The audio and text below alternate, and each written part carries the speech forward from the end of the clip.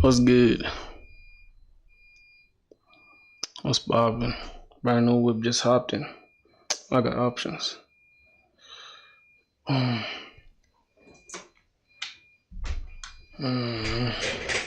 Yo, what's good, man? How y'all doing, bro? It's day 27.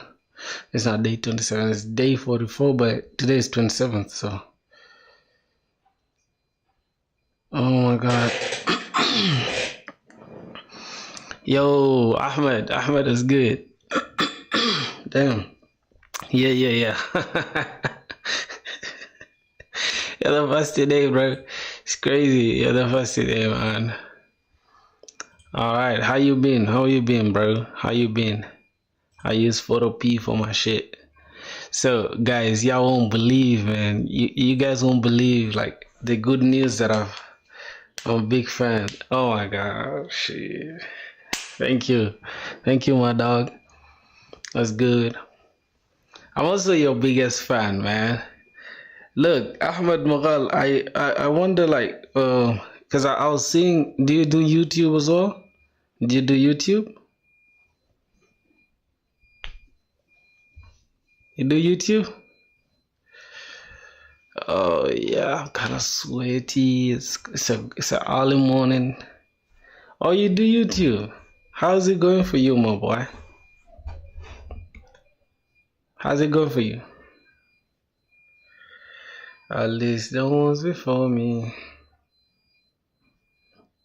Yeah, bro. Today we still doing the Spring Boot as usual. Not a Spring Boot, but we'll continue with Java. But I wanted to show you guys, bro. I switched to iOS 26, the beta version.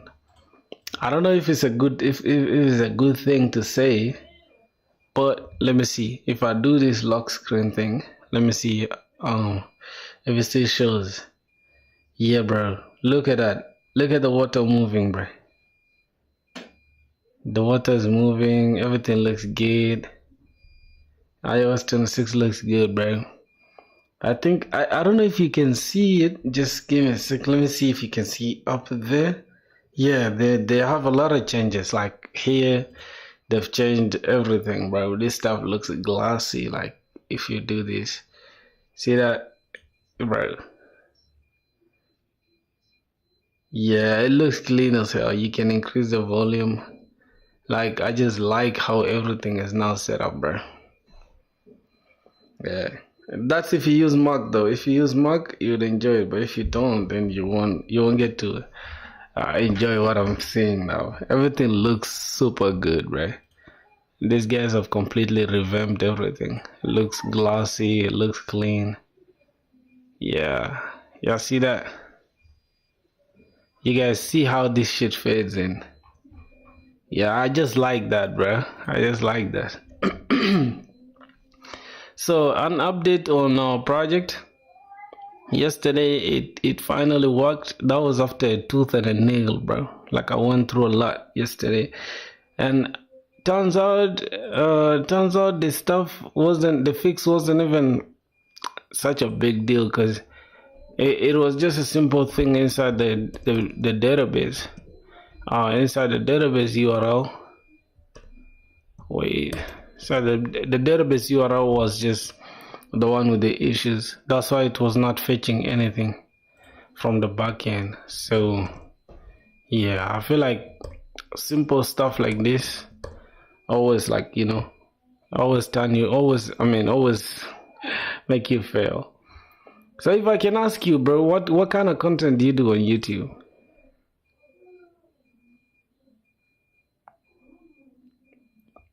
Yeah, my boy. Let's go to beats. As you can see, it's fetching the beats. It's literally fetching the beats. I can even just delete the previous. Yo, Vinu 18, is that the correct way to say your name? Last 10 Gondos was good, my brother. Was good. How y'all doing, bro? How you guys doing? Let me go to settings. How you guys doing, bro? Mostly learning content. Oh, okay. That's interesting, my boy. I'm proud of you, man. Putting yourself out there is the best thing to do, man. Failed to fetch the beats. Okay, for some reason we got issues with this setup here. No others. What framework are you using? I'm currently using this. I'm currently using Express, but I'm trying to switch to Spring Boot. Yeah, I just wanted to show this that this application is working. Yeah, I'm trying to teach myself a Spring Boot. I think it'll make more sense. Use Redis, bro. Redis for what? Redis is for caching, bro. How do you just throw a buzzword like that? Redis for caching. Or it can be a database as well, but yeah, it uses SSD. I mean the internal RAM to store, to cache the stuff, right? Good luck. Hey, thanks a lot, man. Thanks, my brother. Informative. What are you saying, bro? You're just throwing up buzzwords, I guess. Last in Gondos, how are you doing? What framework? What are you guys working on as well? Like, I also want to know. I want to know more about y'all, man. Yeah. So yesterday we did a lot of basics in Java. I did a lot of basics in Java, but today I wanna continue. If fetching is let use caching database Redis. What do you mean, bro? Are you really understanding what you're saying? My boy just throwing up any word that he hears, bro. What do you mean by if database this that? It's for caching, like I said. It's for caching. It's like not caching. It's for caching. Like you cache the data. Let's say you've already fetched the data from the database. You don't wanna fetch it again. You're just gonna get the same data from the cache rather than hitting your database time and again. So it just makes your database stable, right? Well, that's the stuff. Yeah. So let's see. Not a Spring Boot, but I want to check the Spring Boot. I want to see what's going on with this. Oh my god, overview. Yep, so this is Spring Boot, bro. It's a Spring Boot. So I'm trying to learn Spring Boot by creating a simple API, right? Hello, Russian accent, bro. Yo, what's good? You're always with the Russian stuff, man. I don't know what's going on with you, my boy. I don't speak Russian. I don't have Russian accent. Accent is just it's my accent. I don't know if it's Russian or what. I think it sounds kind of like Russian. I don't know, bro. I'm not sure though. I'm not sure. Spring Boot makes it easy to create a standalone production ready. So where we start from here? Getting started. Building an application with Spring Boot. I think this is it. About 15 minutes. And also, okay, what are you saying? So please help me. What technologies you learned so far till now, bro? Yeah, I can say I'm focused purely on backend for now, because frontend stuff, I feel like frontend is not that big of a deal, man. Russian accents. Oh my boy, that's clean, man. That's clean. I'm answering my boy who said what I've learned so far. I feel like I've been focused on backend, but of recent I'm just trying to make sure I get my backend skills up to par, because I want to be a full stack developer. Not wanna be, I'm actually a full stack developer. Yo, what's good, man? That display was good, my brother. Who's Jackie? Yeah. Yo, Mandeep, bro. Oh, you sent something on Discord. I remember you sent something on Discord. But you started learning React. I didn't even know you started learning React. Sir, I can't resume my project due to that error, so please help me. It's your username from today, Jackie. No, my boy. No, your name is what? Is Aisha? It's wild. Yeah, but what do I do to run this?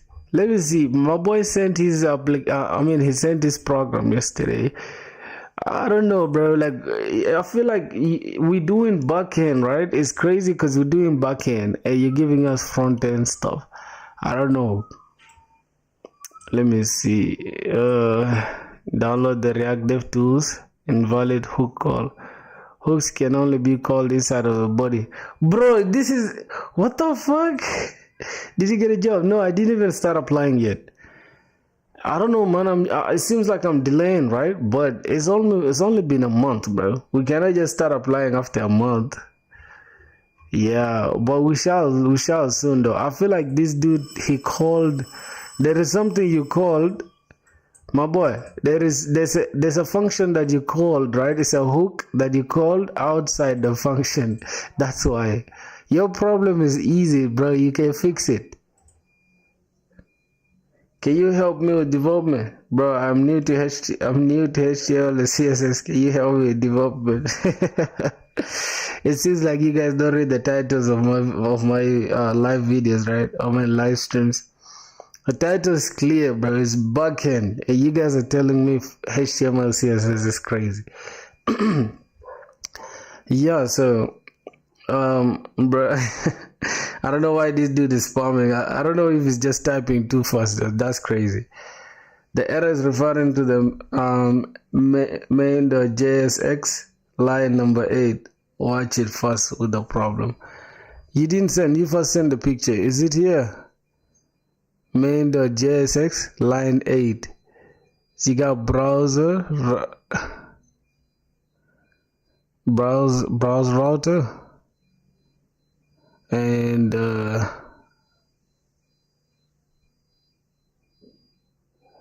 wait, why are you having to render? Let me see the app.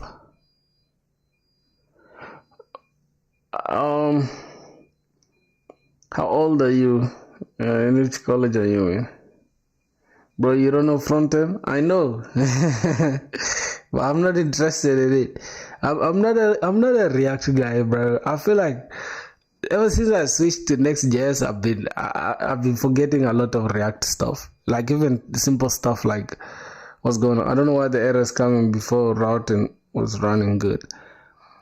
I feel like there's something that you added, right? You check the error very well. The error is saying, right? You might have mismatching a version of React and render such as React DOM. You might be breaking the rules of hooks. You might have more than one copy. Oh, the problem is here, bro. Is React? It's called a strict mode. You see, bro. Remove this strict mode. You just remove strict mode. This one that is covering these two. Just remove it, bro. It will work. Just remove it right now. The issue is this strict mode, man. This strict mode of React, it just duplicates the entire thing twice. So just remove this, because once you have a strict mode on, it will render your stuff twice rather than once. So remove the strict mode. These two stuff. The last one covering the browser router and the app. It will work, bro. Yeah. Love from India, boy. Yo, man. What's that name? Homo sapien. Bro, are you one of those dudes in the what? In the Stone Ages? I think your name is Homo sapien, right? Homo sapien stands for, there's Homo habilis. Homo sapiens is a human primate. Okay, I see what you're going for now. You're not going to church today? Nah, bro. Mine is the grind, bro.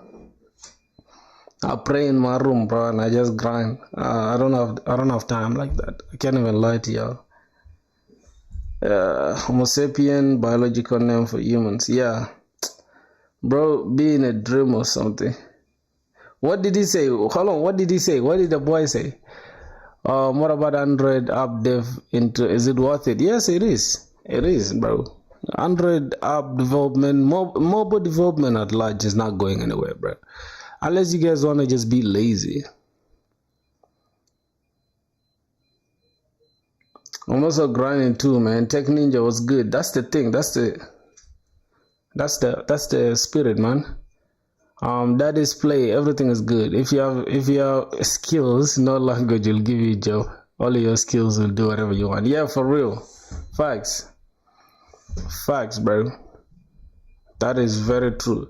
All right, so before we go ahead with the Spring Boot and stuff, because I'm still learning Java and all that, so I don't wanna rush for now. I got it locked in.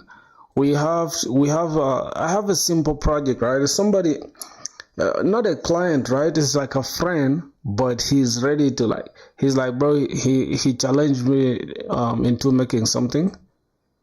Let me answer this dude real quick. No, but I think I told this dude already, right?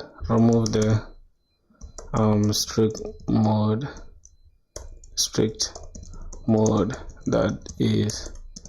that's wrapping the browser on the app. What did he say, bro? I'm doing both Android and web dev, so I'm confused in the front end. Yo, bro, again today, it looked like you got 100 more subscribers. Yeah, bro, we're growing, bro. Even we had, it was up to like 30. It was up to like 30, like 360, and some 4 people unsubscribed. I don't know why, but it is what it is, bro. You feel what I'm saying? So the application he told me to build, this is a simple application that I'm gonna put you guys on just in a second. Okay, so we need this eraser.io so I can put you guys on game. No, only God can help me. What do you mean? Why are you doing Android and web development and now you're confused about Frontend? I'm confused, bro. What do you mean by that? What do you mean by that, bro? Because you're confusing me now. Okay, so for this one, I kind of want to remove this entities thing. I want to just put this. It's a simple form, right? A simple form to collect. It's almost like waitlist, right? It's almost like a waitlist. If you go to any application right now, you see like a waitlist and stuff. So that's what we're gonna create. And oh my god! And creating it, we shall have to use Express because we're not yet too good on Java, so we're gonna use Express. And speaking of Express, we're gonna have to use my starter, bro. We could have created it from scratch, but I don't have that time to start it from scratch. So what we're gonna do, we're just gonna go to my starter kit. Let's go to repository. We go to starter kit. I think it should be backend starter kit, I guess. It should be somewhere here. Backend starter kit, yeah. I already told you, man, the skills will learn your job. Do anything, any language. Yeah, for sure, you're right. I don't mind learning Spring Boot, really. I don't mind, and I'm going to learn it regardless, bro. For me, when I put my mind to something, I really just try to get it done. So no worries, I'm not rushing it. I'll get everything cool, done with soon. So ever since I changed this stuff, bro, it seems like I don't even know where my files are located. Okay, this is the developer. Then here we're just gonna, I think it should be inside the web dev, right? And we can just, the person said he needs a waitlist. It's a client, by the way. It should be a client, bro. He needs a waitlist application. So yeah, that's the thing. We're just gonna come here. All right, we could just open this in Cursor, right? Or any other code editor, but I prefer Cursor more, bro. You thought about Kotlin? Nah, I haven't thought about it at all. Why you want me to think about Kotlin? It's like mobile development stuff, right? Bro, I don't know, for some reason I'm not a big fan of mobile stuff. Yeah, check the Discord. I will, bro. Calm down, man. Relax. Let's try to, it's control U. Is it control U? Oh, it's okay, cool. So we're gonna say git clone. Let's clone our starter kit. How can I practice front end? And front-end development. Any suggestion? I don't know. When it comes to practicing, I feel like ChatGPT can be your best friend, really. So what did they say again? Invalid hook call. Hooks can only be where you cannot read properties of null. Use ref. Bro, your problem is not in that page, bro. An error occurred in the browser router.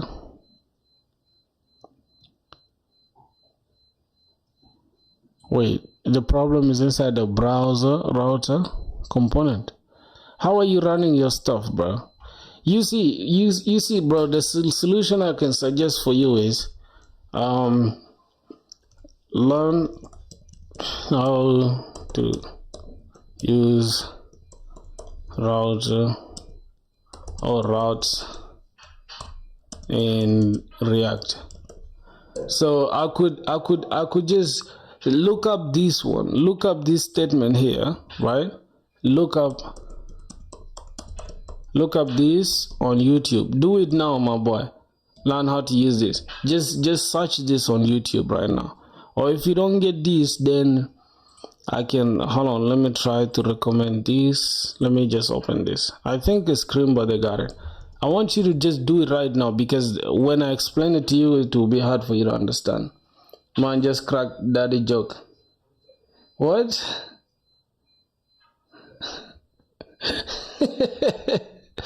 90, bro, if you're 90 years, bro, I swear to God, I wouldn't recommend you learning development right now. So I think this is advanced, though, not this advanced.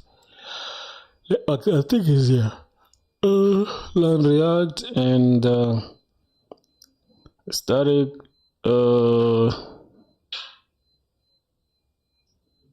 Wait. Where is I think you should look for routing. Just give me a sec. Let me see. It should be routing somewhere. For some reason, I can't see routing here.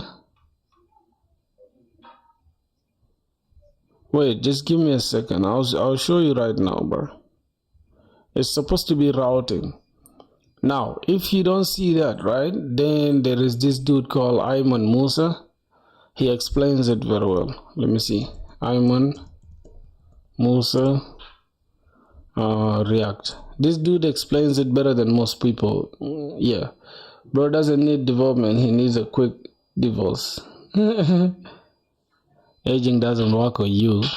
Alright, let me show you this dude. Alright, before we go. I think it should be here. Routing, yes. Yes, watch this part, my boy. Watch this part right now. We're going to be moving on to the next topic. Once you finish this routing, you'll understand, like, your error is somewhere here. I think your error is somewhere where you're closing the own route. So let's fetch her data.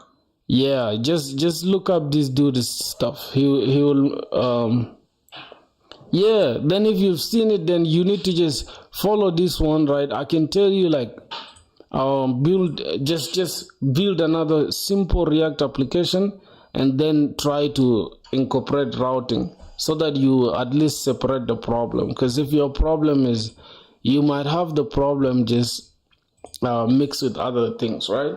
So you won't know the exact, like, where your issue is. Because as you're beginning now, I do not encourage you to start debugging. I don't encourage you to go and debug things, because you'll just confuse yourself. So what you can do, just start another project, a simple project like just having hello world with Vite. Just say Vite, create this at latest or whatever, then just create a simple hello world. And then try to create two buttons, like button this to say home, another button to say about, something like that. Then you try to create the routing there. Once that is done, then it's easier for you to, like, put the same knowledge and just fix it in your project. I think that would be the best way to say it, man. It may work for you. Programming with Mosh, that can help you. I don't know. Yeah, but I just wanted him to, like, get something which is straightforward, right? Because programming with Mosh, it tends to, like, his videos look childish, man. I don't know. They're not my type of videos. They look too childish for me. Alright, so we have the backend starter kit. So what next? Got these. We just need to say bun install or bun I. No, we don't have it here, so we got a cd backend starter kit. So rather than having the name as backend starter kit, what I'm gonna do, just give me a second. I just need to dive inside this waitlist thing. Waitlist, and then I'm just gonna keep this. I'm gonna call this backend. And inside this waitlist, we're still gonna have frontend. Alright, then we can just open this folder inside this. I think that should make sense, and then we just cd. We can actually say bun install here outside, so that we can just have it like when we are later hosting it, we can host it under one repo, like mono repo. But for now, we can just keep it like this. So yeah, I think for the front end we can have everything inside there, but okay, let's just cd inside front end, and let's say bun I, and not even bun, let's say just next npx create next up at latest, and just inside this folder. Okay, proceed. Oh my god, next 15, bro. Got next 15 with React 19, I guess. TypeScript, I don't know if we should use TypeScript this time. I feel like if it's a simple project, man, we don't need TypeScript really, do we? Let's just do it, man. No tailwind. Okay, our brother. Yeah. I was okay. As that is installing, let's cd into backend. But rather than going up to there, we can just say, we can say this, we install in modules here, but let's just keep it separate. So we just say cd backend, then we just keep them separate. Let's say bun I, and it will install everything. I think it has installed in modules. Then if we try to run the backend, let's say bun dev, it should run that index.cs. I mean, now your university is complete. What do you mean university is complete? What do you mean by that, my boy? You didn't see it in the campus placements? Oh, wait, you guys are getting jobs already or what? I mean, y'all are getting like interviews. What do you mean by placements? Is it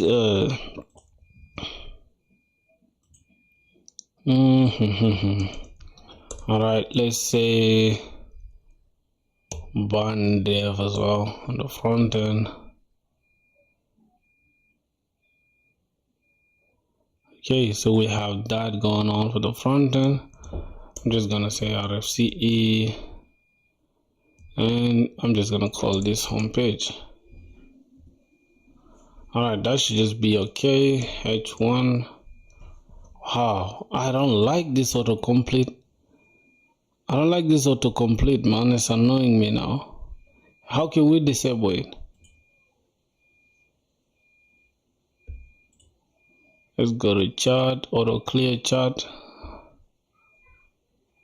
Completion sound? No.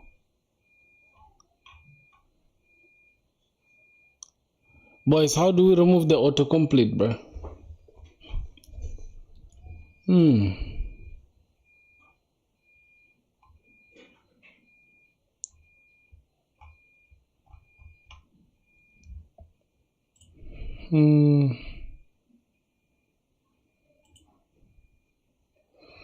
I don't know, bro. Tab,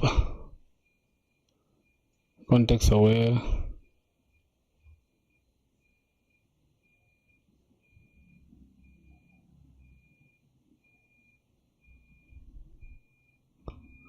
Yeah, I'm just gonna remove it now, bro. I don't know how I'm going to remove it, but let's just say disable. disable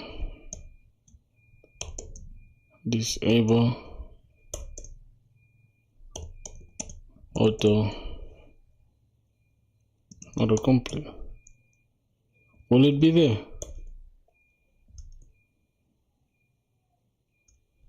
Yeah, I don't know, bro. I think the autocomplete has to get done, but I should search in settings. I genuinely want to remove that BS, man. It's annoying me now.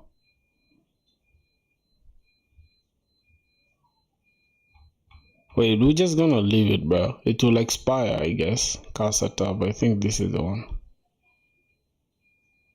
Yeah, it will just expire by itself, bro. We're gonna spam it until it gets expired.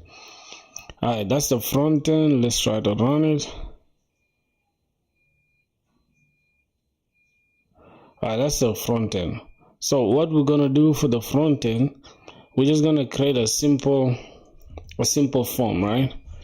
That is it's just gonna take this thing from the users.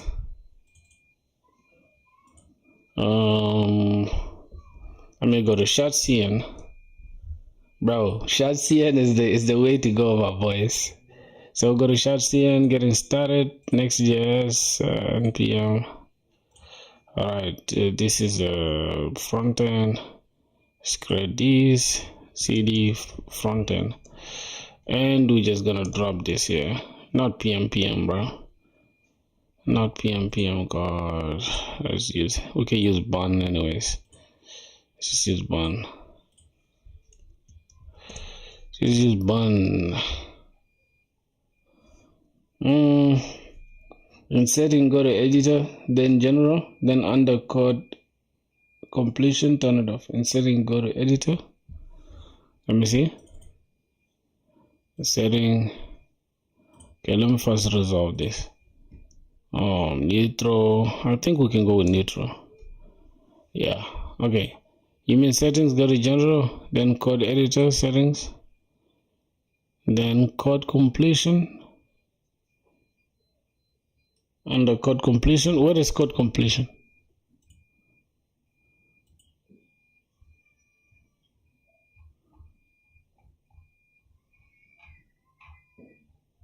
I'm not seeing code completion. Let me just code completion.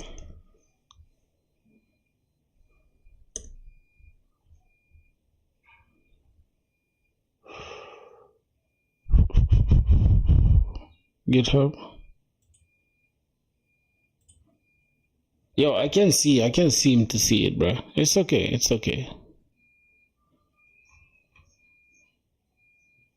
It's okay, man.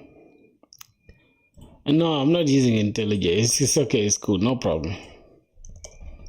So we're not gonna spend so much time on the front end. I just wanna. What's going on here? We added new modules. We can clear what's going on here. Then bun dev. Okay, so we have that already. Then we can go back to the front end. Let's see, we can go to components. I think we just need an input, right? We need an input with a button. So we need to just get a little button. We need to add this button, right? It can just be this button. It's like submit button, right? So we can just copy this with button as well. Okay, let's come here. We need to just add that. Listen, my goals, I don't believe in favors. All right, then we go again to input. We could use this input though. This input is clean. I like that input. All right, that input is clean. We can use this input. So let's get this and add the input. What else? I think that should be it though, because we just need a simple input, right? And it should be waitlist and stuff. All right, so we're just gonna have that. We're gonna go inside our. We'll close down the backend for now.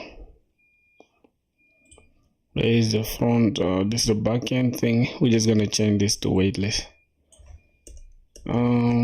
Waitlist can just be waitlist, man. We'll call this is a waitlist app for, we can even use it for my startup, right? I can just say it like that. This is a waitlist app for my startup. Try searching other group. Nah, it's okay. Just chill the all that stuff. It's no problem. I'm cool with it. Let it just be the way it is now.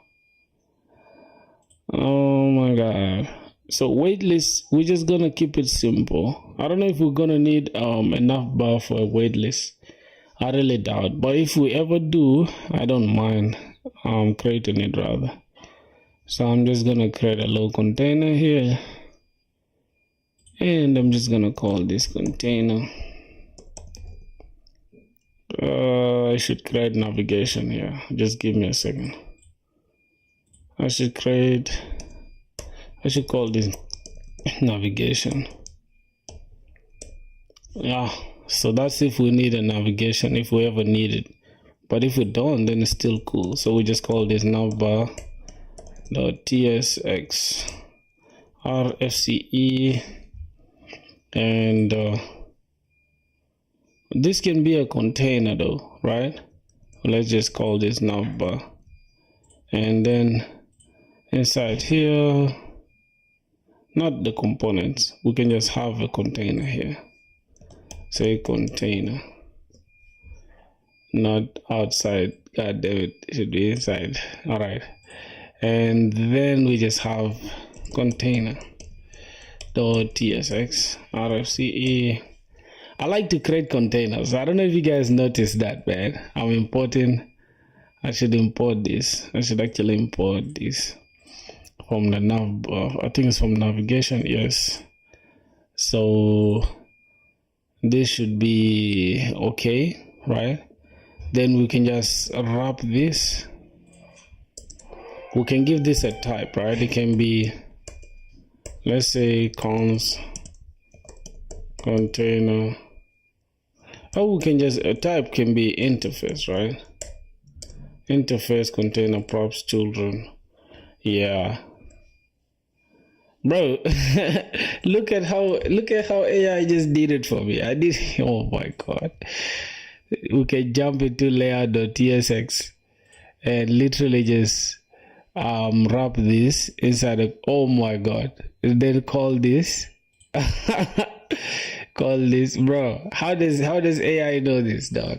Like how does AI just know what I wanted to do? God, this is crazy.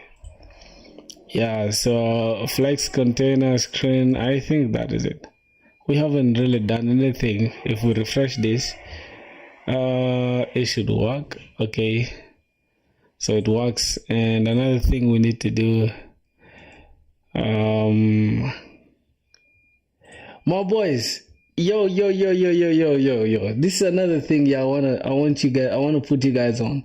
I also have a front-end starter kit. I didn't even realize, but I just remembered when this stuff did this flex one thing. It means the children will take the entire thing from here. Yeah, I get it.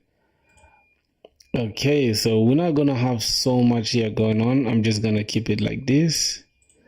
Let's say items center, justify center, so we can just have them, what's it, justify center, not between. What am I doing? That is front end for you, my boys. So we're just gonna leave this out for now. Let's just keep it simple like that.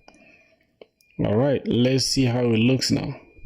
So everything's in the center except this is supposed to be on, this navbar is supposed to be up, so we don't have to put this inside the container like this.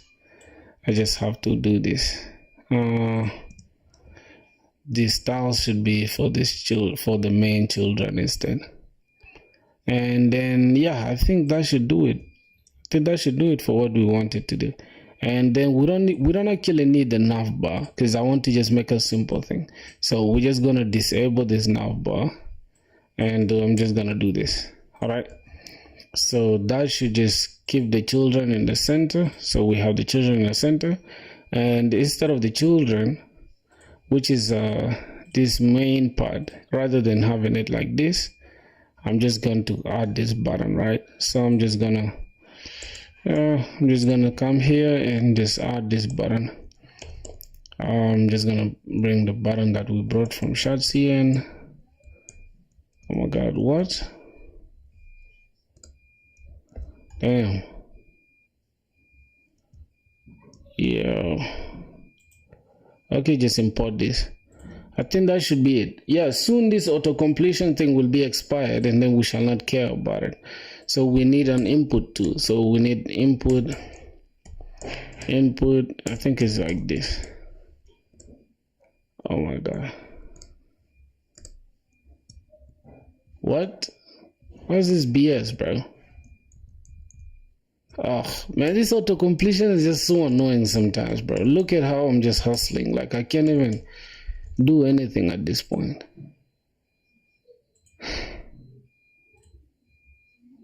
My god, bro. How do people just manage to do anything with this stuff, bro?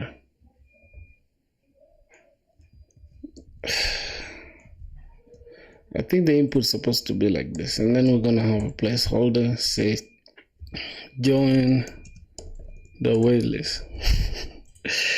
At this point, AI wants to code for me everything, bro. I can't believe what I'm seeing. Okay, so we have the input working and everything. So, I don't know. I don't want to hurt your eyes, man. So I want to turn this to like dark mode and shit. So I think we can just add a little dark mode.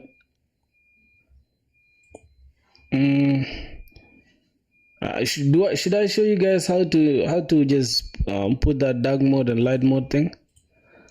But this is gonna get annoying because this is not what I actually want. So what I'm gonna do, right? Just give me a sec, boys. Give me a second. I'm gonna do something like this, rather than having to do this from scratch, right? I'm just going to my I'm gonna go to my GitHub.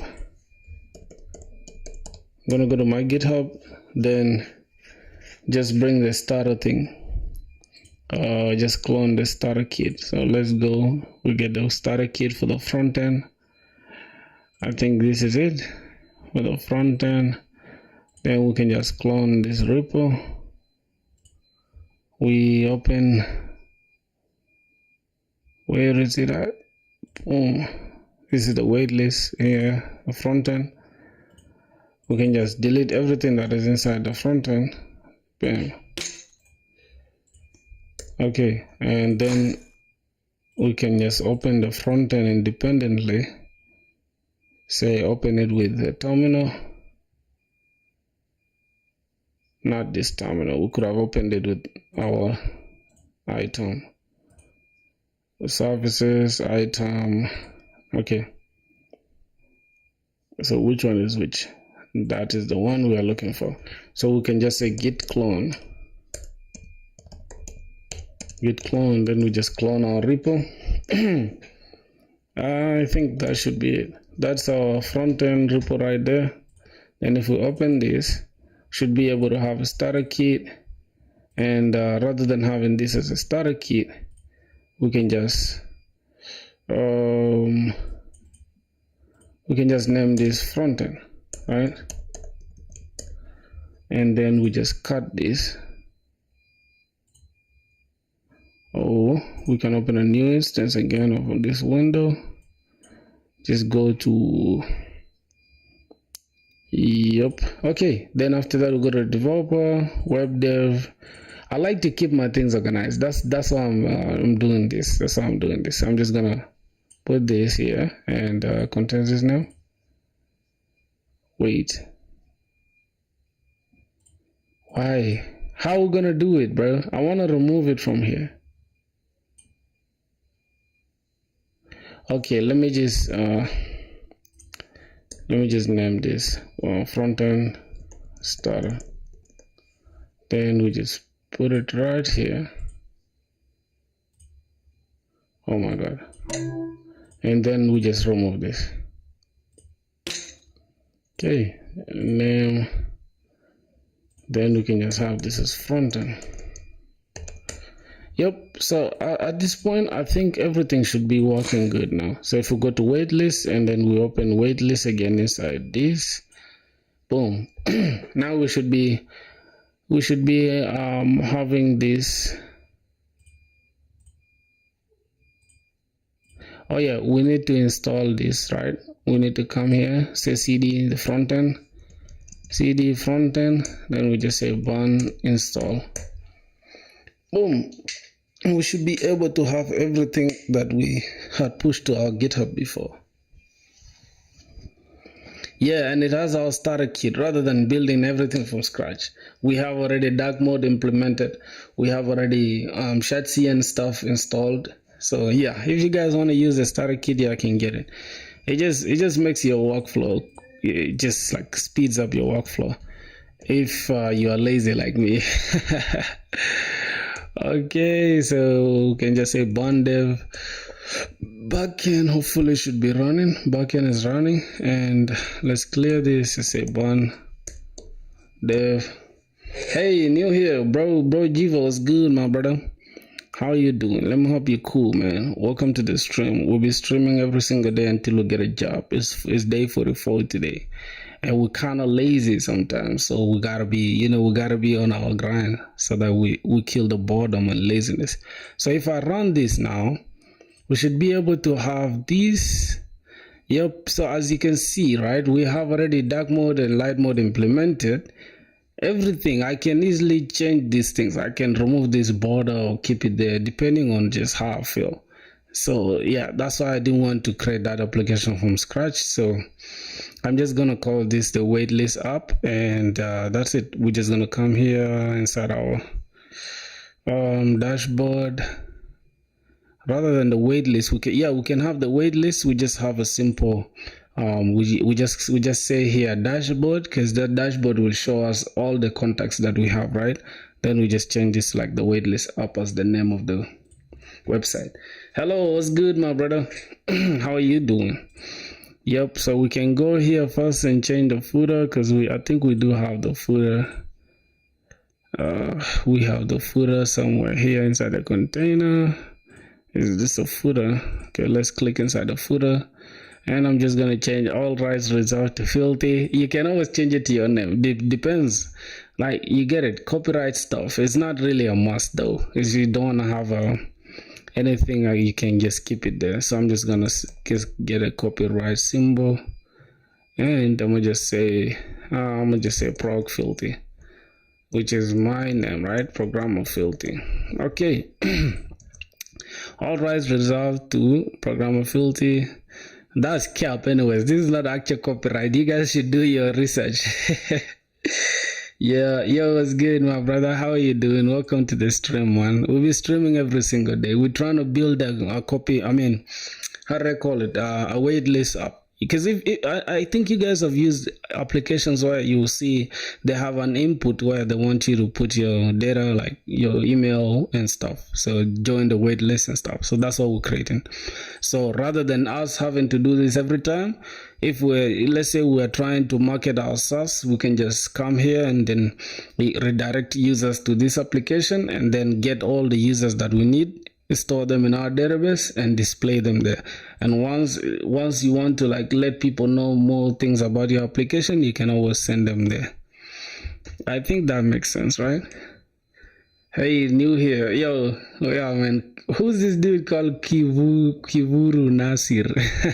Your name is hard, bro. I'm well known for like butchering people's names, so yeah, have to forgive me for that, my brothers. All right, so let's go. We have the navbar. We can just change the navbar. And I made this stuff, right? I made this starter kit. I think I should link it somewhere in the description. Let me just go to GitHub. I think for some reason, let me just link this. Let me link this repo somewhere here. It's even public though. It's public. You can just come here, check my repos. Let me put it right here. I'll check the Discord in a second. Give me a second. And if you guys are new here, y'all want to join the family, I can join the Discord, man. That's where we'll be chilling with the squad. All right, let me go to view channel. Because I have only one screen, so I cannot type while talking to y'all at the same time. So I gotta just, yeah, the repo is there, my boys. Y'all can check it out. Okay, it has everything you need. If you need the front end, the back end starter kit, I have it. The starter kit for the front end is also there. Yeah, I can check it out. Start it and do whatever you want to do. Fork it, do anything you want to do. It's free. You don't have to pay a dime. Yeah. So what did my boy send on Discord? Let me see. Yeah, you guys, we have a Discord server and it's now like, how many people do we have here? It's now 87, bro. We almost at 100 users, dog. That's crazy. We just started this stuff of recent. Wow. My moves are both are not the same, but mine is not running. Why? Yours is the same, but yours is not running. Download the React. Wait, why? What you mean yours is not running? Did you install? Did you follow the stuff that he told you? I think you just did something wrong, bro. I can't even lie to you. And that's the issue with React. It's like React doesn't have like its own router installed. You have to install React Router DOM. I think you probably downloaded the wrong React router. For real. You first check your dependencies. Check your dependencies. I think you have a problem with the dependencies. All right, let's get this input. Let's get it with bun. Now let's go. Let me check. I can check if I have the input. If I have the input there. Oh, I don't have the input. If I check the components, I have only the footer, the navbar, and the UI theme. I have only the theme and stuff. So I can add this, right? Let's go ahead and cd frontend. Then let's just, yeah, we should get the input, and let's go and get a button again. Let's get a button. We shall go to the backend, boys. Don't worry, man. We're just doing a little simple things in the front end just to get everything working. Just give us a second. Let's go to the button. Let's get a button. Let's go PM again. I mean button X. Let's add that button. So yeah, there's a button already. No, then don't overwrite it if we have a button already. Okay, no problem. I'm just gonna go back to the front end. Just close this off. Let's go inside. Wait, we are just in the navbar. We're trying to correct something in the navbar. Oh my god. Let's go to our starter kit. We can just go here and inside our layout. Inside our layout, we can always change this name from starter kit to something that any name of our choice. We can call this waitlist. We can say the waitlist up. We just call it waitlist up. This is okay. Just change the description. This is for SEO. This is metadata for SEO. This is a waitlist up for my startup. Just keep it simple like that. All right. I think the next thing we're gonna do, we're gonna go to our navbar and just edit this a little bit. Change this from navbar. We just call this. We can just give this a load div. We can just change this to div, and inside this, that's just in case we need a logo later, right? We can just keep it like this. We can have a logo later, or we can leave it the way it is. So I think the navbar doesn't make sense. We can change it to waitlist up. I think this one makes sense, but let's just say waitlist, and then we put the up thing. Let's take the up out of this. We just change this like this, and we introduce a span. Then throw this up here and let this up start with a. Reason why we need a span is because we need to change the, if I need to change this. Okay, it has just completed it for me, but rather than this lighter blue, let's just make it darker a little bit. But I think 9 makes sense. All right, That should do it. Let me see. Let me just increase this font. No, bro. Plus, I'm just gonna say text like XL and font bold. I think it should make sense now. Now, sir, check my dependencies. Okay, let me check your dependencies. I don't know what's going on with you, my boy. Dependencies, you have React Router DOM. Your dependencies are correct. What could be the problem? Did you try like restarting? First, you try to restart the server again. I think that's where the problem is. I really don't know, bro. Like, for sure, I feel like you can just do research on React and stuff. I don't really use React that much, man. Can't lie to you, bro. I don't face those issues because I'm using Next.js. It makes everything simple. I'm really sorry, my G. You have to deal with this, man. It's crazy. Alright, so we have this in place. Another thing is, I can just come here inside this theme thing, close to the theme. I think it's better like this, justify between. So what if I come here and just add a UL and li and call this dashboard? Will it work? Okay, so that means I need to get this div. I need to create a new div. What the fuck? Auto completion is so annoying, bro. Like, damn. This is just pissing me off now. Class, flex, items, center, justify between. Oh my Christ. Okay, sometimes it gets it right, sometimes it just annoys me, bro. Gap 8. Okay, I think it should be good now.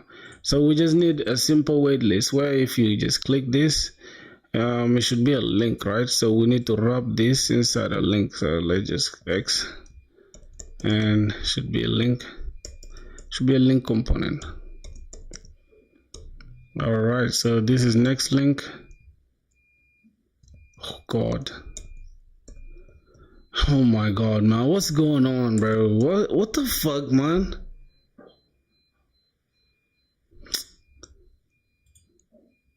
How annoying is this shit, bro?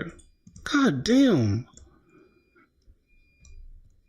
Oh my God. This shit is frustrating me, I swear to God. How do I disable? Somebody should tell me how I should disable this shit, bro.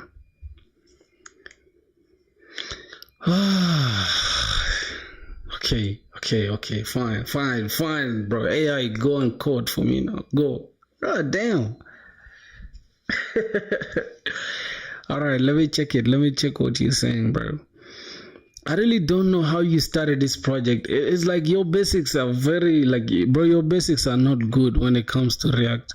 That's why you're facing all these things. It's like you're jumping so fast. ChatGPT made you to use this version. Yeah, bro, I feel like your basics are not good, bro. It's like, look, you're using React 18. And it's probably the latest one is React 19, I guess. I don't know what's going on really, bro. You see, look at the React. Here there's React. You see what's going on? You have a lot of issues. Look, here's React.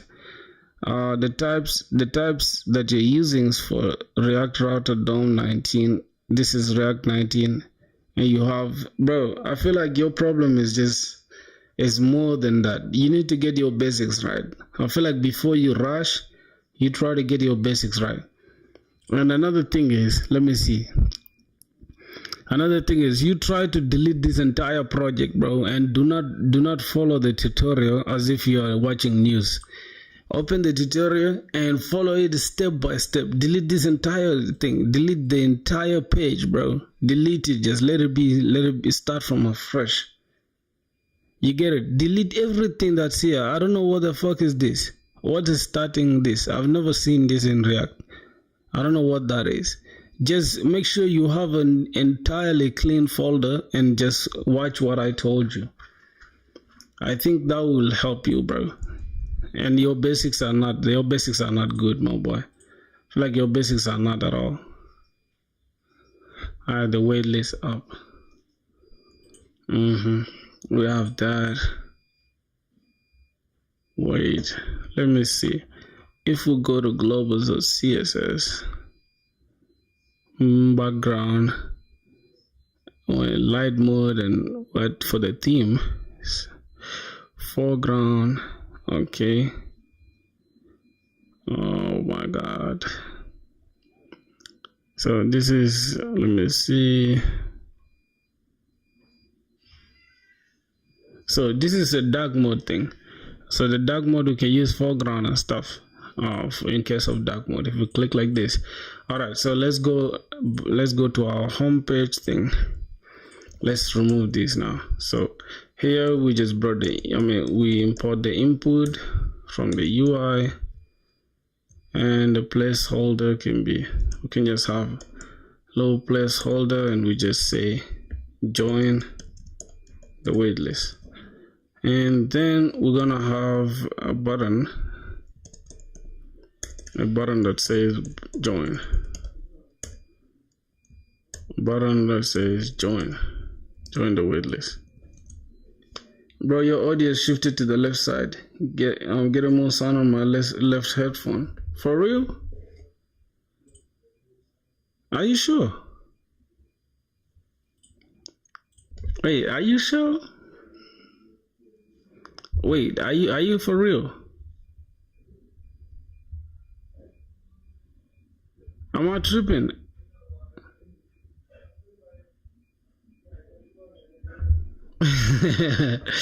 Yeah, then it's like, let me see, where's the mic? Just give me a sec. Let me just try to correct this. How about now? Yo. Yeah, is it good now? It's okay? Are you sure? Are you sure it's okay? Alright, I think it's okay. But is it loud and clear though? But the quality is a little down. Yeah. Oh my god, how can I fix this shit? Wait, I think it's part of the audio. Let me just test it out. Give me a second.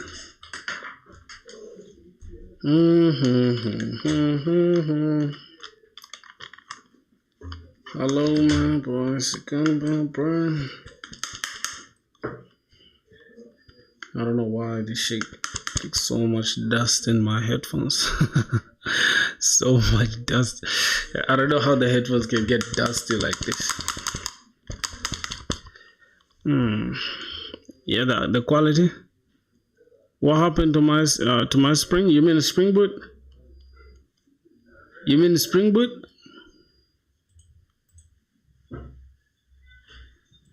What do you mean by my Spring? Oh yeah, I haven't actually like I haven't actually gone ahead to like go up to Spring Boot, because I only did the basics, bro. Just give me a second. Let me try to debug this problem. How can my mic is the most important thing, bro? Cause you feel what I'm saying? Y'all gotta hear me at least. So let me check this out.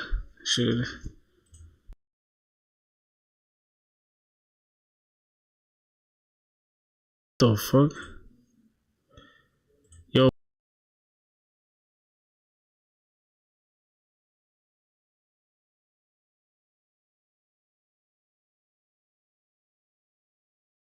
Yo, bro. Yeah, it's in the left. Fuck.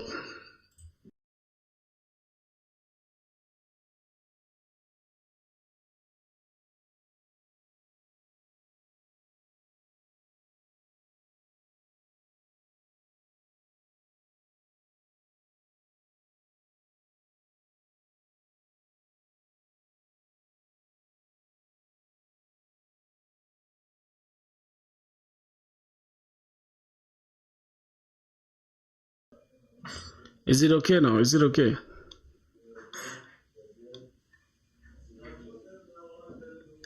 keep it up. Okay, I can fix it right in this way. Just give me a second. I think the best way to fix it is to have this on. Keep it up, my brother. Yeah, thanks, man.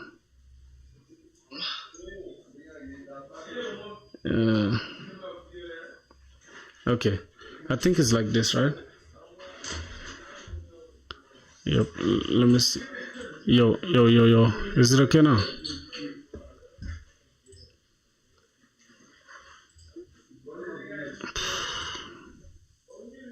God. I think it's the mic itself, bro. Yo. Yo, bro. Yo. Is it good? Is it good now? I think it's okay now.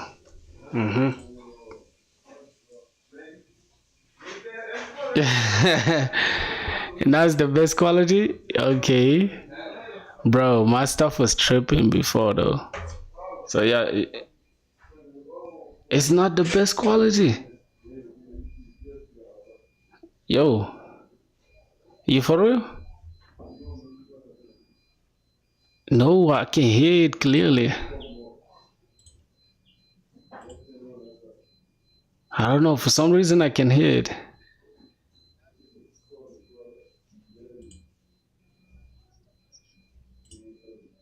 Yo.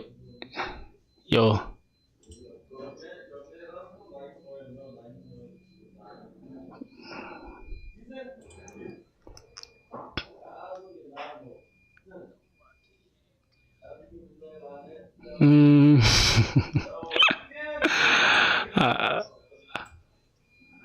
Hold on. All right, let me see. I think it's good now. It should be good. Bro, configuring these things is not easy, man.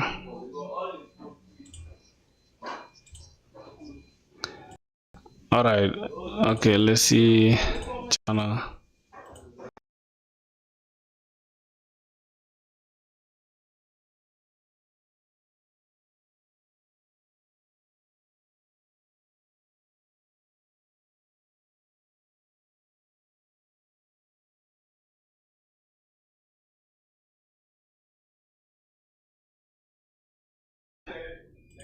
And this is the front right.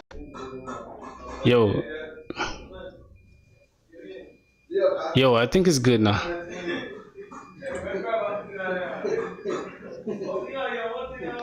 Yeah, bro, because if you don't hear it, then your headphones are the problem.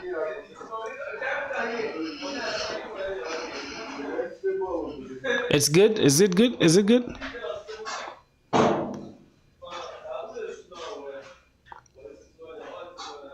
So much background noise, you're right.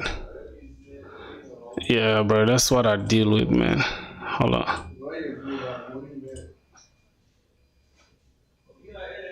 Oh. So I'm even teaching you guys how to use this stuff now.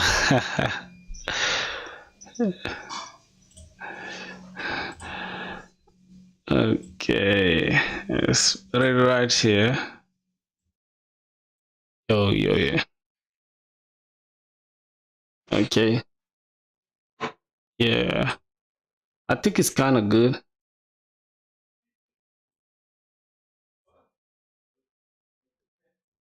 Yeah. I think it's good like this, though.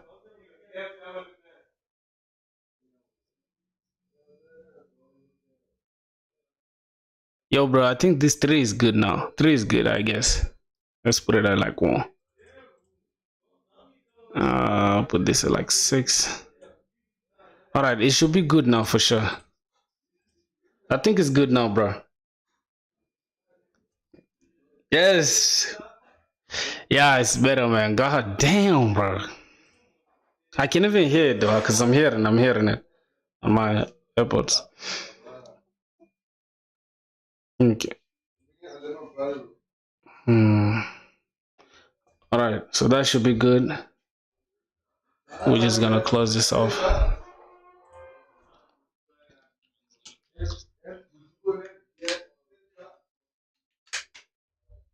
Mm, yo, my brother. So I think we're cool now. I think we're good. Somebody was asking. Let me just answer the chat real quick. All right, give me a second. Somebody said the his name is Guru. He's saying, bro, give me any project idea.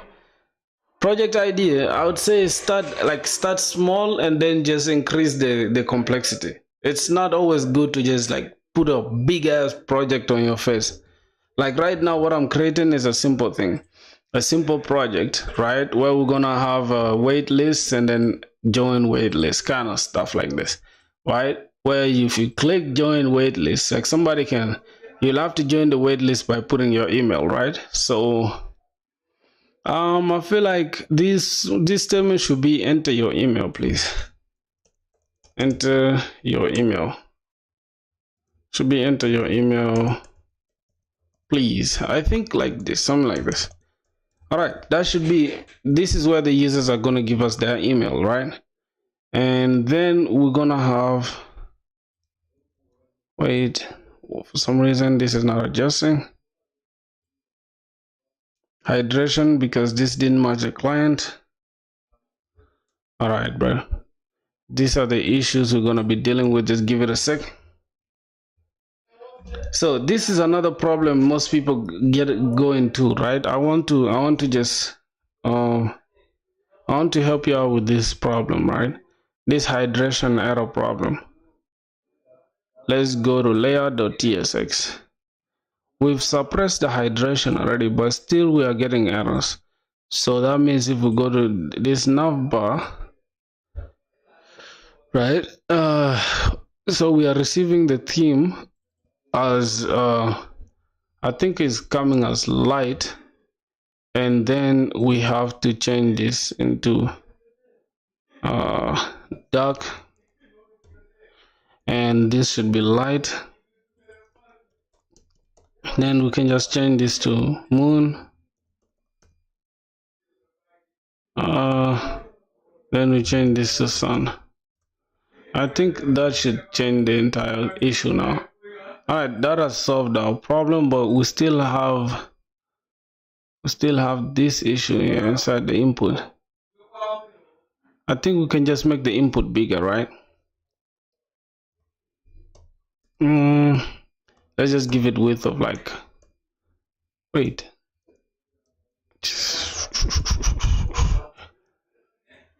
All right, sure. Okay. Yo, bro, check my previous comment. What was it? I thought you were doing Java. Yeah, I'm doing Java. Relax. You shouldn't mind. Just calm down. All right. I'm trying to build a simple application where we are receiving the emails, right, from the users, and then we're clicking. Once you click join the waitlist, right, we're receiving the waitlist in our. Wait, this what's going on with the placeholder thing?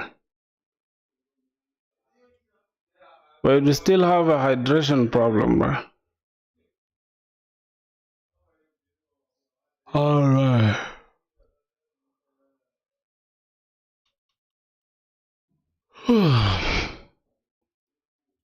I'm doing Java. Do not worry at all.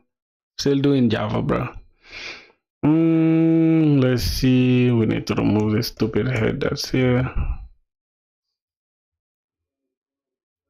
What else? What else? System default one is system. Default theme should be dark. I mean, it should be light. Say default theme is light. Okay. Let's just call it system, right? So for some reason, I think we need a use effect somewhere here on this navbar. Yeah, I have it implemented on this. I don't wanna redo it again. See, boys, I don't wanna redo it again, so I'm just gonna grab it from here. This data bucket frontend. Yep. I don't wanna redo it. So we have where's the container? All right, I think it's inside the theme, not this. Yeah, we're doing it in the theme. This is the theme toggle. So we just set in this, set in theme. We have it already. So mounted and is mounted. Then we're just gonna return null for the is mounted. So if the theme is mounted already, we don't have to redo it again. So let's come here and drop this. Then import use effect. Ooh, add missing function declaration. Update input. Okay, so and we need to import this. Okay, so this should work now, bro. It should work, yeah. So we're not really gonna have to deal with that again. So we've solved that issue. Yeah, I told you. You're asking if I was doing Java. Of course, I'm doing Java, my boy. But first, relax. Let me see what's going on here. Okay, we're just gonna say enter your email. Enter your email to join. Oh, enter your email to join.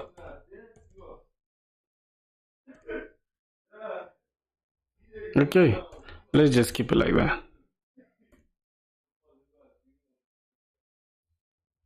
Yep.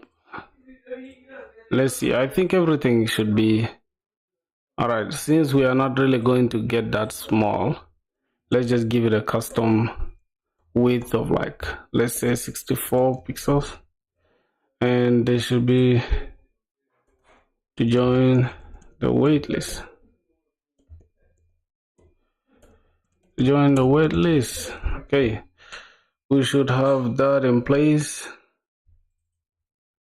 72.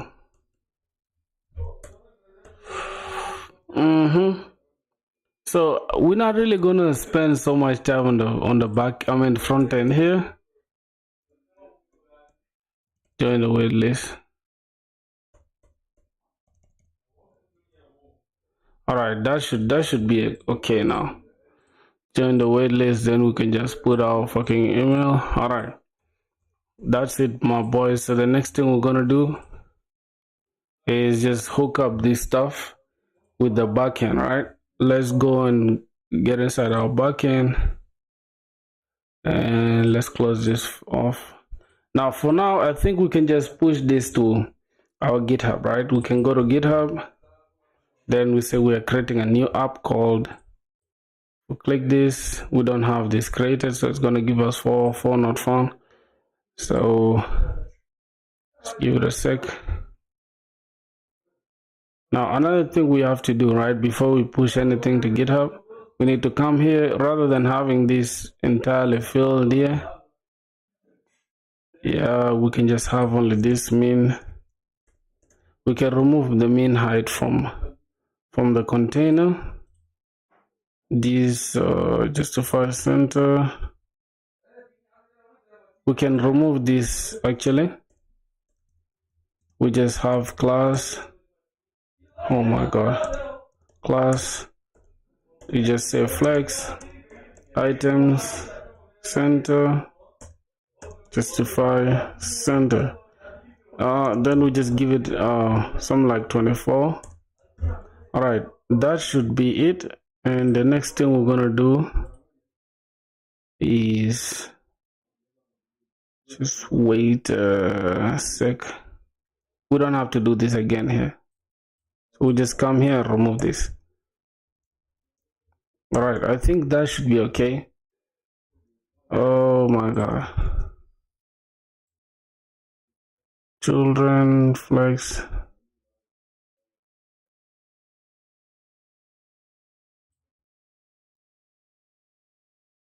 Wait.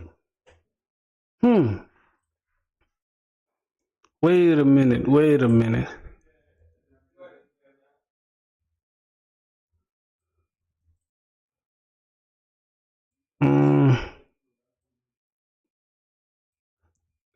So where is this? Where are we getting? Why are these ones already in the center here? This is now confusing. We don't want to keep them in the center. So it's flex item center, main hide screen. Oh, this is for everything. This is for everything. So let's remove it from here. Let's see how everything plays out. Okay. Now I see, bro. Now I see. So we just need to do this. We need to do this.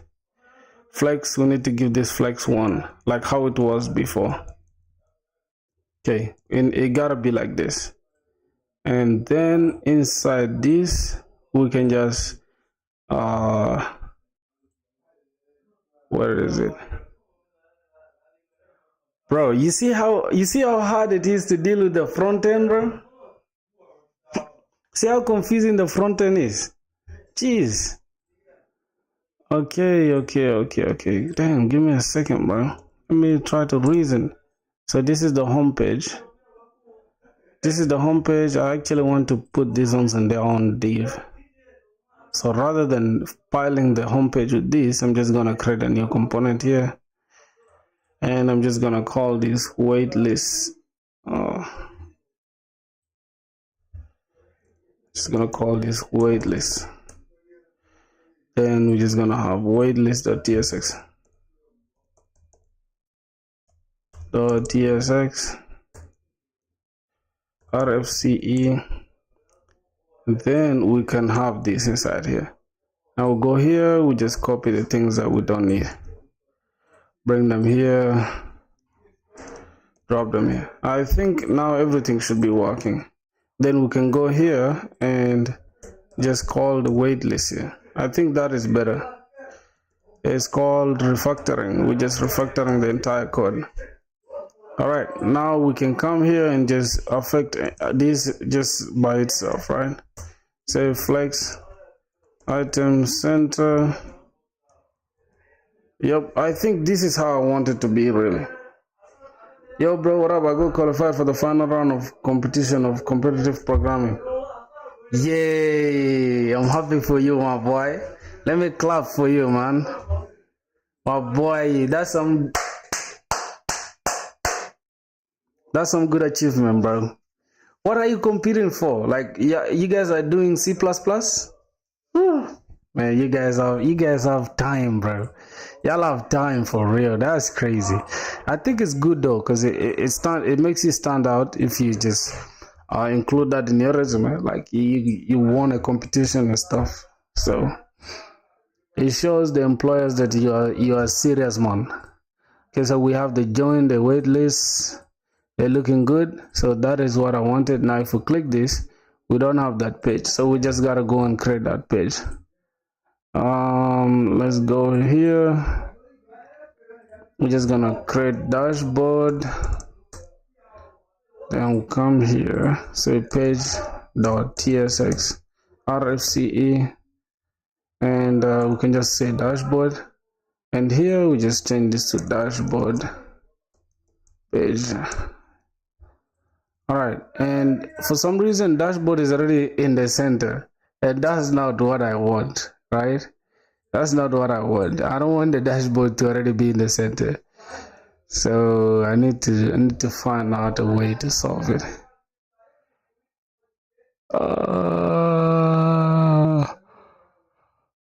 Justify. I think the issue is justify. I can say just item start. Item start. Yep, it will take it up there. That is for this one. Okay, how about inside here though? If we go to the wait list, we need to change this to home page. Where is it? We need to go to our navbar. Then we need to change this to a link. We need to change this to a link. So we can change this to next link, which is this link, and the href is yep. Okay, so I think like this makes sense, and then we can just change it from our specific. What the fuck was the ZSTS club? The ZSTS club was for you, man. Oh, my brother. I'm proud of you, man. I'm proud of you. Like, those are the achievements we want to see, man. I think it's not noisy anymore. I think you guys can understand. I mean, hear me clearly now, right? MT24. Okay, that's margin top 24. But for this one, we can really just we can make it not even here. Since we want the specific route, we can go inside the waitlist itself. We can go inside the waitlist and justify center. We just give it min height of the screen. All right, so now we have everything still there, but do we have any? Okay, cool. I think it's still in the center, right? If I'm not mistaken. Yeah.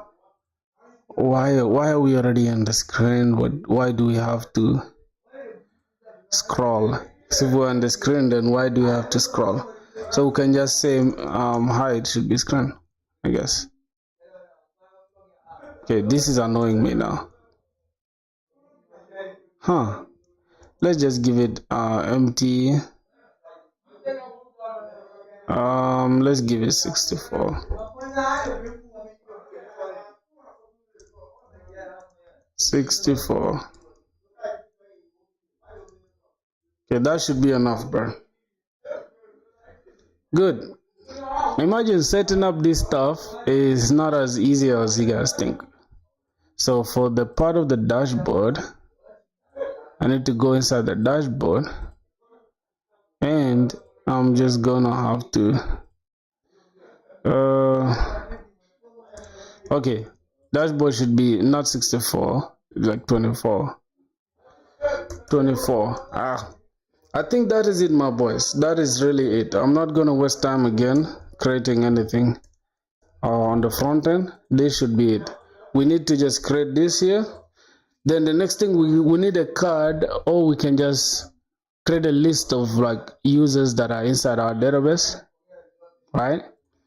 Just something like this. We just display the emails that we get here.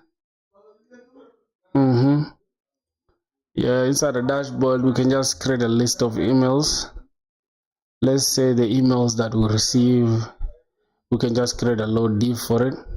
And let's just go and introduce a card, right? Let's go to blocks.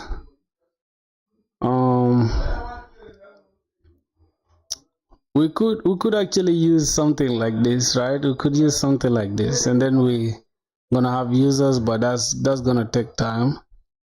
So let's not waste time there. We're just gonna go to components, then we'll pick a low card. Where is it? Okay, we could use a table though. Yo, what's good, man? Yo, Rishab, what's good? How are you doing? We could use a table, or we could just leave it the way it is. So let's just leave the front end for now. As long as we have the input here, then we just display them here. It's not bad, right? Let's just say users go here. So we can just have a title like this, total subscribers, something like this. Oh, so we have the total.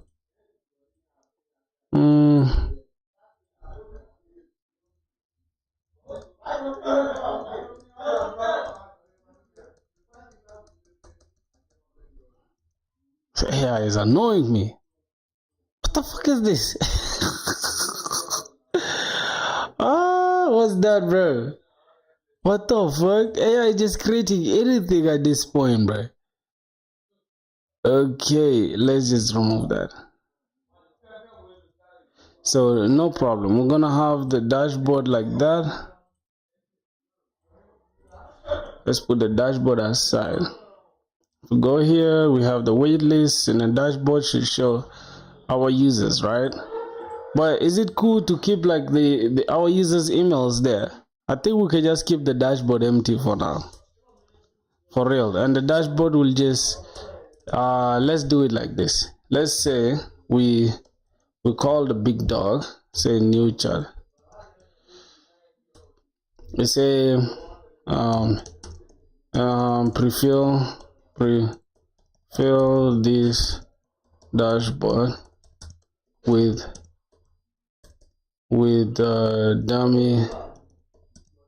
dummy data. Since I'm building an application for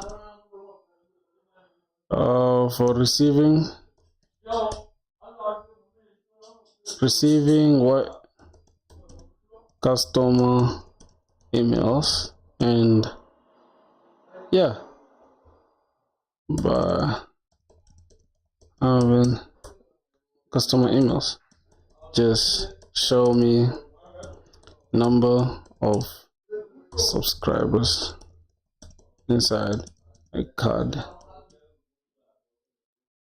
and just do it. Let's just see. Yo man, Rado was good. What am I creating today? I'm actually, it's like a simple application, right, where users can join a waitlist. You know, if you've been using most of these applications, you'll see something like join a waitlist, and then you'll be in that database. Then they can feed your emails to like an email sending platform like Resend, where users can just, I mean, you can inform the users. Now I changed all my components and other. I need to learn AI. That's for who? That statement to me? I think that statement is not to me, my boy. Okay. So we can just, let me see. I think it has, we can do this, right? We can apply this. We just accept. All right, let's see how it is, how our dashboard looks. Okay, it's not bad. We have total subscribers. Monitor your email growth. We have total subscribers. New this week.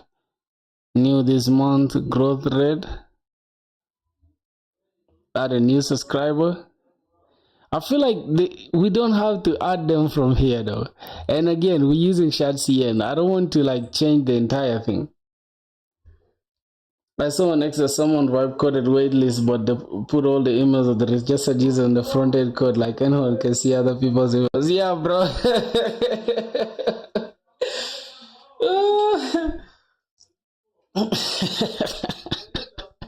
Bro, it's crazy, dog. It's actually crazy. I saw that too. Like,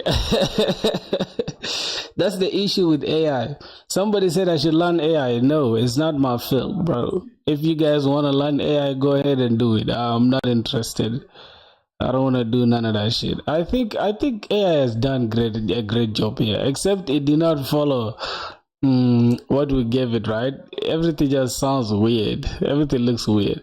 So what I'm going to do, since the background is like gray, wait, where's the entire background? Okay, the dummy data is here, so we need the total subscribers. New this, okay, this is just for the dashboard, right? But just to keep it simple, I'm just gonna reject this file. Okay, just to keep it simple, I'm gonna remain like this for now. So we're just gonna case them. We can go to the backend now. We can go and work on the backend. I'm going for skydiving from my roof without parachute if my code fails again. Oh, the error comes. Bro, don't kill yourself about some stupid code.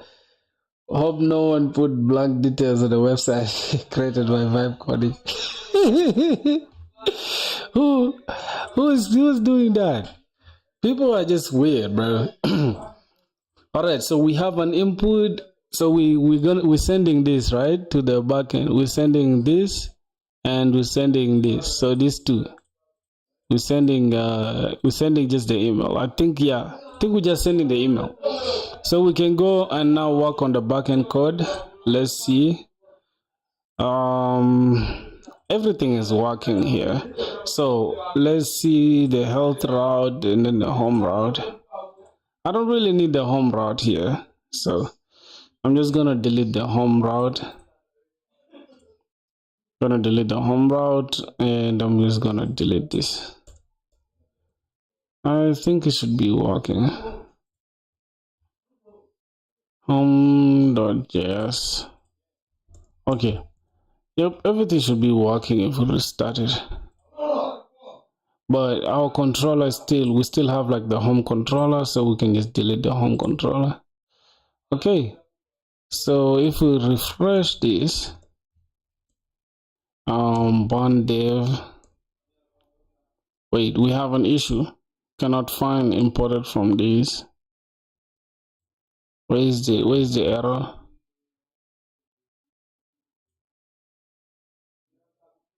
Bro, what did I do, bro? I think I just removed the health route instead.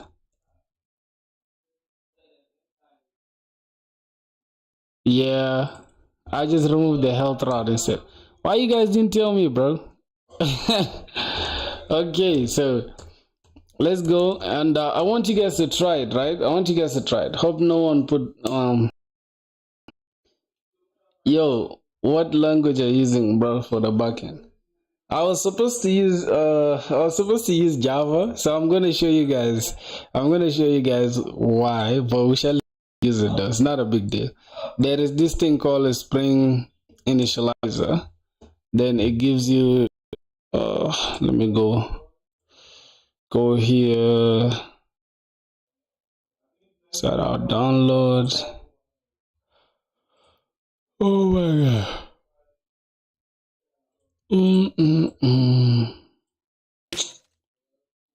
So as you guys can see, we're going to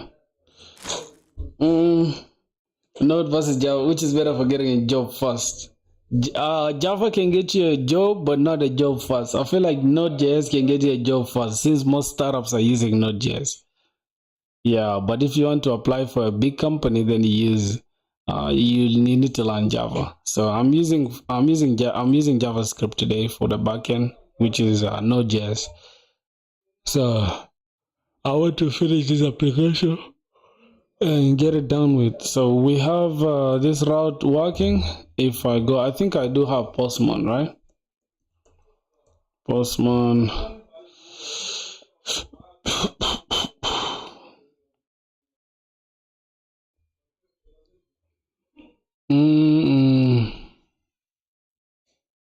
All right, so this is on the bit upload. Let's remove this. Do not save. So we need to, let me see what I have here. I need to just remove this. Delete. Okay, what? Delete. Okay, delete. Okay, so let's create a collection. Let's create a new collection. I'm just gonna call this. Add a new request. I'm gonna call this. It's a get request. No problem.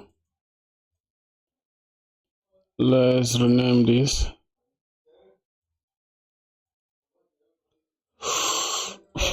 Let's rename this. I'm just gonna call this waitlist collection. All right, then this is a get request. We need to change this to get, and be get all emails. I think that makes sense. And then let's see what server we're running on. So we're running on what? On port 8080. Let me check our. Oh, we don't have .env, so that's why it's running on this on 8080, because we don't have anything in the .env. So let's open this. Then we just create. Let's go inside a backend. Let's create a .env. Then we just have port is equals to, let's give it anything. All right, backend port, we can just give it 8,000. 8,000 is good. So if we check here and we just this, it should switch to 8,000. Yeah, I think it works now. I think it works. All right, now let's test it. Let's go pick this. We just copy. Let's go here and click. Which you should see we have an error obviously because we don't have that route. For not found because we don't have that route. But if we say API/health, it should be able to tell us the server is healthy and running. So that means we're good to go now. We can go and proceed to other things, like now creating how to accept the email, right? We're actually getting the email of the users. It's just a simple project, bro. It's a simple project. We don't even need all this. It's like too much work here. But at the same time, let's go and connect the database first. So we need to create the database connection. Let's go here. We call Atlas, MongoDB Atlas. Oh my god. Yeah, so sorry. So this is how you connect a database in a simple way, bro. I want to show you guys step by step. So how you connect your database.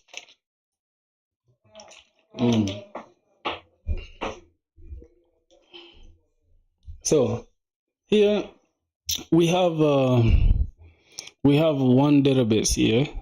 We could add a new one. We could add a new project, right? But we can just create a new cluster. We can just create a cluster, and we just maintain this. Where's the one? Where's the free one, bro? I think this is a free one, right? This is a free one, I guess, for development and testing. All right, from an hour up to this. It's free though, but for some reason I'm seeing money. Pay as you go with the.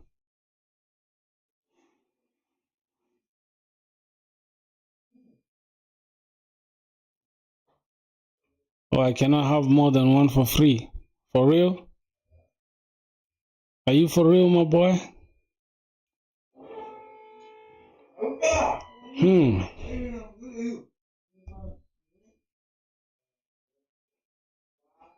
No, now I've changed my mind, bro. Well, I'm going to use something else now. No, I'm not going to use Postgres. I'm going to use Postgres, my boy. I've changed my mind. We could use the one with Docker though. We could create a new one with Docker. I don't know. Let me just create a hosted one. Yeah, I've changed my mind, bro, because that's too much. What the fuck? Why are they selfish like this, bro? I don't want to pay money for a simple project, nigga. Come on. You're doing too much right now, bro. Let's create a new project. I'm just gonna call this what? What? Ooh, it's a waitlist, right? This is a waitlist up. You can just say waitlist up. Just use Postgres. We could use Post 17. It's not bad. Region. I think I'm just gonna put London, bro. All right, create. That should do it, man. Is it a post? Use Prisma. It is post. Yeah, I'm gonna use Prisma. I'm gonna use Prisma. Oh, we could even use Drizzle because I've never used Drizzle, but let's use Prisma because I'm used to Prisma. Let's use Prisma with Neon. Prisma with Neon DB. So what do we need? We need to create this simple stuff first, right? Oh, we have to create this in the .env. I think we can get it from here. Connect. So connection, this is the connection. Postgres, okay, we could use this one. Oh my god. Yep, we could just select this and hide the password. Not bad though. You guys, we're building in public, so it's not a big deal really. I think we can call it database URL. It should be database URL. I think it's like that, right? We can have something like that. It should be database URL or database URI. I don't know. I think it's okay like that. So we have this. It should be database URL. Yeah. Why do you need Neon? Why do I need Neon? I just need a hosted database because we're gonna be receiving emails from the users, right? We just need to store them in the database. I usually store them in the database. Oh my god! So from here we can connect. Okay. I'm not doing Java today. I will. I just want to get this application done, bro. This is some application for my friend. I want to get it done. What is it now? Build. What is not? What build in public means? That is not what. No. I understand, my boy. Listen, calm down. We're not here to educate ourselves on such simple stuff. I get what I'm saying is that I'm building this project, right? For just like, it's not like a serious project right now.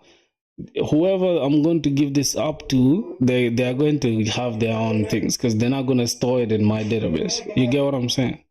So I don't mind showing you my .env, really. I'm just trying to show you guys like how to just build this project in a simpler way rather than complicating it. So we need to run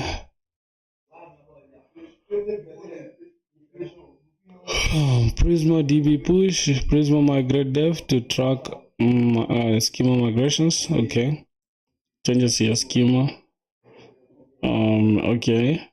So first we need to initialize Prisma. I need dumbbells, but leaking your own API key is not public. I was joking. Chill, my guy.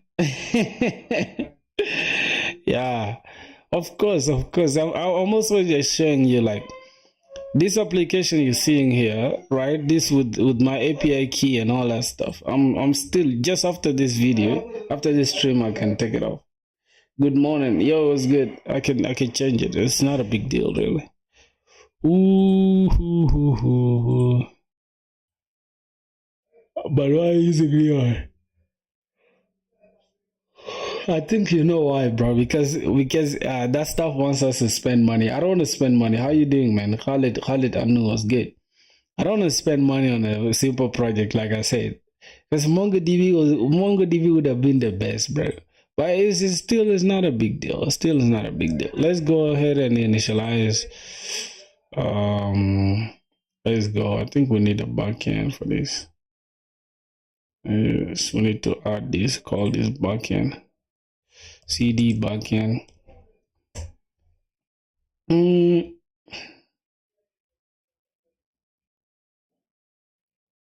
No, use Vercel. It's free and not complicated. For real? Does Vercel, does it? I think it gives you Neon DB, right? But at the end of the day, I just wanted to just be here because Vercel is like is more like Neon DB. You get it? Because at the end of the day, Vercel is just hosting Neon DB, right? If you check Vercel, right, or Vercel, whatever you call it, let me show you. It's here in storage. As you can see, you have this ultra low latency reads.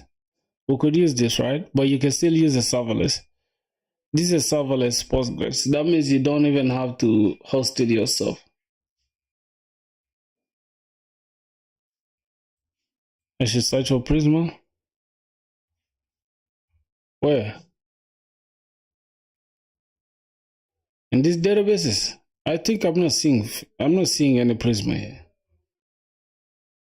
Search for Prisma. Where? You mean here? Prisma. There's no database here. It's right there. Where? You mean here? This?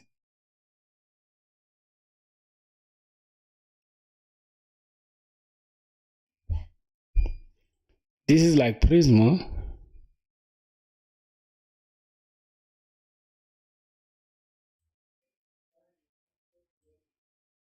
Yeah, but let's just use NeonDB for now. I think the next simple project, and now that's the best way to learn for me, bro. Like just with projects, like literally with projects. So let's just use more this NeonDB for now. All right. So now we don't have tables yet.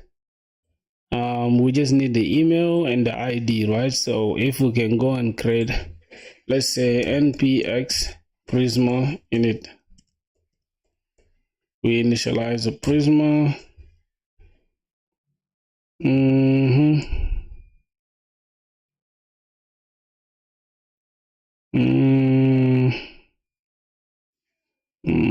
Okay, fetching the latest updates for this sub command.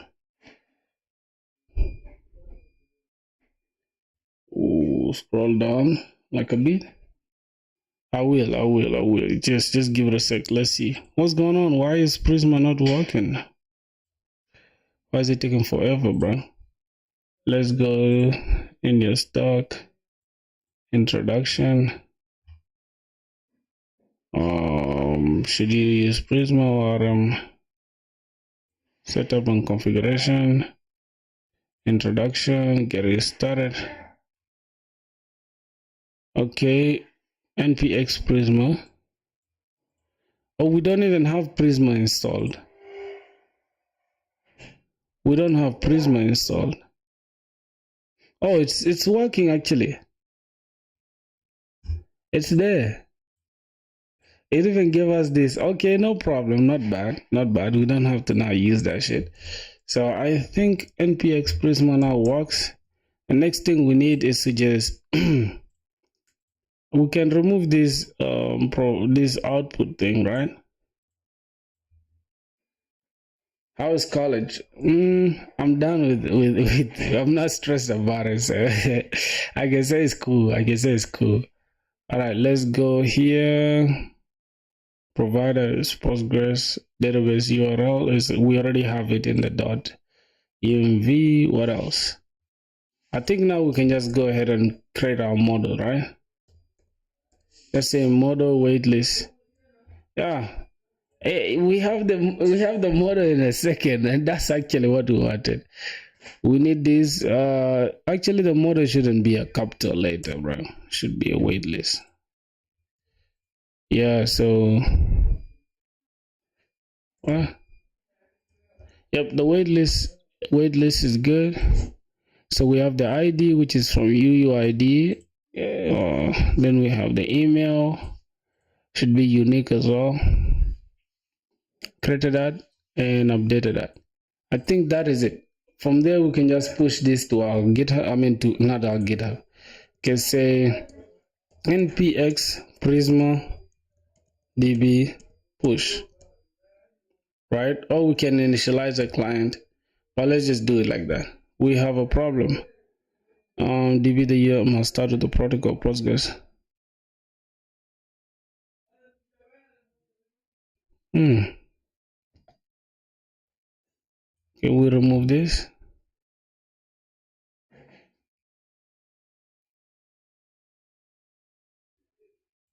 What's that, my boys? What's this error? Wait. npx prisma client. Whoa. Okay, the example is like this. Prisma generate to run that. So Prisma init, then npx Prisma dev Postgres server. Okay, I have it already. Generate Prisma generate to generate the client. All right, so we're gonna say npx Prisma. Oh, generates the client, right? Prisma generate. Environmental variables.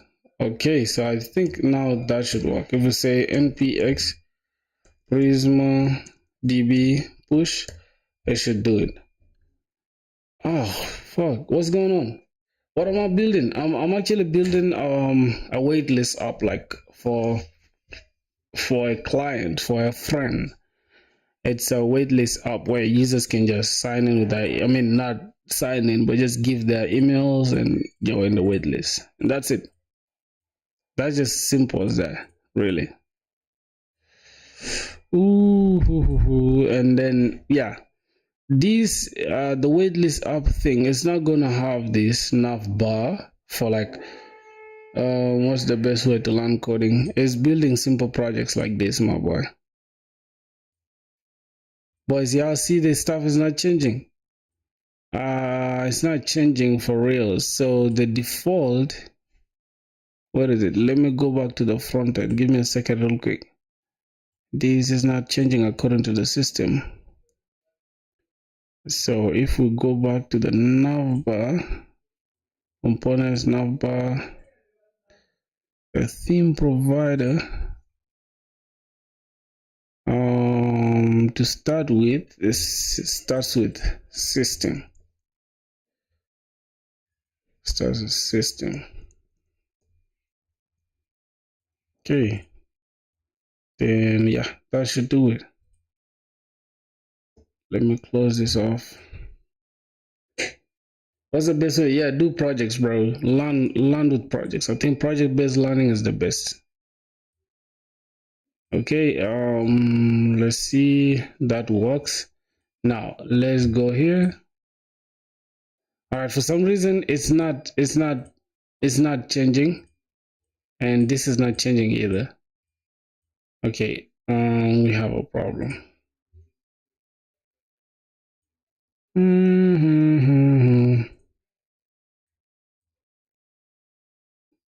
The initial theme is dark. The initial theme is light. Starts light, then it changes. But let's go to layout.tsx. Yeah, its default theme should be system. I don't know why it's just okay. It's cool, bro. I don't want to stress so much there. Just gonna have it like that. Let's delete this backend readme, but not the actual job law. Is DSA important for the interview? And how do you get the interview? By having good projects. And how do you get good projects? By coding every day, or coding whenever you feel like, but at the same time putting in more work than the average person. So for some reason this stuff is not taking my system preference or whatever, but it's cool. Let's try to refresh this. So now I think we're not yet connected though. Are we connected?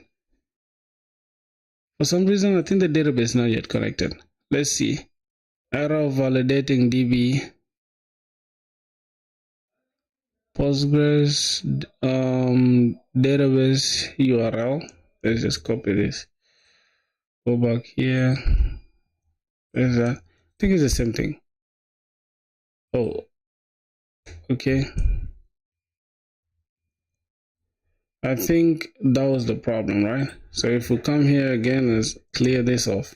Say npx prisma.db push. It should, yeah, it should work.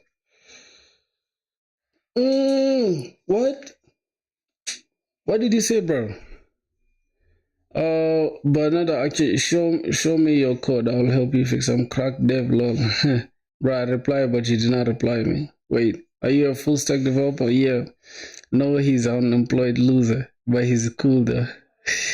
Nowadays, everyone doing projects here like AI, like using. Yeah, that's why I'm focused on backend development, right? Because like, alright, companies. Let me tell you, companies are not gonna trust AI with their backend code. Like I promise you, I feel like front-end jobs can easily be replaced, but not backend jobs. Yeah, so a win is a win for backend developers. If you wanna like future-proof yourself, you need to do backend, bro. Yeah, there's no way around it, bro. If you're lazy, you're lazy. You're gonna be replaced. Simple as that. Yep, let's go. If you want to future-proof yourself, yeah, just focus on backend, my boys. CD backend. All right, then we're good. So we have this. If we go back to Neon and we refresh this database, now there's okay. I'm a front-end developer. Yeah, you're gonna get replaced. Sorry. Yeah, sorry to let you like to bust your bubble. You're gonna be replaced. Okay, so we have this in place already. The next thing is we're just gonna have to, yeah, we're just gonna have to like go to our backend code. I mean, Monstack backend job. Yeah, it's secure, bro. Monstack is secure, but frontend, yeah, frontend is unsafe. But Monstack is good. You can even Java, like Java with Spring Boot is the best. Like that's something I would recommend. Even that's what I'm learning right now. So I don't want to bore you guys by like learning from scratch with you guys on stream, but I will though. Here and there, I'll try to switch. And yeah, I think I'm only left with OOP, object oriented programming. Then I can go for other things. So for now, that's what we have. Okay, we have our Mongo schema. I mean, not Mongo schema. Goddamn, Prisma schema. The next thing is we need a model. Let's see. We don't need a model since we have Prisma handling the models. We can just remove this models spot. Then routes, yes, we need routes. Middlewares, we don't need middlewares now. Let's not complicate our entire application. So we just need Prisma client here. So we need to say Prisma.js. Then here we need to export. We can say export cons. Then yeah, that is it. I think this AI knows what I wanted to do, so that should do it. Prisma client, and we get Prisma. All right, that should be good. And the next thing is, I think the port, right? The port and the config, we could take them to this config, inside this config. But for now, we can just keep them like this. Let's remove this lib. We just keep it like this. Then inside the config, we could actually replace, take these ones and put them in the config. But for now, let's just keep it simple. I want everything to be as easy as for you guys to see. All right, so generate. This is the one generated by Prisma, right? Yeah, this is what's generated by Prisma. Okay, but we don't really need this though. I feel like we shouldn't have included this output, bro. We don't need this output for now, so I'm going to delete this. I'm going to delete that, and I'm going to delete this as well. It might affect our application. We shall always do it again. No big deal. All right, I think for now, if we go and refresh this, we still have Neon thing working. Okay, so that is it really. Collapse the menu. Let's continue working with this. Now we can just go and just learn AI ML, because AI is the one company that we want to recruit nowadays to be a backend dev. I think for you to be a backend dev, you need like maybe 4 months. Yeah, I think 4 months. 4 months is solid. If you just doing backend, right? You can learn everything in 4 months. Yeah, we don't need any relationships. That is it. We just need to get this, and that's it. So if we go back here and test our application again, run this, application is running. So we just need to create, we need to go here and create a new controller. I'm just gonna call this email or user controller. So users controller. I can just say user controller, user dot controller dot js. Yep. And inside the routes, I'm gonna have user dot route dot js. Okay, so we have the route and the controller. So we just need to create the route here, app.use. Okay, we can keep it as waitlist route. we could say waitlist route, and then we just import waitlist route from, not waitlist though, we're just gonna say route, gonna say user.route. Yep, we can just call this users or users route. Yep, and we just replace this with this. So why are you doing JS rather than Java? Yeah, bro, here's the thing, bro. I haven't yet learned anything, like as far as I've only learned the simple syntax. So yeah, I need to learn like OOP, because object-oriented programming is the core of Java. So once I learn that, then I can build applications with it. So I'm not gonna look like a fool just learning everything. Just feel what I'm saying? Okay, we have this user route. Now we can go ahead and just build this route.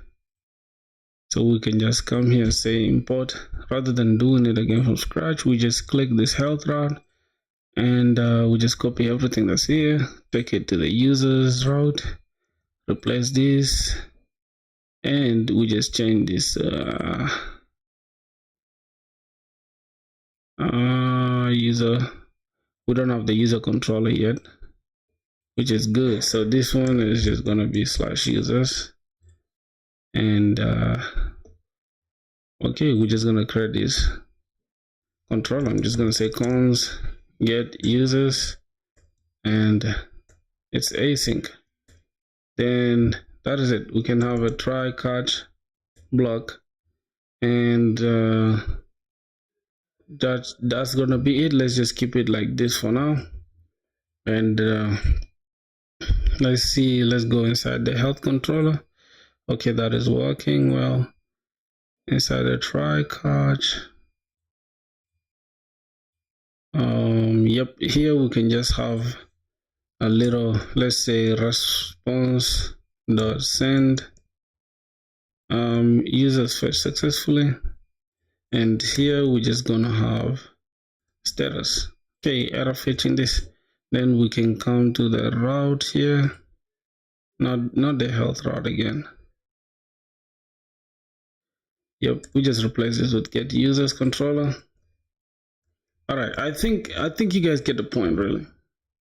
Yeah, I get the point. So we come here. I think everything should be working. If we come here and say /users, okay, we have an issue. What's the issue? We need to restart this. Ban dev. Okay, we have a problem. Get users from that. Okay, it's inside the users controller. We need to export this. Okay, all right. Then let's kill this again. Ban dev. Oh my god, damn. Alrighty. So if we get this again, we should get users fetched successfully. All right, that's cool for getting the users.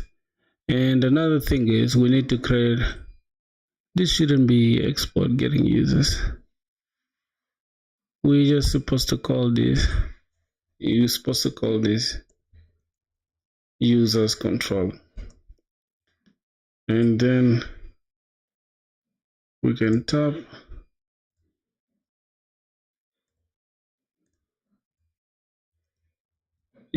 users controller. What else?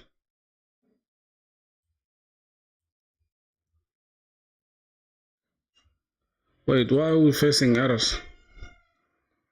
Default users controller. Wait, users controller is not defined.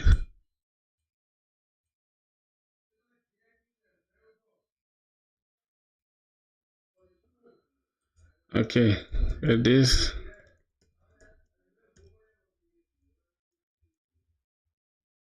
Cons users controller.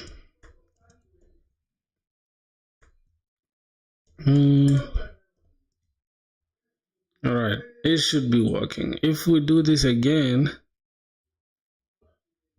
get users, All right, I think if we do this, it should work.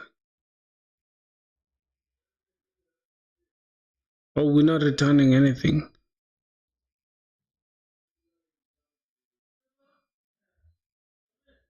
Wait, my boys. Wait. I'm doing something wrong.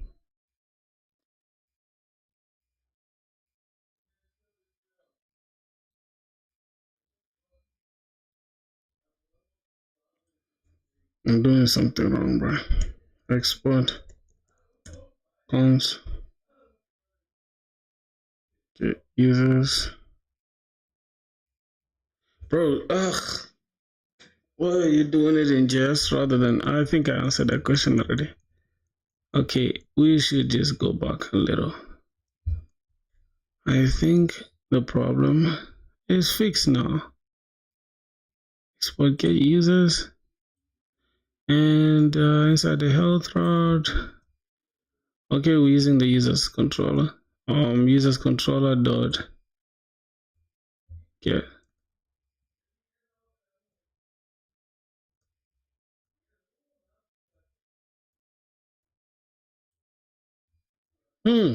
So how did it fix it? Oh, you just create a regular function like this.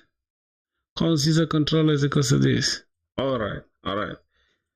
So let's kill this. I like to keep this place clean, bro. That's why I like to kill the server and start it again. All right. So now we must be having the start of the application. Okay, everything, we have the entire heart of the application running. So let's do this. All right, since this is running, now we can just go ahead and do the stuff, right? So how can I turn this shit off now? Now this is annoying me, bro. This is starting to annoy me. So we can just say cons, we say email is equals to request dot body, right? We just get this. Now seconds, but I think it's good to get the user with an ID though, since we have the ID already, but we're just getting the email, right, from the user. I think it's better to use the ID. We just say user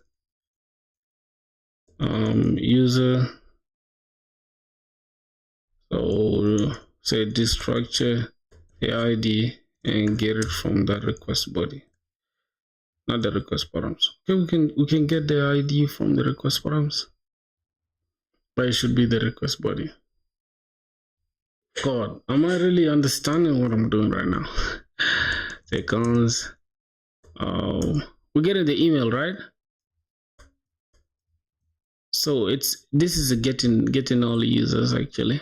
This is for getting all users, and then for creating a new user. Okay, so getting all users, this is what we're gonna do. Try. Inside the try, we're gonna have response users. Okay, we just remove this. So first we check if we have that user, right? So we need to check ID need coins is equals to request dot params, right? We need to get it from the params. Then if we don't have an ID, right, we can say if we if we don't have an ID, oh my god, I can't even this AI is so annoying. I don't know how to just turn it off. If we don't have an ID, yo, what's good, Filter? What's good, my brother Chronic Ages? How you doing? So we need to return. Okay, user ID is required.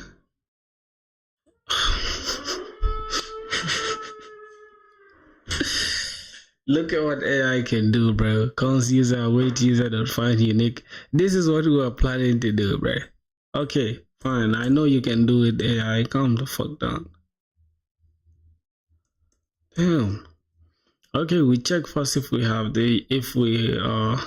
seconds Do we have a user? If it's true, say await. Okay, man, I need to stop pressing tab, man. Await. We need Prisma. We need to call Prisma. Do we have Prisma here? Nope, we don't. So Prisma dot. We need to import Prisma actually. We need to go up there and then import Prisma. Import Prisma from dash dash lib dash Prisma dot js. So we need to import Prisma, then we can have this. Say await Prisma dot user. Wait, why is it not having the types?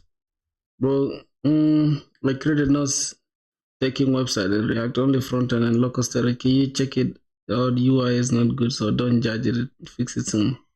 Link on Discord. Alright, I'll check it out. Don't worry, I'll check it out soon. So we have a user, and we did not actually push the user because see we have the email inside our model. If we go back here, we just have a waitlist. We have something called waitlist, so it's not a user actually. We just said waitlist. It's actually supposed to be user. So let's just call this user. This should be user. So since we have adjusted our Prisma, we need to say npx Prisma db push. Right, so we can push our changes. Oh my god. Let it, I'll check it out. I'm about to finish this stuff. Okay, that is it. And what else? We just need to come here and say not user, bro. We say email.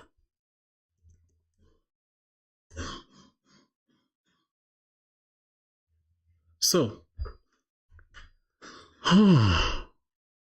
okay, this is gonna be the user. Good. And we just say Prisma dot user dot find unique and find unique. Then we're gonna have where a where clause where so where user is equals to the ID, and that is it. Then we can now check if we have a user.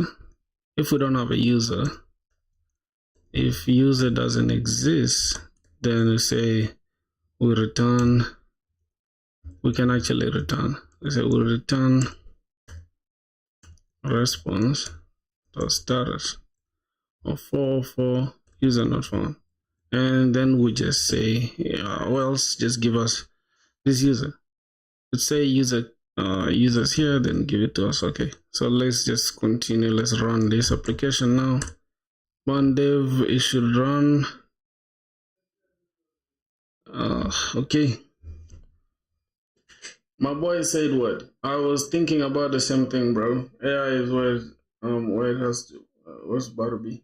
What? Wait, what are your thoughts on AI? What are you guys thinking about AI? I feel like you guys are just overcomplicating it, really. Let's refresh this. Let's refresh this. It should change to user from waitlist. Yep, it has changed to user. So we just need the ID, the email, and that's it. And we can just we're just collecting their email, right? Yep, we're just collecting the email. So that is it. This is a get request to get our users. What's going on here? User ID is required. Oh my god, this is getting users by ID, bro. Shit. This should be get user by ID. Yep, I think that should be it. Then after this, we can also create another one. Say get users, get all users, get all users. So get all users should be an async. Then we're gonna have a request and a response. So we can have this. Now getting all users is already there. Find many. So if you want me to show you, I can do it. So this is by ID. But first, I think the first one up should be getting all users first. So yeah, getting all users should be the first one. So it's gonna put it there, and we're just gonna have a low comma there. Cool. So we can just have this. Say getting users, we need a try catch. We need a try catch block. Then we can copy the same error. I think. Say if for this one is getting users, error fetching users, fetching a user by ID. So error could be error. ID is required. Error fetching user by ID. Or we could say error in the get user controller. I think we could keep it like this, right? And if we need to console, we can just say console.error, but we don't have to put the error there. It's okay.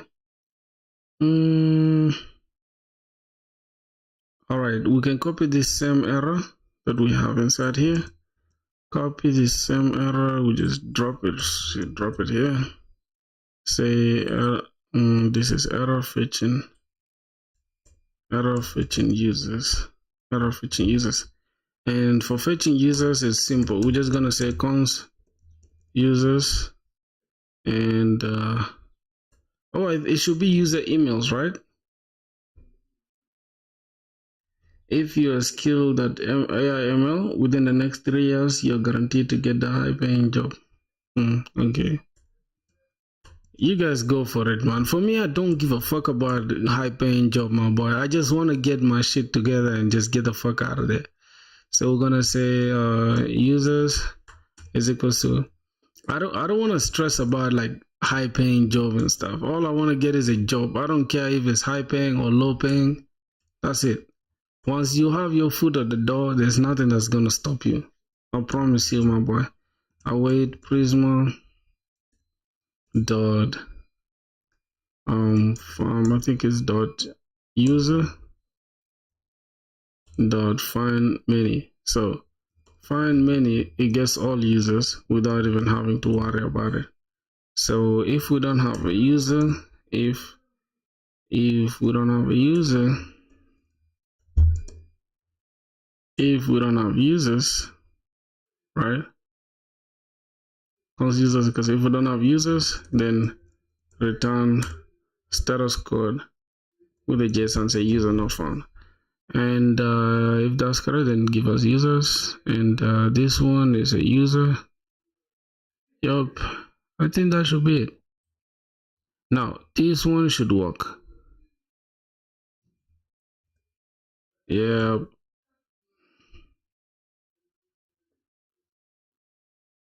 Wait. So this is what we gotta do. We gotta say controller dot get all users and controller dot get user by ID. Yeah, I think that makes sense. Then let's see. Let's try it again. Getting all users. Okay, getting all users should return an empty array. So getting all emails Mm-hmm. That's good for you, bro. If you're aiming for a fucking high paying job, good for you. Go for it, man. I'm not stopping you. But here's the trick. You cannot get a job without experience. And for you to get experience, you need to get a job. So it's a paradox. You need a job to get experience, and you need experience to get a job. So go, man, good luck with all that high paying BS. If you don't get a job, you're not gonna get the high fucking paying job. So you need experience to get that job. And you need a job to get that experience. So how are you gonna solve that problem? You need to just get a simple fucking job, my nigga. I don't care if it's paying you $2,000. Go for it, my boy. You just need the experience, right? It makes sense. So don't stress about the other thing, man. I promise you, man. First get the experience, then it's easier. There your resume can have, oh, I worked on this, I reduced this by 4, I reduced the latency by caching, blah blah. Quantify your ideas. Once you put them in some quant kind of stuff, people are just gonna be drawn to it straight. So do not get stressed. Now I'm talking about you. That job is, I need a job, same for me, no matter high or low. For real, bro. That's the same mentality. It's like, get a job. I don't care if it's low paying. Yeah, the worst thing is doing a job, right, for free. Yeah, I don't encourage you working for free, bro. But if it's giving you experience, even if it's low paying, go for it. Stay there for 6 months or maybe a year, learn, and from there you can just have something in your resume rather than having just projects. It means you have experience. You can even add projects on top of that. And to even make it worse, smaller companies, they always tend to do too much. So you will learn a lot from that small company. And then when you start now doing DSA and applying for bigger roles, you might get a job in Amazon, in Google, in Microsoft, anything, as long as you already have experience. So I feel like you should first get experience before worrying about high paying or low paying. And don't worry about AI, man. The hype is bullshit. I feel like you shouldn't get like into that stuff just because the hype is there. Just get your skills right, bro. You still get, bro. Let me tell you, in a company right now, right? Do you know how many fucking engineers are there for AI? I promise you they're less compared to software engineers. I mean, to regular like front-end and web dev guys. So do not stress about that, bro. Yeah, I don't want to see any question about AI, bro. Yeah, chill with that AI shit. You get it? All right. So we got this. Now we need to post. We need to now create a user in our database. So you need to go and say post now. We need to say create a user or create user. So it's going to be async. We're gonna have request and a response, and that is it. From there we can have a try catch. The catch is always gonna be similar. It depends on what you want to do. So what are your thoughts on AI? You see, another AI BS. See, my thoughts on AI is like this. AI is amazing and is a wonderful tool, but it's almost like having a calculator, bro. You still gonna need mathematicians. You can have a fucking calculator and still not pass a calculus exams. You can have AI and still create AI slop, like this application that was just leaked. That tea application for women or whatever, where women share tea about niggas, about men. They went and posted their fucking IDs, their passports and shit. Now it's like the women got exposed now. It's like, or even their faces, bro. Some took pictures in man fucking underwear. It's like, bro, females are weird, dog. So now they got exposed just because a fucking vibe coder put their fucking pictures or their details on a public bucket. It's crazy. And this kind of things is common with people who are worried about AI.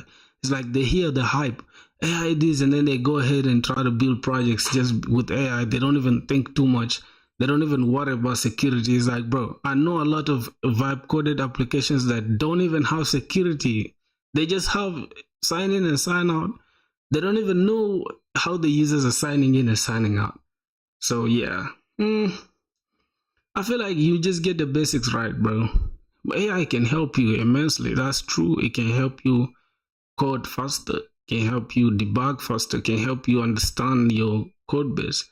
But it cannot, don't put AI as like, it's gonna replace you. It's gonna replace the lazy ones. You get, even the vibe coders themselves will be replaced. It's funny how people who are vibe coding think they're going to replace the people who are coding manually. It's like, you're stupid. You are the one going to be replaced because all you're doing is fucking vibe coding. You're not doing anything. You get. So error creating a user. I'm just gonna say creating user.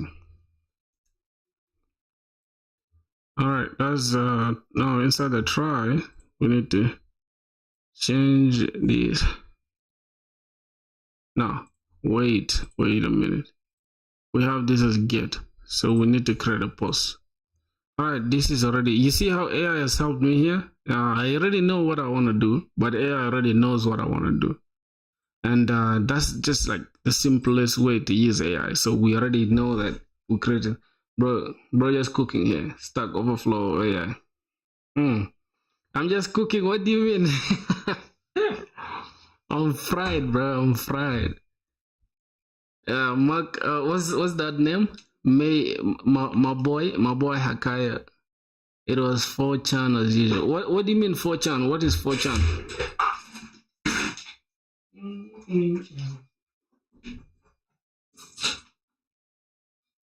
Well, I tend to talk too much to the point where my mouth gets dry, man.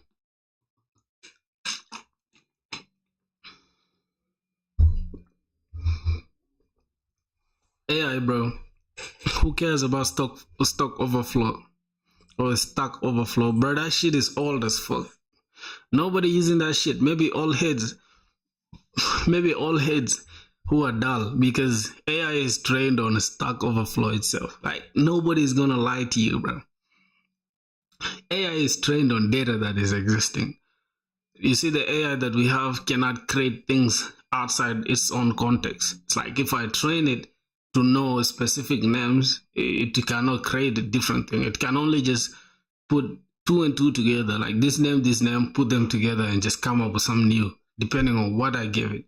So yeah, I feel like Stack Overflow has really dropped. Like, bro, man, that traffic has dropped like beyond. Like, if you compare 2020 and today, man, they've really faced, like, the battle shut down sooner. I swear to God. So it's only these people, the old developers, like old people, that think, oh, I'm not gonna use AI, I'm gonna stress with Stack Overflow. I promise you right now, bro, if let's say I face an error in this, in like the try and catch block, if I ask AI, it will literally give me the answer in a second. Stack Overflow, I have to go through random people putting random thoughts, then they even send you to different links, they send you to different pages. It's like, nah, bro. It's good for people who have time to waste, but I don't have time to waste time. You get? You said to learn something, build projects, but how do you get a project idea? Which and what to build to learn? Now look at what I'm building right now. This is a project that you might think is simple, but it's not. You get it? This simple project that I'm building right now, it teaches you a lot of things. It teaches you how to communicate with the APIs. If you're a front-end developer, it teaches you how to organize your front-end code, how to keep everything centered and modular, how to create white space, proper white space, and proper like, it teaches you a lot if you're a front-end developer. And another thing is, if you're a back-end developer, it also teaches you how to get inputs from the user, how to not, I don't mean input, how to receive whatever that is sent to you from the front end by the front end developer, right? Or by the user. And then how do you use whatever you received, or how do you model the data rather, right? It teaches you a lot. So I would say, like, projects, you just gotta choose something that you are just You don't overthink it. Just look around and say, okay, I want to build this waitlist thing. How I wonder how people get their emails to the database, right? This could have been in my application, right? This is a simple thing. I don't even have to build a whole different application to set this up. I could have built it inside my source. So later on, if you're working on your source, rather than building this from scratch, you can just pick this a specific part. You already have the backend going. Only thing you have to do is just hook it up with your front end, and that's it. Like simple things like this, it teaches you a lot of things, my boy. So I don't know, man. I feel like it depends. If you want it that bad, you'll always find a solution. But if you want a simple, short answer, ask ChatGPT. Simple. Ask ChatGPT. Oh, which IDE is the best? I know you're using Casa, but do you recommend it? No, I don't recommend Casa for like if you're just starting out. If you're starting out, I don't recommend Casa. Really, it's just unnecessary. I feel like VS Code is enough. VS Code is like it gets the job done. But I just like the way like they have simplified. You see, this is a fork of VS Code actually. So you can use VS Code and then just turn off the GitHub Copilot thing. If you want to use AI, then both of them are okay. They're literally the best, if I can be honest. Casa and VS Code Copilot, they are literally the best for like AI stuff. If you just want to chill and learn at the same time. So I'm not saying just use them for like vibe coding, but use them to guide you. Like if you have a problem, other than just going outside using external stuff here, you can just query it from here and ask it. What about JetBrains? JetBrains, like for example, this is good for Java. If you're doing Java, I recommend this. It's actually the best. And if you're using Python, you can use this also, or maybe you just use PyCharm. I feel like JetBrains, like for example, WebStorm is good for web development. If you like enterprise level where you want everything to be organized and in under one place, you can really use any, bro. I feel like your tools don't matter. It's how you use them that matters. Yeah, how you use the tools is what matters, my boy. So that's what I'm gonna say. All right, so for the try, we're gonna say cons. We're gonna destructure the email. This is gonna be coming from the request body. So email, we're gonna remove it from the body. So we'll get the request and say request.body, and then we check if we don't have the email. This is always good to check, right? It's always good to have these regular checks. So if we don't have an email, then return a status. So 404 email is required 400. Yep, not 404. That's if we don't. This is email is required. And we have this prisma.create. You just add email. I think we've created a user. That is correct. Then here is status. We can also have, if we do not have an email when we fetch in, user not found. We can say user not found or email not found. I don't know. So here we just creating that. Let's go and try it. Let's go to users. It should be /users, right? Am I mistaken? Let's go to the route. What tech stack are you learning for backend? I'm actually trying to learn the Spring Boot, bro. Pleasure talking to you now. Gonna go and learn some stuff. Alright, man. Have a good one, bro. Have a good one, my brother. Enjoy yourself, man. Like, join the Discord if you want to, though. Join the Discord server if you want to. Don't join if you don't want. Don't be a weirdo, though. Alright, so we have users. Users / okay, we just created. So we can just go create a user. We'll go to the body. Let's test it out. First, let's get this. Let's try this. Get. Okay, getting users. So we can go back to our collection. Let's make this bigger. Yeah, what tech stack for the backend? I think I answered that question. Okay, this is for getting all emails, and then we can have another one. We just duplicate this, and we just change this to get emails or get emails by ID. Okay, get emails We can say users, right? I don't know if I'm calling it that, but emails by ID. I think that should do it. Then we can have this API/users/ID, right? So yeah. Let's get this. We don't have a user now, so let's go and create a user first. One thing is similar, but by the way, is both of us are jobless. Oh my god, I like that joke, bro. For real, bro. But another thing is, you know, the difference is I'm grinding towards it. And what are you doing? Are you also grinding? Let's change this to post. We get this, and we change this to post. So /users, we go to the body. Then we need row. We need to create a row. Then we're just gonna need email. And I'm just gonna say I am voucher04@gmail.com, and that's my actual email. So let's create. All right, we've created an email. One thing, yes, I'm grinding too. So that's sweet. That's dope, man. I like that. So if we just save this, okay, let's change to post. We can also delete an email. So we can go ahead and delete an email. We've created an email. We can delete it as well if you want to. So let's delete an email first. So we say delete user. Why are we calling them user and all of a sudden we have email, bro?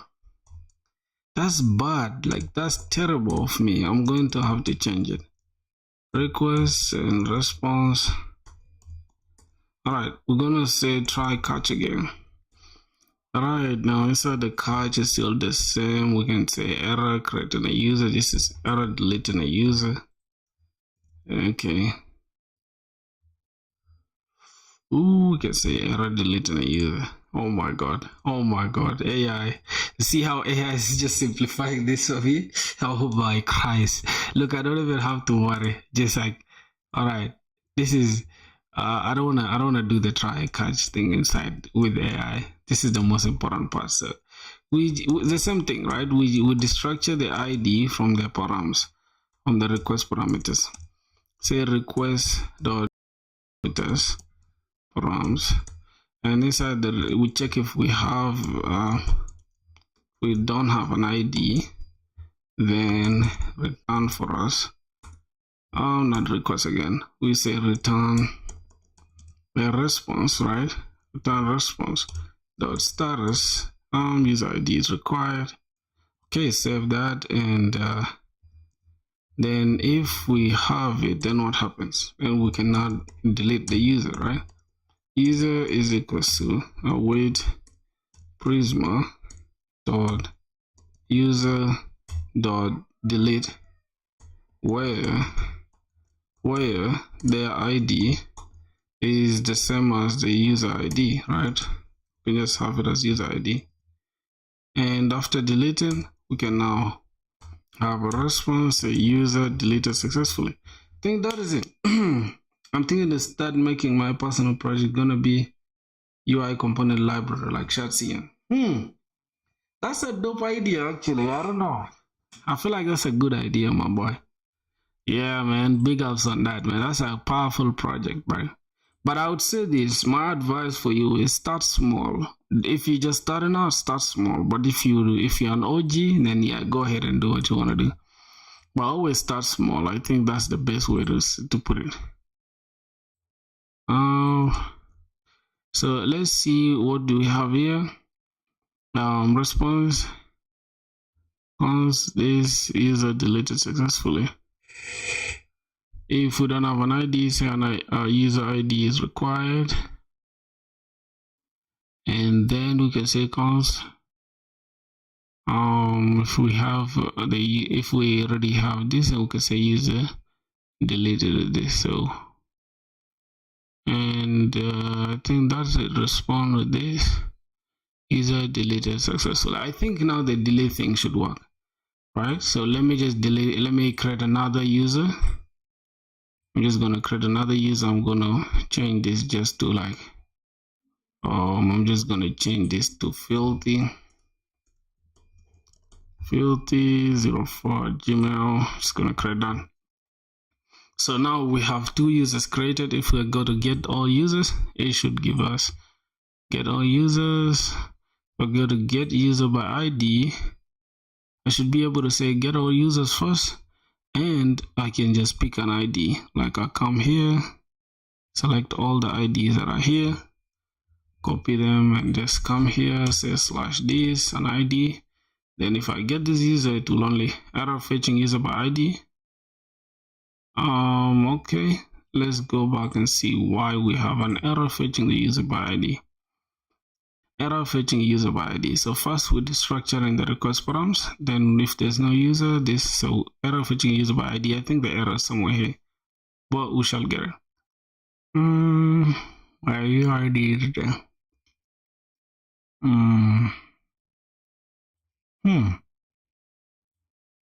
Wait, let's do it one more time. Let's say get all users first. Oh my god, let's delete that. Get all users, then we get all the users. Maybe you should print the error stack when the error happens. Okay, that's a good one. That's a good one. I always tend to I don't want to put as many console logs as possible, but I think your idea is right. Let me see. It's gonna have console log. I'm gonna say error fetching a user, and then that's it. We display the error. Now let me do it one more time. Put this here. Say get. Okay, this works. Now let me go and take all this. Say copy. Get this by ID. Then select error fetching the user. So Prisma in invocation. Oh, I think where we're saying where user is this. Oh, we don't have to say where user is that. We just say user.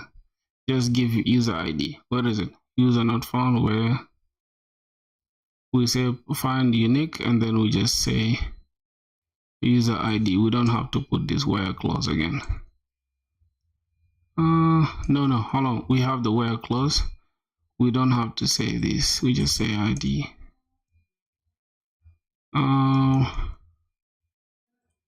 Wait. Let's give it a sec.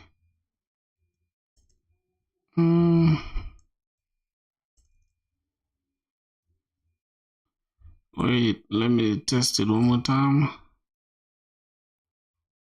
Okay, let me see. Alright, where could the ID is this? Wait, alright, I'm off, man. Start working on my MBB clone backend. Time to dive into backend. Catch you later. No worries, and have a good one. Yo, what's good, the Pansai, my boy?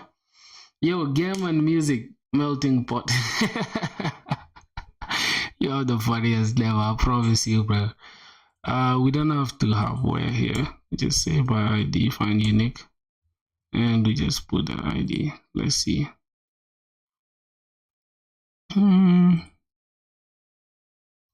I think the issue is here. Invalid Prisma.find unique where provided expected where unique input.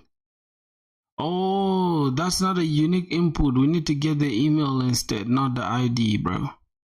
But why? If I go inside our model, the ID should be unique, bro. We could say find dot user dot find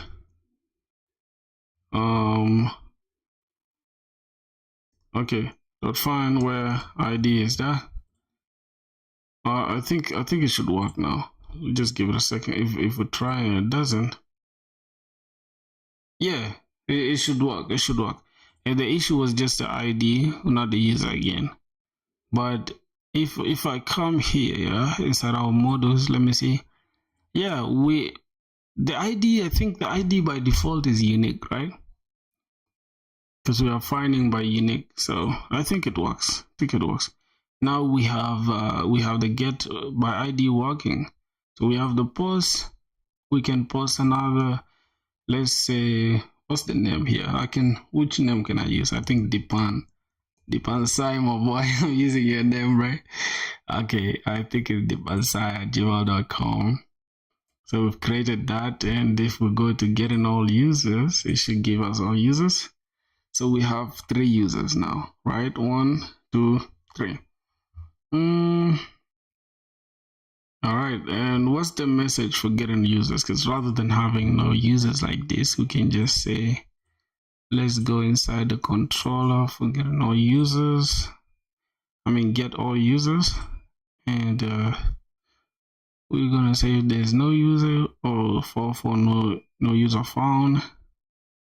And if there is, then rather than just giving users, we can just have a message first, right? We can have a message, or we can say success. Hold on. We can say success true. You can say success. You can have success true, and we return the user, or we can have a message like users fetched successfully, and that is it. I think the rest, we don't even need the success true thing. What is it? Because that's just gonna complicate everything for us. I just want to remove it. Let's just keep it like that. Keep it cool. I think that should be it. If I come back now and make this getting all users, we should have users fetched successfully, and then this is what we have as the message.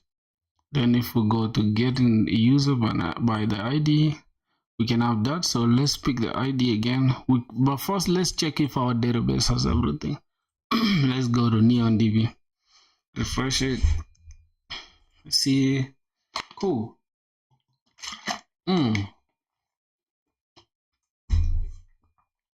So our database has everything we need. We have the ID for we have this dude that we just added. Why is it in the middle here? I don't know. Let's check that depends guy. Let's check it here. We come to the ID.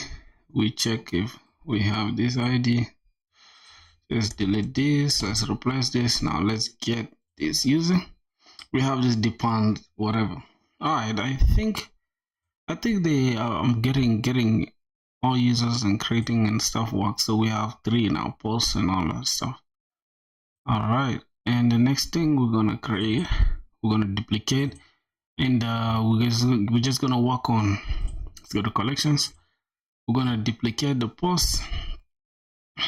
We're gonna duplicate the post, but we're gonna duplicate this one with an ID because we gotta delete the user, right?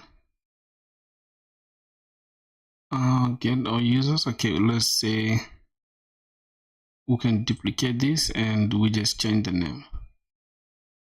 We say delete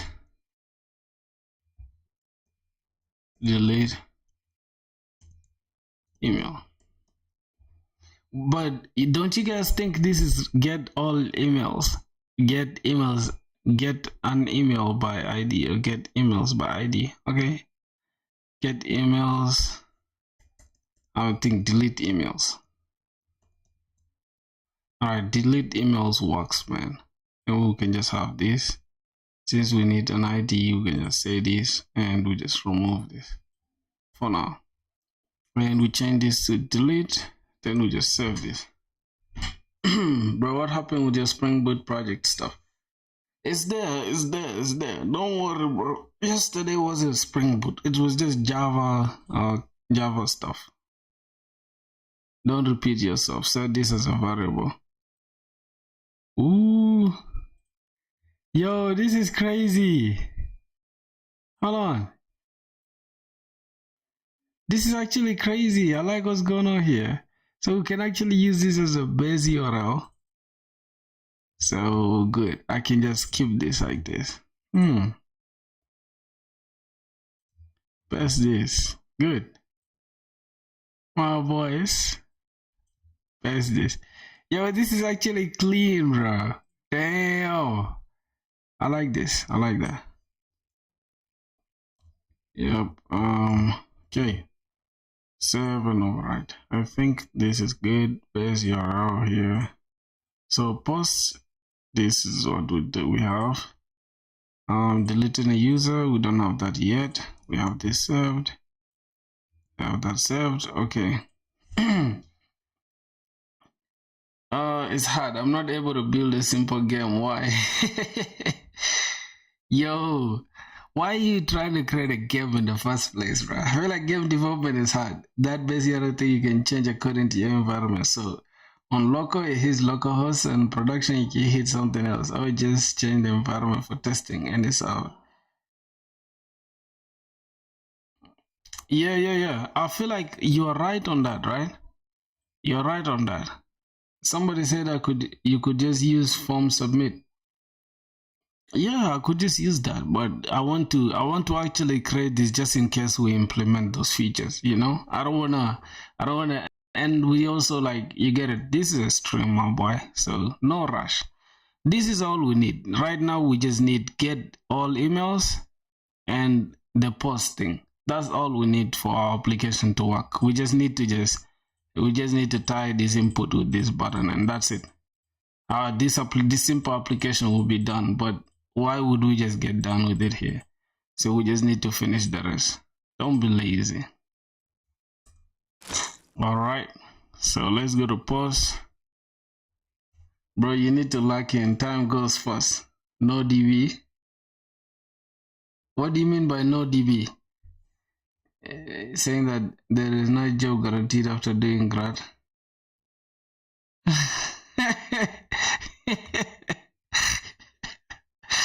Oh boy, hey, you need to be learning more advanced stuff.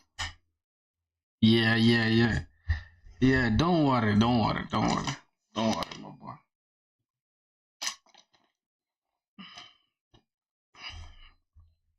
Those who want to climb mountains, they begin by throwing away small stones.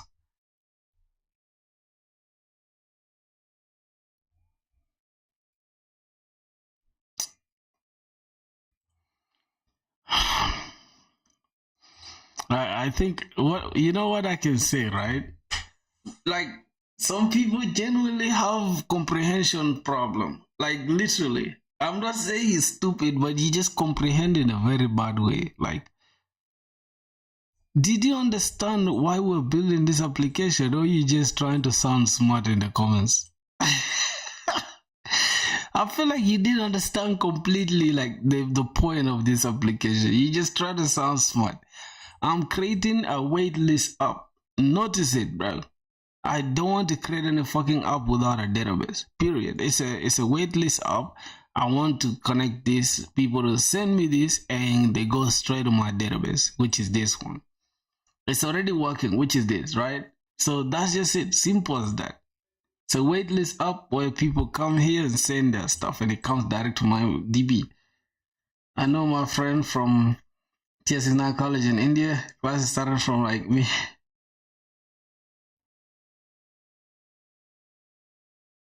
Not to get some emails, dummy. To get emails in my database. Don't be stupid. It's to create. It's an app. It's a waitlist app, my boy. So I want to send these emails to my database.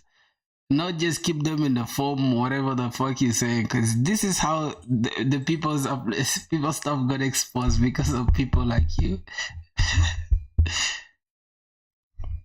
Bro, I want to store the emails in my database. Why are you mad about it, bro? Why are you mad about it? God damn. Yo. Oh my god, this guy likes to get out. You can get them in your email once you have them. All you can do is just quick stuff and add them in the database. Alright, man, do it your way, bro. This is how I wanna do it. If you wanna attack me, bro. Oh my god, bro. Because you should not do something deep without users. Huh? What's that? What are you saying? What are you even saying? Are you even hearing yourself? It's wasting your time, Lord. Man, people, oh my god. Easy. Nigga stupid, right? Like, I swear to God, I feel like he just insane, bro. Alright, man. So we have that. I think we've created everything. Now we only left with the backend. We just need to go and attach the backend. Oh, we need to delete the message. Yeah, we need to delete this. We need an ID for that. So let's go here in the route. Delete is already there. Delete the user with the ID and delete user. I think it should be working now. Like if I was you, I would just do quick on static page with form submit. It's like 5 minutes. Yeah, but you're not me, my boy. I'm building an entire application, bro. One can get emails with the Google form. The reason he's doing this app is for learning purposes and read the stream title, bro. I feel like this dude, he has a problem. I think he doesn't understand English, right? I think English is his problem. I swear to God. So I feel like English is this dude's biggest problem. Yeah. English is your enemy, bro. Because here's the thing: the stream title is very clear. All right, if we go here, it's a backend noob dev, right? Coding every day till I get a job. So you can see what we've done now, right? With zero users. This is why I'm cracked and you're not. So pause on that. Who cracked you, bro? Who cracked your bitch ass? If you're cracked, good for you, my boy. I'm happy for you, though. So what have you achieved now with all the users that you have? What have you achieved? Let's start from there. Cause you wanna sound smart, bro. What has your app done? Like I haven't heard of your app, so. No, bro. No, fuck all that shit, bro. No homo, of course. Yeah, you're cracked. Good for you, nigga. Who cracked you? We can go bad for bad. How old are you, dog? You gotta go bad for bad? It's sad. You cannot go bad for bad with me, bro. I have my $1 here. Let's go. Let's start. So you have 2,600 users who are not paying you a dime.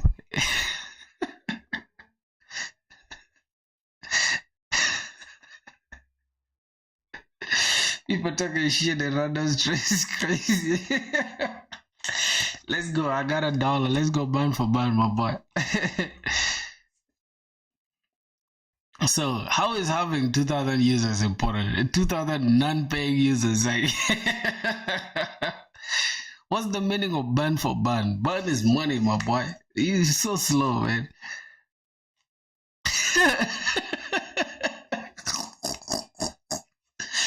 Oh my god, man. You are dull, bro. Like, what the fuck? You wanna blackmail me? You see, this is how I don't trust users like you. Like people like you, this is how I don't sign to random stuff. I don't sign up to random stuff because of people like you, dog. Like, you wanna blackmail somebody? It's insane, man. I see somebody talking shit in my fucking stream, dog. Oh my god. That's cool, man. That's cool. Don't make me crash out, bro. Talking about you're cracked. Who cracked you, my boy? Pause, man. No homo, man. Alright, let's go ahead and handle the delete. You have the delete already. So we're deleting if we have a user. We have Prisma, the user that delete with ID is that ID from the request prompts. Alright, now let's go and get all the users first. This guy has to be trolling. I'm telling you, bro, this dude is sick, bro. Like literally, I can't imagine like me logging to a fucking website and the fucking owner is blackmailing me, dog. Like this dude is insane, bro. I feel like these are the kind of guys whose websites you don't sign up to, dog. How do you even have 2,000 users? How do they entrust you with their details?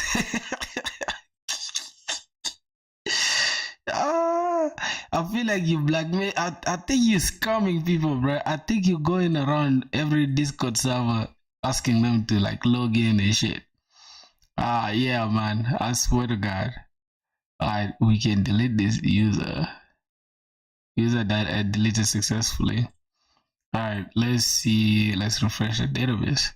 I should be 2 users. Cool. So the delete thing is working. Ain't no fact checking in YouTube chat. Bro is just yapping.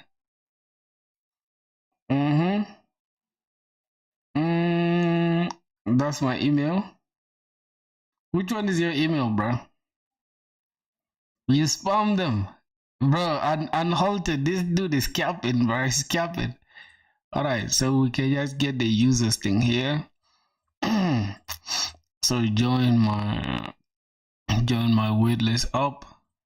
So we're just gonna create a dashboard that is going to have delete, right? Gonna have deleting users. Yep, deleting users, updating users, emails, all this stuff. Alright. Well, how could you sign up? How could you sign up? What could I sign up? If the website existed, it was vibe coded, no doubt. For real, bro. I feel like this dude vibe coding everything. He doesn't even know what he's saying, bro.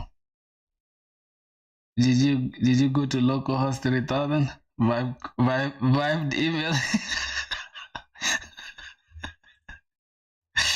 Oh my god.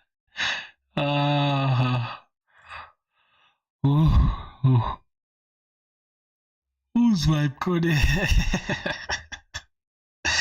So guys, listen. All of you guys who are doing front-end stuff, I have a hard time, bro, doing front-end stuff. I don't even know like how to use front-end stuff. Like right now, let's see. Let's go to the front-end now. We're done with the backend. This guy saying that his email, when this shit website is not even deployed.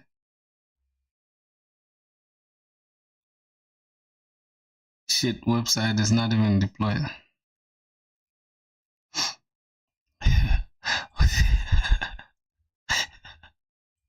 Who's having a shit? Who's having a shit website? Jesus Christ!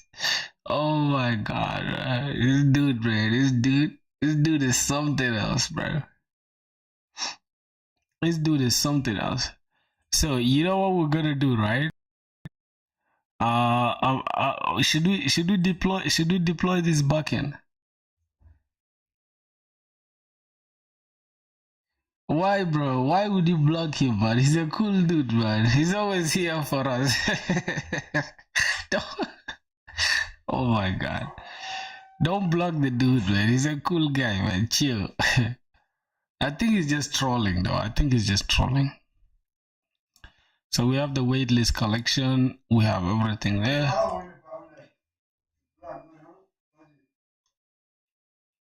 How do you want to do this? It's all about the vibes, man. For real. So I think now this is done, right? We just need to connect this so the users can just give their email. So if we go to the front end, what is the front end? All right, this is the input. Where's the input though? We need to go to the waitlist. Then this input. This is where we need to go and flex our front-end skills a little bit, although we don't know much, right? Inside this we can just say const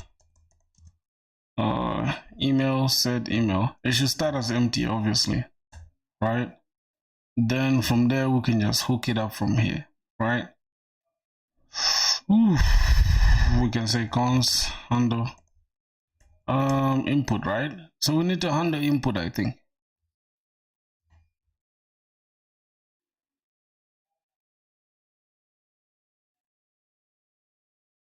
Cap, bro.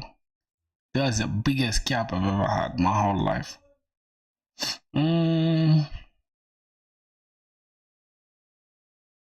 Boys, so how do we attach whatever that we got from the backend to the front end? Yeah. Now I'm facing issues, like real issues. Yeah, because all the senior engineers I know like to chat shit in YouTube on the weekends. Nah, cap, bro. How are you a senior? How are you a senior engineer with 2,000 users and they ain't paying you shit? Let's start from there. Cause a senior engineer can be. First of all, I knew you were jobless, right? So I think if you're working, then you are laid off, and that's sad. That's sad, man. So on click, this should be on click, then handle submit. So we need to say cons handle submit. We need to create this function where handle submit. So let's come here and say on click handle submit. Yeah, it's better. What? I wish I did React in college, man. I'm a total bum in front-end stuff. Good for you that you're doing front-end. Who's doing front-end, bro? Okay, so I think it's set email.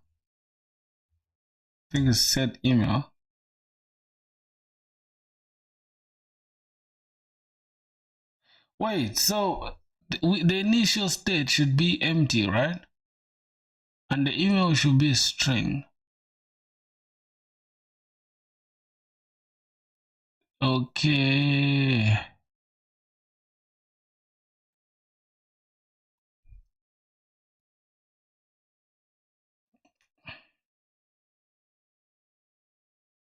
Also Java. So what? That's supposed to be a flex? Is that supposed to be a flex? I need to be on front end. Is that supposed to be a flex? npm I access.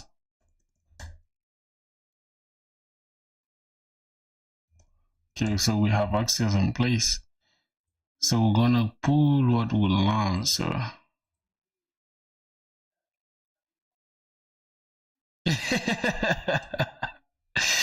yeah, don't worry, bro. Import Axios from Axios.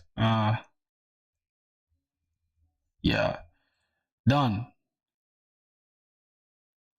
bro. This is vibe coded already to the fullest. Vibe coded to the fullest. Vibe coded to the fullest. You see how quick that was? Now the entire thing is already done, is already working. Where's Java? I'm gonna come with Java just now. I'm just finishing this application, then we start with Java. Yeah, so we set email first to empty. When we say starts as empty, then we do the try catch, say cons response because I then / users, and then we send the email as the body. Yeah, send the email from the body, and cons response. We don't need to even do all that stuff. Let's say console log error. Can even say response. There was no response. Await access at this. And if there's no response, say error correcting the user. Okay. If there's no response, return. Just return there if there's no response, bro. Don't even continue. Yeah. Yep, and then on change, set email to e.target.value. I think that's it. Also, press tab and carry on. Yeah, also learn Java, please. So what is the scope of this? I'm also learning Spring Boot. I'm gonna start in a second. Just give me a second. Since we're using this, we just gotta go up here and say use client. Okay. That's it, my boy. No more issues. So let's check now. If we send this, we send gamma filter, send this, it should tell us we just sent something. Bam. Wait, we haven't sent a thing, dog.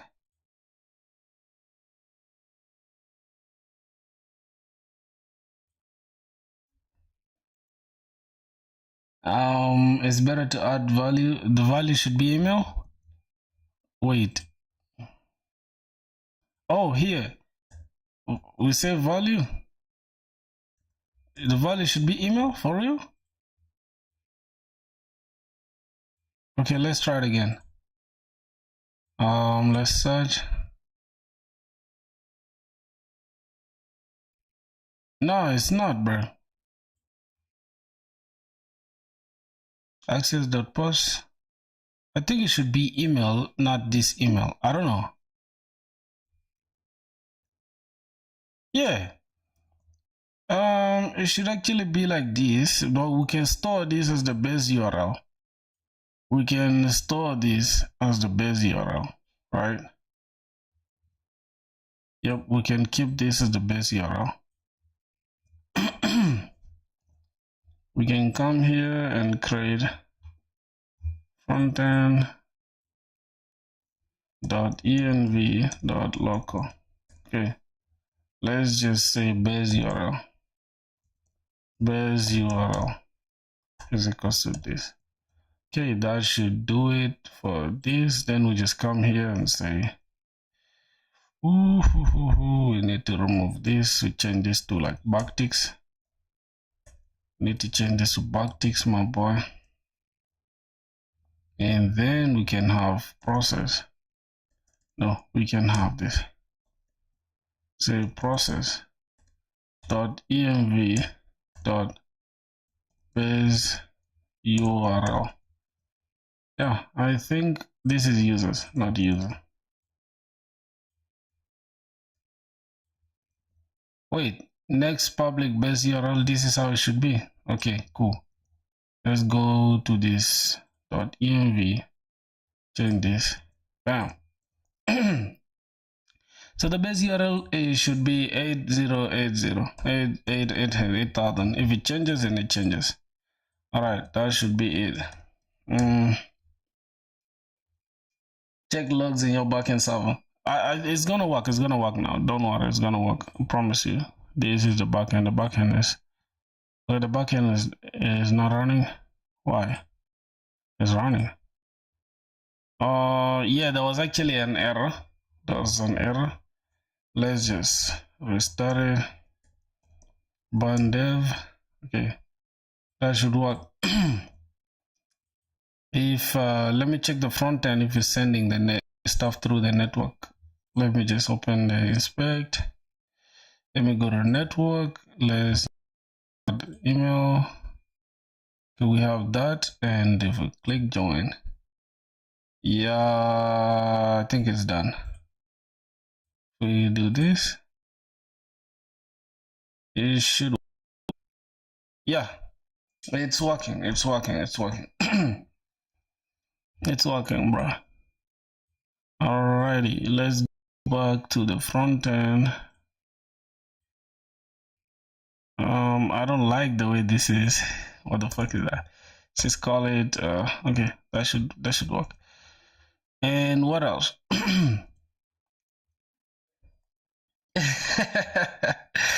Somebody say good boy, bro. You too stupid, man. Alright, so we have this is axiom.post, then we need process.env.this is done, and API/users. Then we're taking the email, and if there's no response, I will return. Good, without continuing. I think that should be it, right, my boys? What do you guys think? I think that should be it for this application. It's good now. So we refresh. Another thing is, right? Yeah, we're not sending until when we click send. Yay, it works. Yeah, for real, my boy, it works. Of course it was gonna work, man. You guys think I'm EA? You think I'm EAH Media? Look at that name, first of all. Why would your name be All right. See you, bro. I have to go take my breakfast. All right, man. Have a good one. Bro, improve UI. Which UI should I improve? This is not the front end stuff, man. This is back end focus stuff. All right, we now focus on the front end now. Okay, so we have the users there.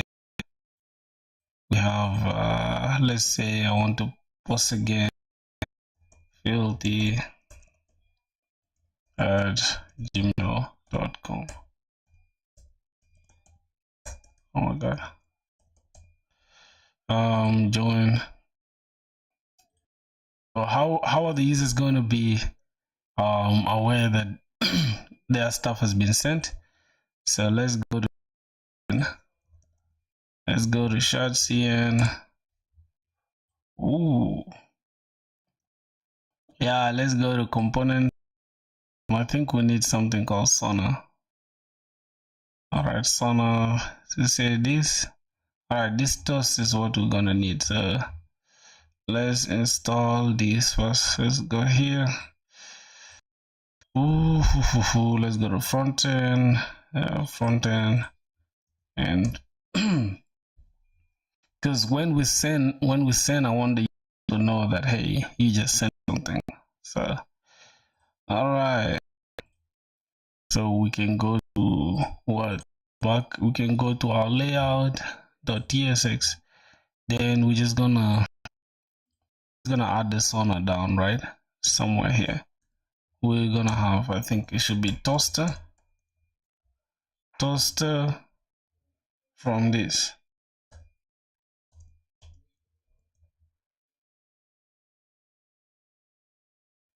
Yep, and we can always change the position by saying, we can say position should be, we can say top position. Can have it like this. We just say top. We can have it on top right. I think top right makes sense. All right, top right makes sense. Then we come here. Toast.success been added to the waitlist. Top. Error. Then we just add error. Okay. I think that should something went wrong. Try again. The error. Then we're just gonna have console.error. Then we just have error. I think that should be it now. So if we sign to this, bro, when I test API in Postman, it doesn't work.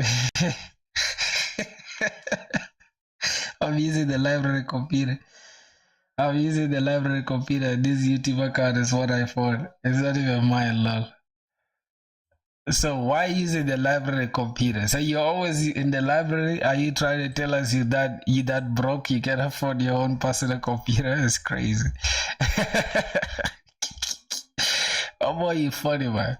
So I'm just gonna say email at gmail.com and let's say post. All right, you've been added to the waitlist. Good. I don't like the way it comes all the way with top right, so let's just say bottom left. I like the way I want it to be from here, or maybe from here. I think bottom right makes sense. No,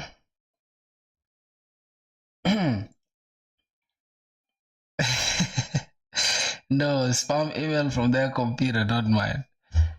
What you mean by spam email? Like, bro, everything about you is sus, bro. Really. All right, let's say bottom right. Rich colors. I don't know if we need rich colors, but it's cool.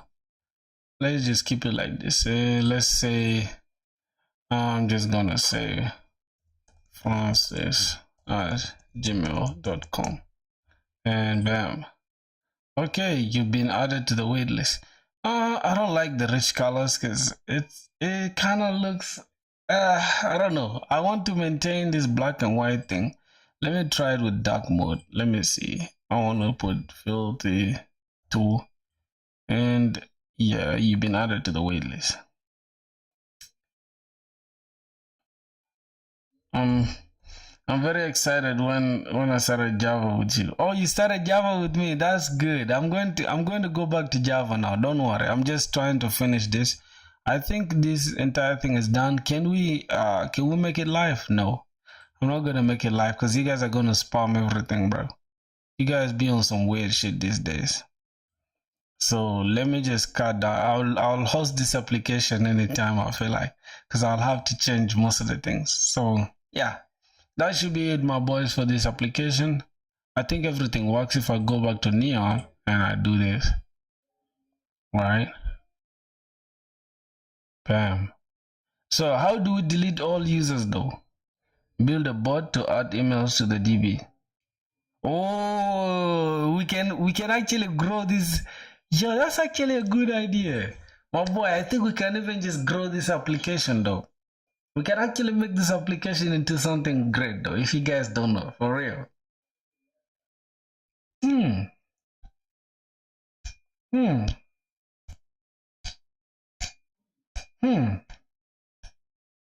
I need to think. I need to think hard. Because here's the thing. This application can actually be expanded in a way that's insane. Let me show you.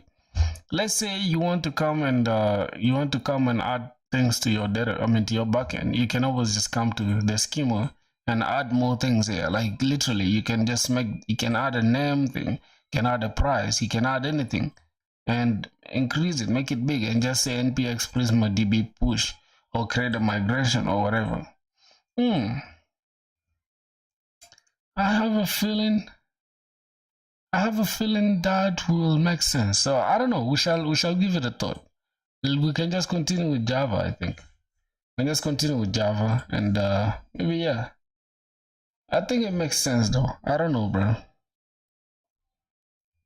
But that's a good idea. Let me go ahead and Wagwan Delayla. Alright, so since this is a personal project for my friend, this is not like personal, it's a private project for my friend. I'm just gonna create a private repo and I'm gonna send him the details later and he can change whatever he wants to change. So yeah, private, obviously. We're gonna call it what? It's a waitlist up. Waitlist up. Okay, so I think, can we add a readme? I don't know if we need to add a readme, but it's cool. We can leave it option. Just create this repo. Waitlist up. Then we need to come back here because now I want everything to be stored. I want them to be under one repo. So I'm gonna come here and I'm gonna just create. I'm gonna close everything, right? Close down everything. Okay, so we now here, I'm just gonna say npm I, and this is going to create this. Oh, npm init y. I'm just gonna have it like this, right?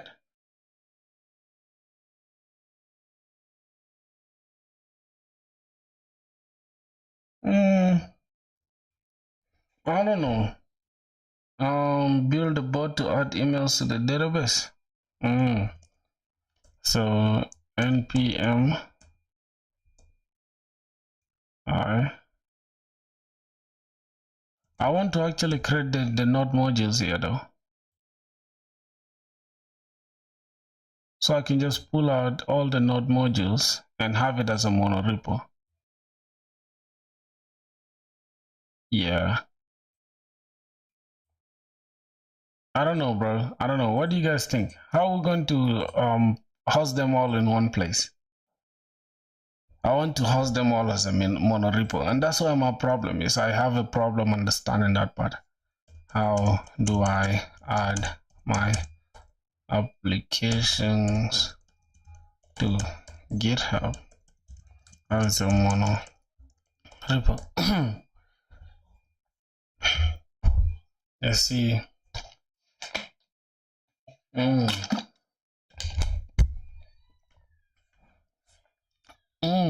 So we're gonna say structure this, organize your repo like this. So we're gonna have cd mono repo git init, add all applications, create a git ignore. Okay, so we gotta create a git ignore outside here though. Then after that we commit just like this, and that's it. All right, so we're gonna say organize your local folders. This is up1, up2, shared library, readme. We don't really have a readme, so I'm just gonna say .git ignore. Say I'm just gonna say make dir or touch dot git ignore. All right, and inside the git ignore, select from mouse and set on repo. What? Here, let's just go here. Let's go to this git ignore. This is git ignore. We can just have node modules. I think we can just select this dependency, node modules. It will always take for all of them. So paste them here, node modules, and also the .env files for this. So git ignore here. We're having .env. Let's remove it from here. All right, so we're removing everything, even the public one. Hold on.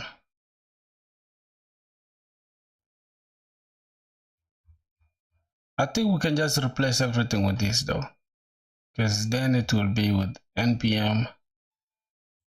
All right, let's just take it like this.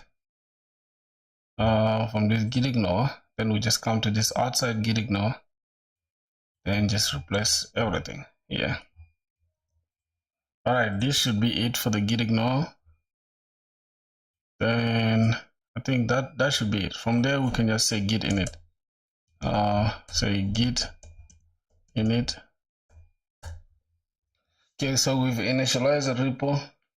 Then we can just come here, say git add dot warning adding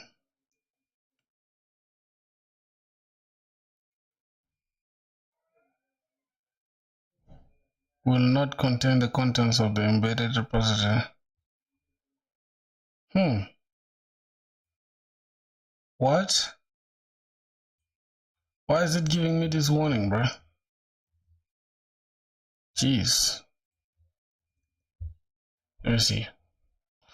You're seeing this warning because both your themselves Git repository, they contain their own .git folder. So you probably want to remove the embedded Git.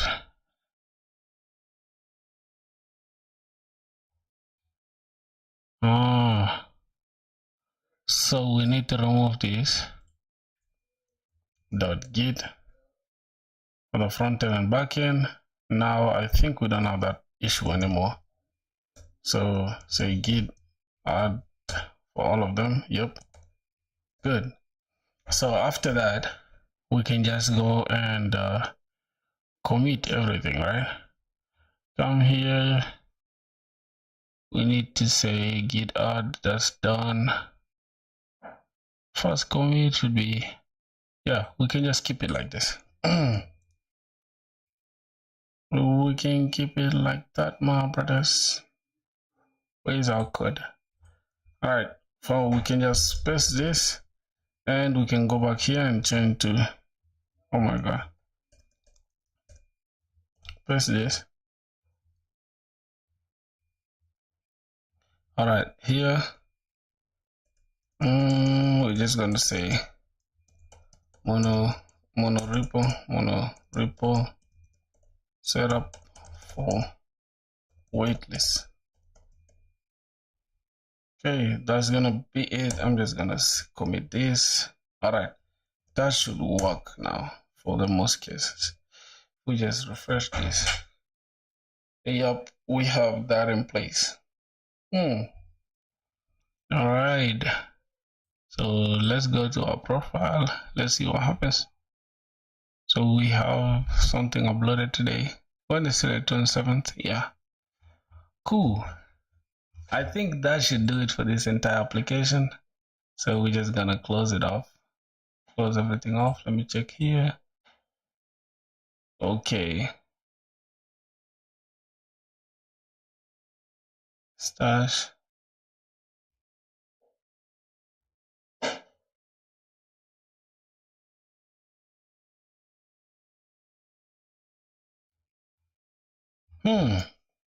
Boys, what do we do with this? What do you do with things which are here? I feel like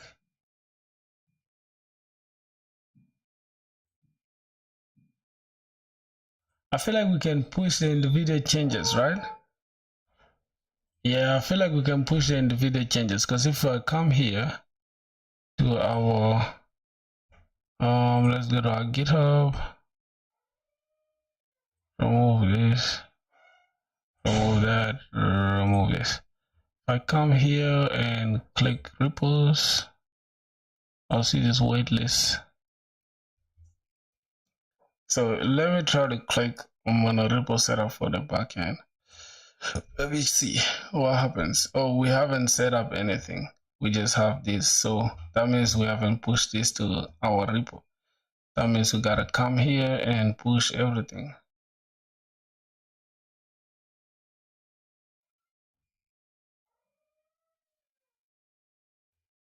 Yo, boys. I almost got scared, bro. I thought I deleted everything. Jeez. Okay, so this code is still here, but we haven't sent it really to the repo.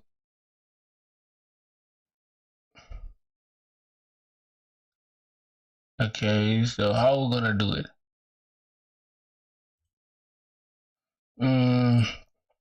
Let's see. After that, git commit this, and then you'll have this. That's correct. So what if I make a change in the backend? Should I push it inside the backend or in the mono repo one?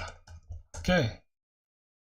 It's web development. Yeah, bro. It's web dev. I'm about to go to Java soon in a second, but let me see. You'll always push a mono repo, not inside the backend, because backend is no longer its own Git repository. You remove these folders.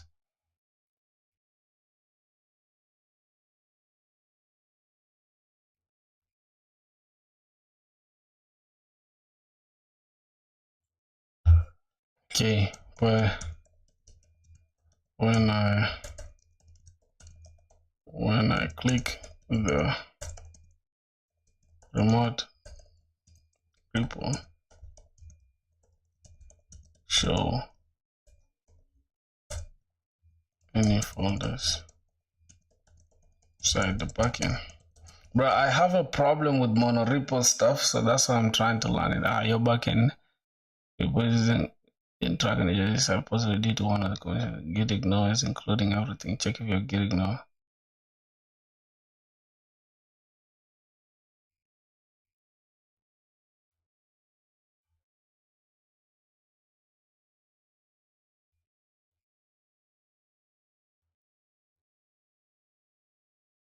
Whoa.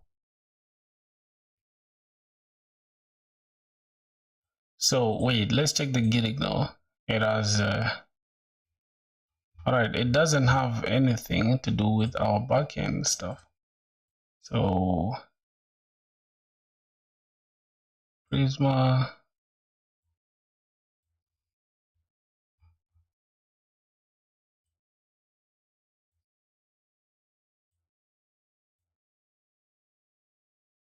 Wow. Oh, so if I refresh now, let me first go. Are you based in Africa? Yeah. Yeah, bro. Consistently post. Yeah, consistently post, I guess. Oh, so it's cool that I was just checking the commit message, but if I click backend, it should show backend. Wait, why is it not opening the actual folder?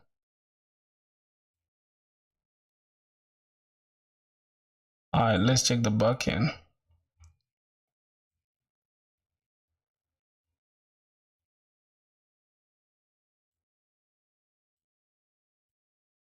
Yo, boys. Hey, Saulo, bro, I hope you're doing well. I'm good, man. I'm good. How about you? Bro, for some reason, it didn't send this, what we have today. Okay, let me see.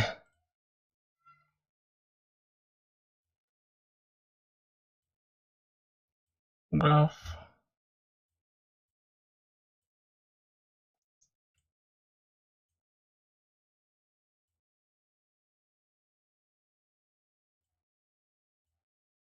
Yeah, bro. Hold on a second. Your YouTube account says USA. How did you do? Which one? Where is it? Where does it say USA? I don't know. How old are you? I'm 24 years, man. 24 years old, bro. Okay, I don't know, man. You did not, Ali.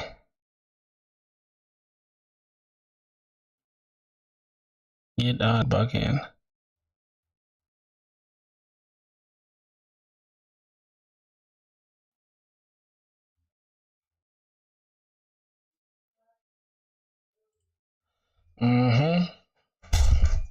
Oh, I don't know. I don't know. Too nice. Okay, man. Have a good one, bro. Yeah, you don't get the commit and push. Okay, you can double check my getting no. This is my getting no, my brother.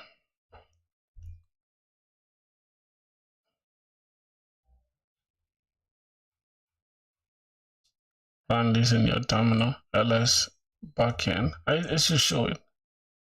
It should show it. This is my backend.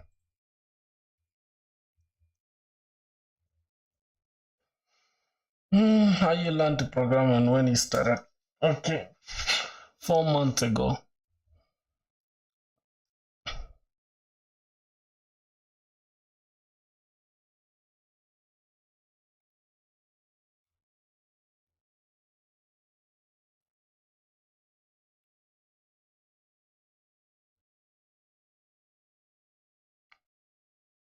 You sure the inner git folder is deleted? Do we have an inner git inside this? Do we really have any git inside this? Even the front end. Both of them are not. 4 months ago, bro. I started coding 4 months ago. How did I learn programming? Front end. Okay, both of them are not tracked. Yep. They were tracked before I changed to. I'll answer your question. I started coding. I think, how did I learn? I just I watched some tutorials and some courses. I think using SPRINGBOOT, but they didn't help me. So I just started coding every single day. I guess that's it. I just got better with time. They were tracked before I changed to mono repo. They were tracked individually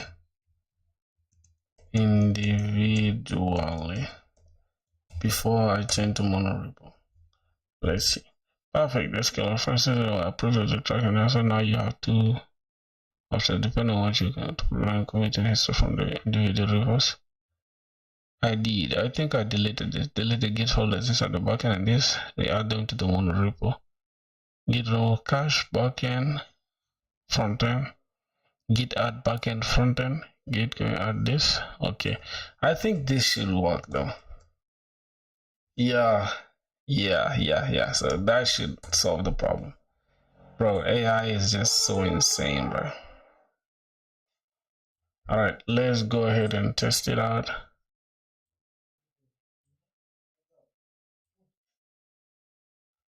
So if I refresh this,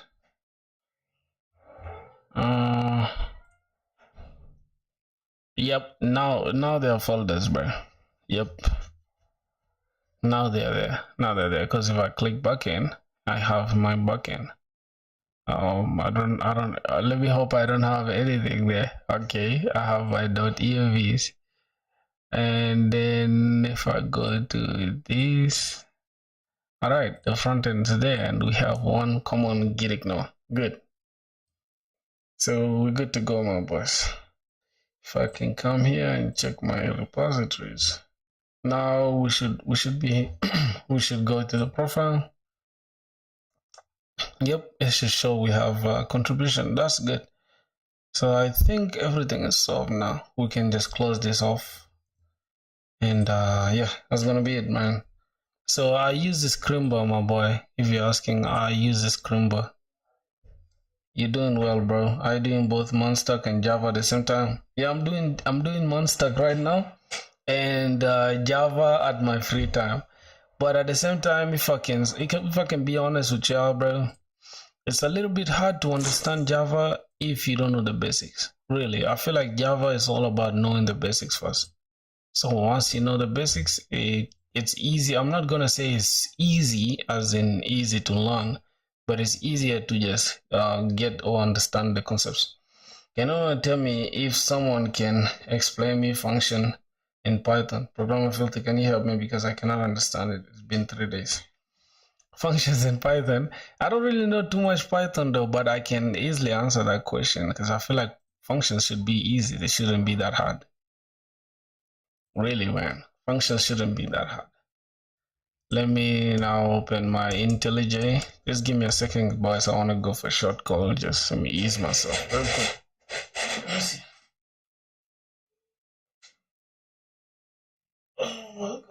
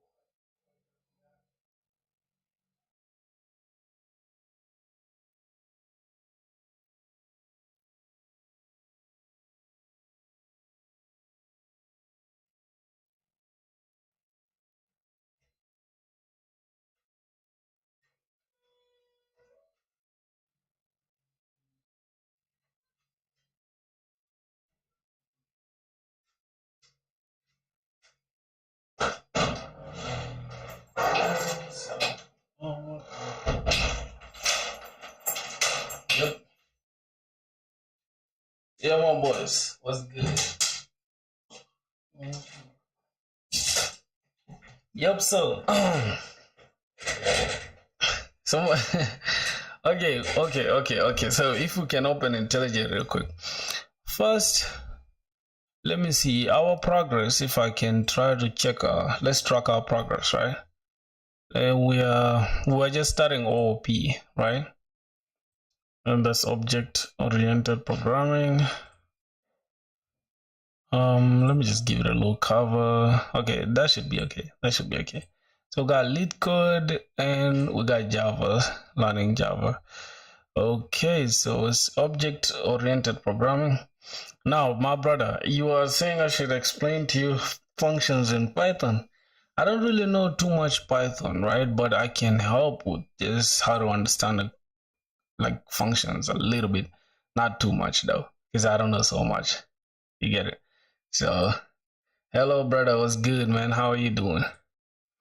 So I think for Python is almost. I think we can use Python with this, right? I think we can create a Python project with IntelliJ. I don't know if I'm tripping. Yeah, if I say new project, we can create a Python project with this. Okay. Let me just say functions. Yeah. Pip env whatever. Let's just create it. Yeah, I'm not doing Python though, but I'm just trying to see if I can help you with small, because I don't know a lot. It's good for you to like do your research. But okay, it's creating the virtual environment. God, why is it taking forever like that? Okay, I think that should be it. Yeah, that's a virtual environment. So here we can create a Python project. We can Python file. Let's just say main.py, I think. Okay, then from here, let's say for Python, if we say functions, I have my best school W3 schools. This is what I always follow, bro, and that's how I always follow everything. So we go W3 schools, then I just go to I go to a language. Let's say I'm doing Python, and go here, look for Python, say Python, then go to functions. Now this is functions. I just usually do it like this. So for this you need to say define and stuff. So something like this, define, then you just give it a name. I can say like hello, I think, right? And you can decide to give it a callback or just leave it like that. And let's just say return hello. We can have a return or we cannot have a return. It depends. I don't know. I think we can just say print. I was trying to do it like Java, bro. Now my brain is indoctrinated, right? Okay, let's see that, and then we can just come here and call it outside the function, right? This is, and we just say drop this hello. If we just run it, yeah, then it's running for us hello.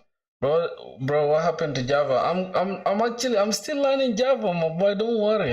My boy just asked about functions. I'm still learning Java. Don't worry. So this is just it. This is how you return. Yeah, there's a return, but with different meaning. Maybe like assigning a value to the variable here. Yeah, assigning a value to the variable. Which one? You mean inside here? Sorry, I had a doubt. He's just asking about something. Don't worry. We shall continue with Java. It's not a big deal. It's not a big deal, really. Let me see. Like here, you mean where we can just add something else? Let's say something like age, right? And then you can just put 24. And if you say hello, it should still include it. I don't know. Let's check it here. So we have functions. Now arguments, information can be passed into functions as arguments. Arguments are specified after the function name. Inside the parentheses, you can add as many arguments as you want to separate them with a comma. Okay, like for example, name here, then we can have the function print this plus that, and then we just replace it. Okay, it's almost the same as the one for Java, bro. It's almost the same as for Java. So if we say age here, you can say hello, and you can say hello, you can say I am 24. I am let's see. Can you do this in Python? Can you do that? Can you do that in Python? Or you need to do it like Java? Like that?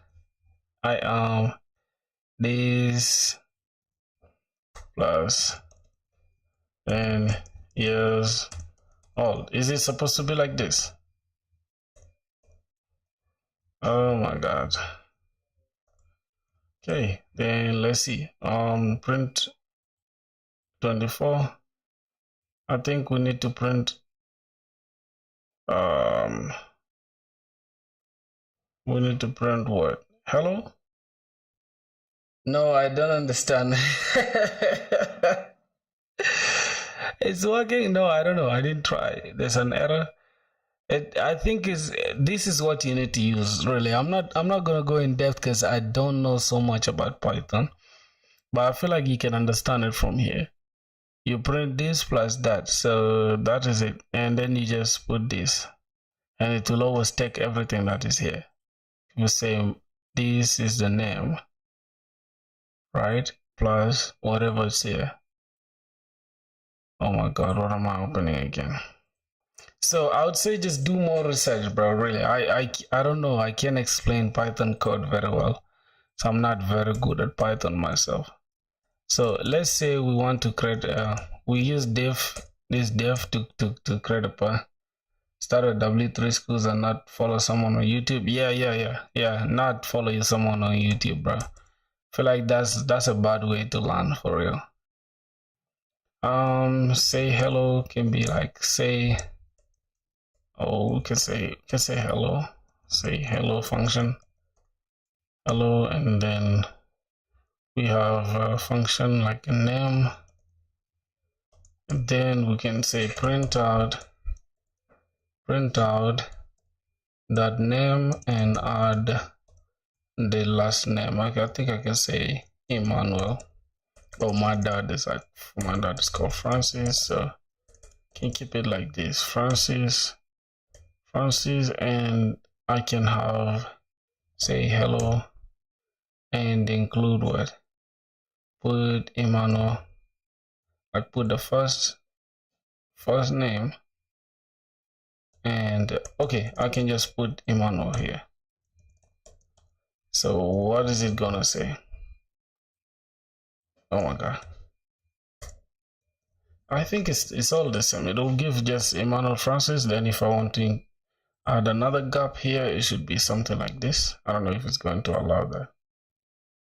Yeah, gap. Hey bro, greetings from Turkey. From Turkey. How is Turkey, man?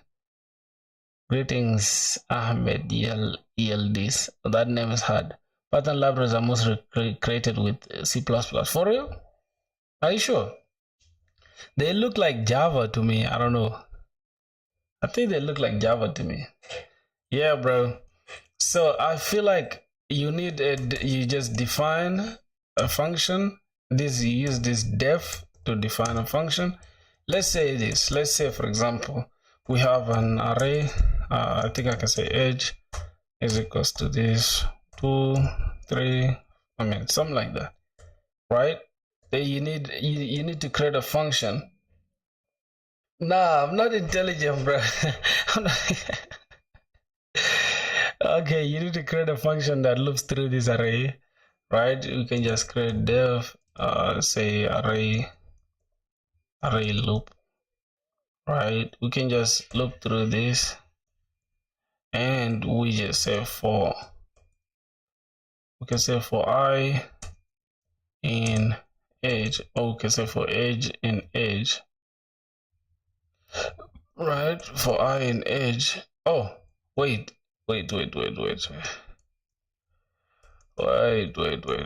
say for let I is equals to 0, right? We look from the first index, then the index is age dot, oh, the length of the age, I mean length, and we put age, then we increment, right?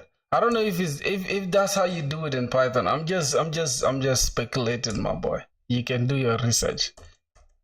Yeah.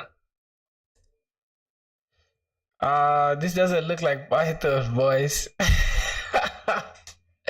Yeah. I'd say just do your research, bro. Do your research, right? I'm not gonna sit here and just like, make you learn wrong stuff. Just do your research, man. I don't think there's a semicolon. I don't know really, bro. I'm not big on Python. I'm just like learning everything. So yeah, let's continue with Java, bro. I don't know Python like that. I don't know Python like that. But thanks for this is like a memory refresher, I guess. So we're starting with OOP today, which is object oriented programming. Now, I have a simple video that I want y'all to see. What motivated you to start Java and how long you've been doing it. Java, just 3 days. I started Java yesterday, not 3 even. I think 1 day. I just started it yesterday. I have no ideas completely in Java. I'm completely new, bro. Yo, from Node to Java to Python in 2 days. Bro, it's like, guys, calm down, relax. So we're doing OOP. There's some YouTube. I'm not saying do not go to YouTube. You can learn YouTube on YouTube if you want. There's a dude here that I like. Yeah, it's this dude, this Forest guy. So let me see what he's talking about. So my only goal with this video is to have you understand object-oriented programming at the end of it. That's it. It's a lot more simple than how I feel like a lot of people make it sound. There's a lot of big words: encapsulation, abstraction, inheritance, polymorphism. Those are the 4 main principles of object-oriented programming. And instead of me sitting here talking about it, what I'm going to do is code it and explain how each one of these things are working as we code it. I think that's the best way to go about it. So in order to talk about those 4 principles, and we're going to start off with encapsulation, we first have to make a class. So I'm going to create an inventory system like you would find in a video game. And what does that inventory hold? Items. So we're going to create a Java class and we're going to call it item. So you can think of a Java class as a template or a blueprint to create new items. And every new item that you make is an object. Hence the term object-oriented programming. It's not overcomplicated. It's quite literally an object, like the phone on your desk, the cup on your desk, the sword in your inventory. Those are objects. And what do those objects need? Well, they need some attributes. So they're going to need a name. So we'll save that name as a string. And they're also going to have a quantity. Like you can have 30 apples in your inventory.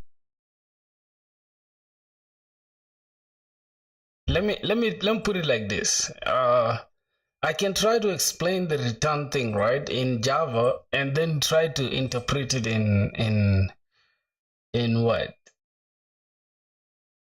Try to interpret it in Python. I think that's the best way to put it, right? Yeah, bro. You'll have to excuse me if I'm not like, you know. All right, so let me try to explain it to you in a simple way in Java. So it's like this. If you want to create a function in Java, right? It's called an object. Classes are imaginary. Objects are real. Okay, so now let's say I want to create an object, right? I'm going to say static void, and I'm going to call it anything, right? I'm going to say this is going to say hello. Say hello, right? And it's going to be like this. So something like this, right? So now it's not returning anything, right? This object, I mean this stuff here, is not, this function is not returning anything, right? But if I return this, if I say here, right, if I say string, right, then that means I'll have to return something, and I can return a string and say hello. I can say hello Emmanuel, right? And then if I call this function here, if I call this function and say hello function, I mean object, I keep saying function. If I say hello, right?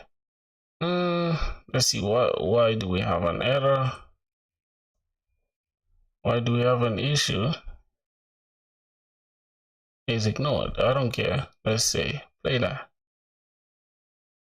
Oh, so for some reason, you concentrate on Java. I'll understand the functions and what we do with functions, then I can do the same pattern. That's true. So protect protecting the most important part of the object is the data members, providing the through private and control access through setters and getters. Oh, random guy, man. That name of yours is crazy. Why are you calling yourself random guy? How do we call this? Pure, true, not null, string, say hello.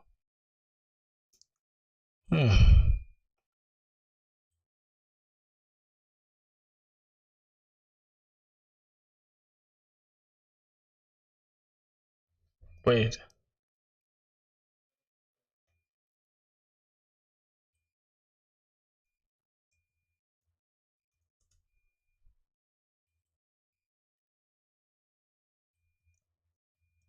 Okay, I think we need to add greeting here.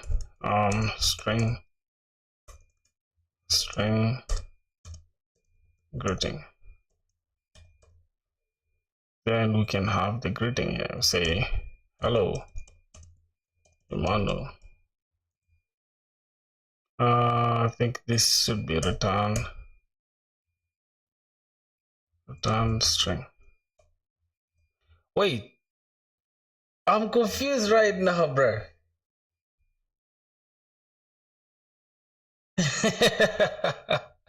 General functions. Yo, I swear to God, bro, I'm literally confused. Let's say I'm returning Emmanuel. I think I forgot my, let's say, age. Then this should be int. It's integer. This is returning a string, Emmanuel. Then we have an integer. Okay, let's say 24. So why don't we run this? This is ignored. Why is ignored? Why is it ignored, my boys? Let's run this. It's ignored for real. Okay.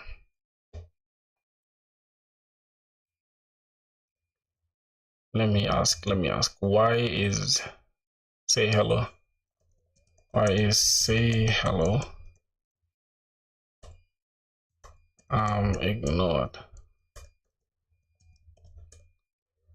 The reason it appears ignored is because the return value is not used.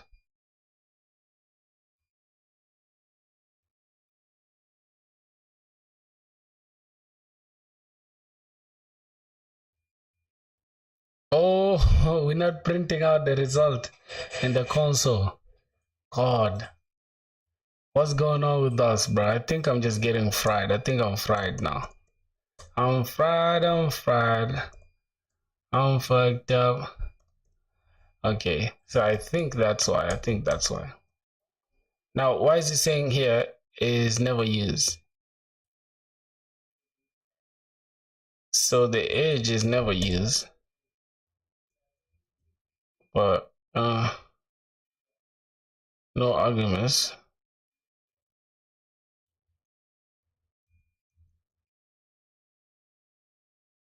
Okay, this is supposed to be int age code.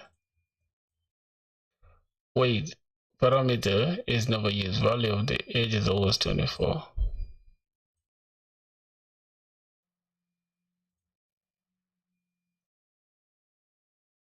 I should ignore warnings. Yo, bro, I think I kind of forgot what my methods and okay. Static void this code to execute. Okay, we're just gonna say this. Just give me a second. Oh, let me try to think about it again. So we're gonna have static void say hello, and then there is nothing inside the say hello. Okay, now we're just going to have, we're gonna say print out hey, my name is Emmanuel. I'm just trying to solve the problem, and giving the answer is even difficult for me to explain the problem. Be strong. Okay. Then we just call this. Just call this application. This is say hello thing. Yeah. Now it should work. Damn. What do you mean, bro? Cause you saying yo, bro. Your try is good for do a job. Yo, what are you writing, bro? Jesus Christ. I don't know what you're writing, bro. I don't understand it at all.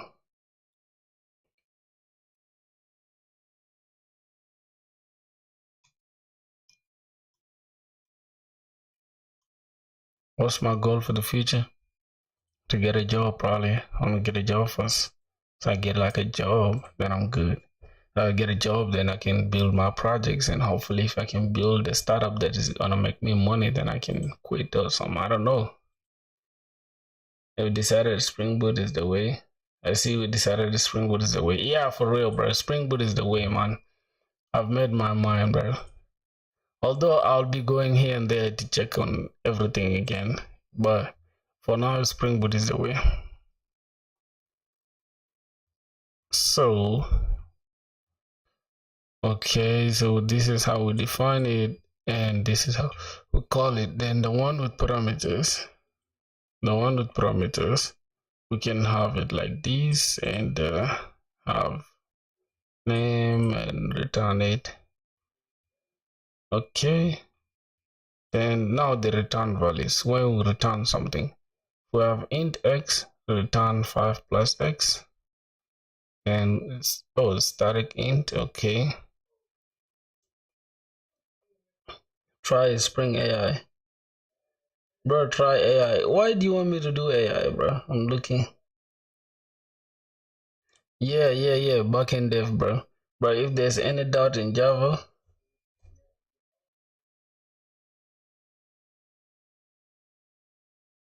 yeah, bro. Now I need to start OOP, like, or object oriented programming.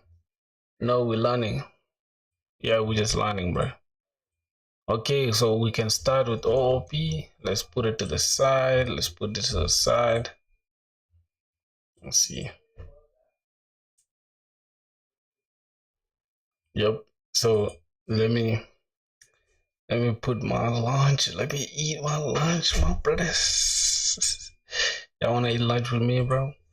Do you guys wanna eat lunch with me? 4 hours. Yeah, we started OOP, bro. I can't believe we've been streaming for 4 hours.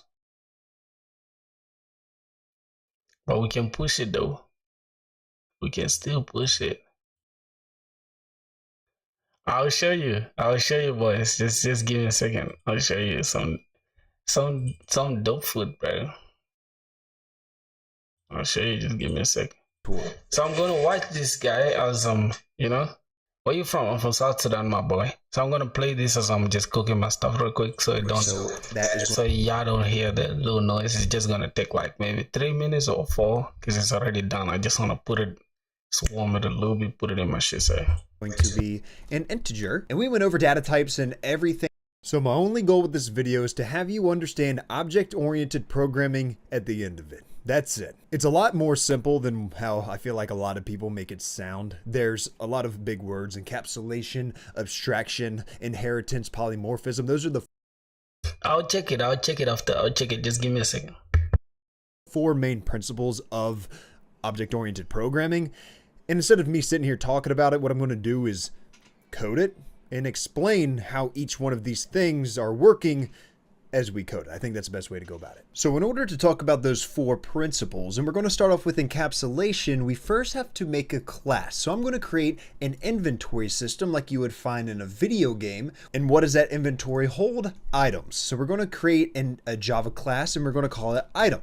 So you can think of a Java class as a template or a blueprint to create new items. And every new item that you make is an object. hence the term object-oriented programming. It's not overcomplicated. It's quite literally an object like the phone on your desk, the cup on your desk, the sword in your inventory. Those are objects. And what do those objects need? Well, they need some attributes. So they're going to need a name. So we'll save that name as a string. And they're also going to have a quantity. Like you can have 30 apples in your inventory. So that is going to be an integer. And we went over data types and everything leading up to this point in the last video about learning Java in 15 minutes, the world's shortest Java course, whatever I named it.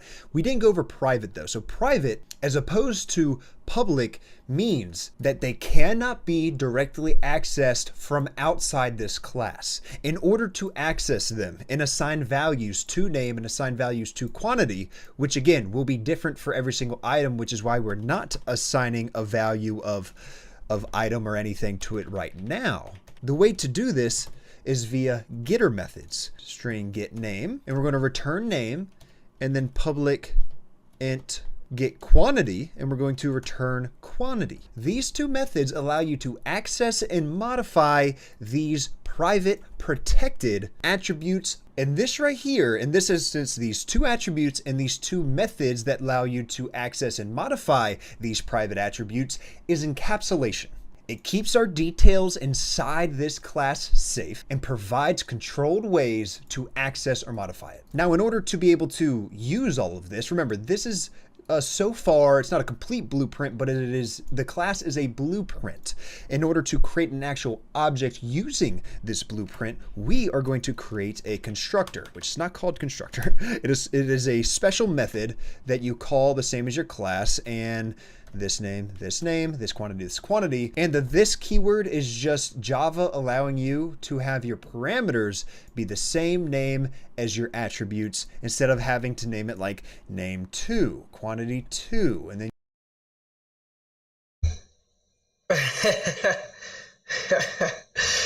Wait. Why are you guys asking weird questions, bro? Who's this asking about who's the backend dev?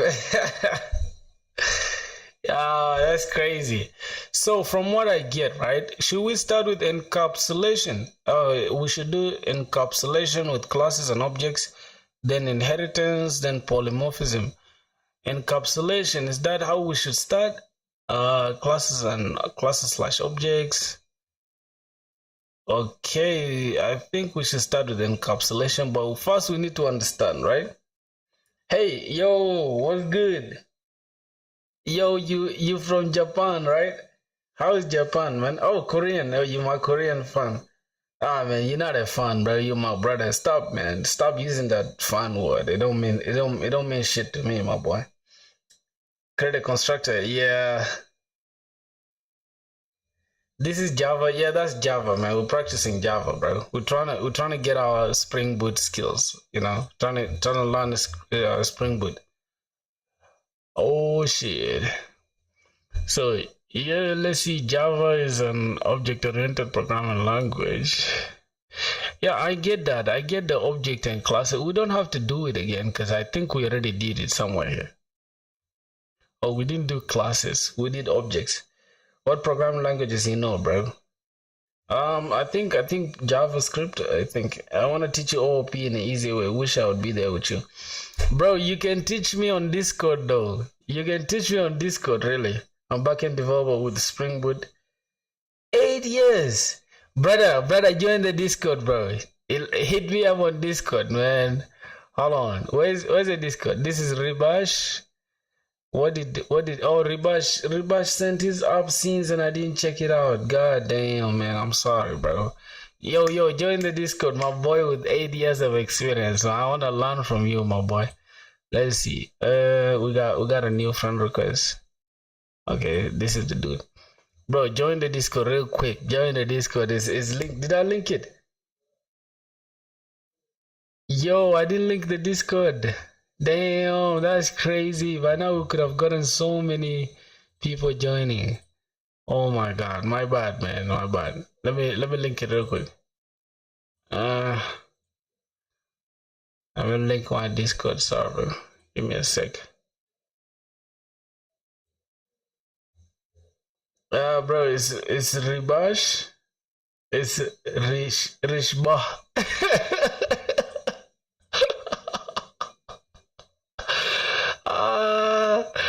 I'm sorry, bro. I said it much. Yo, Abu Bakr Siddiq. I think I got that name correctly.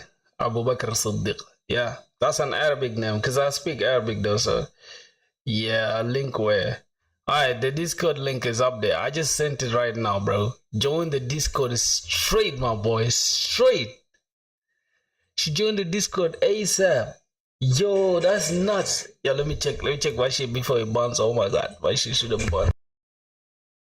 And you'd have to come and remove this and then add 2 to each one of those.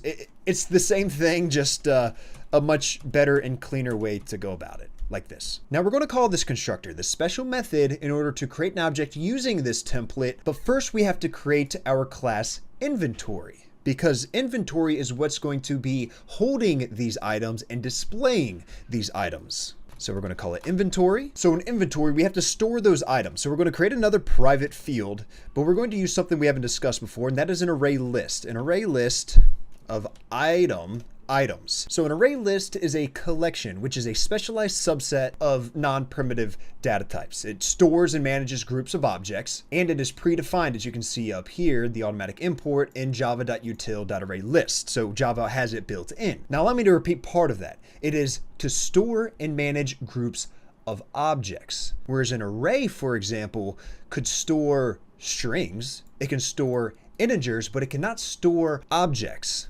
Whereas the array list can restore objects and is also dynamically resizable, whereas arrays by definition are fixed, even though in JavaScript. Boys, I want you guys to lock in, bro. Hold on. Just lock in with me, bro. Let me show y'all. This is what I'm about to fist on, bro. About to be, oh my god, this shit about to be crazy. Yo, this shit about to be nuts, bro. This is fire. So I'm about to, yeah, I'm gonna leave you guys for a second because I just wanna add my super sauce. So yeah, I'm just gonna leave y'all watching this. So just give me a second, my brothers. I'm gonna come back just now. I don't wanna end this stream really. Other languages, they're not fixed. They are resizable. In Java, they're fixed. They don't store objects, so we have to use an array list to store items, objects. Now what I have to do is create the constructor for inventory. Whereas we don't have any parameters that we're passing through, we're just creating a new array list called items. And just to clarify that statement, this is where we are creating or declaring the array list called items of item, or in other words, item objects. And within our inventory constructor, we are assigning a value of new empty array list to that array list of items. Because we're going to use a method to add items to this items array list. And we do that with public void add item, items add item. But the way this works is that when you use this method, you're passing in a parameter of item, which we're going to create over here in just a second. And then that is going to be added to this items array list that we created. Or in other words, this method is adding the item into the inventory. But also we want to be able to display that inventory. We also want to remove item, but I'm not going to do that right now. We want to display inventory. We're going to use a for loop for this. Item. So it's not println item. And I could make this a little bit neater. Hold on. So this is how I make it pretty. We're going to have item print out and then the name of the item and then the quantity print out and then the actual quantity of the item. All right, now that we have our inventory class and with our private attributes and then our public methods, that is encapsulation, allowing us to have access to these private attributes, and then we have our constructor right here that allows us to use this class template in order to create a new inventory object, as well as the same thing over in item. Well, how do we create those? So we're going to start off with creating inventory.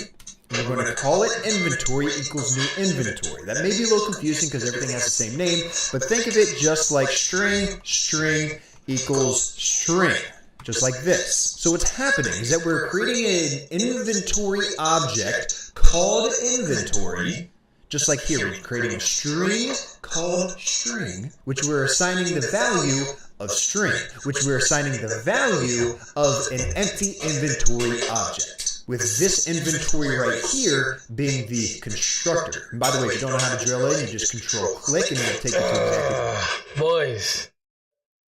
Yo, bro, did you send us? Done with all core Java pod. Yeah, bro. Even me, that's what I'm doing right now.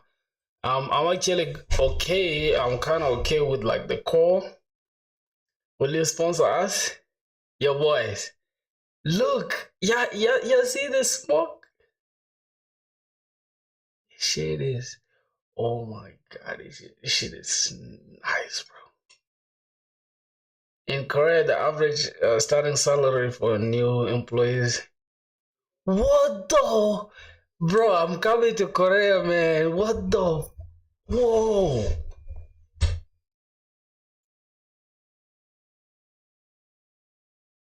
Yo. Whoa.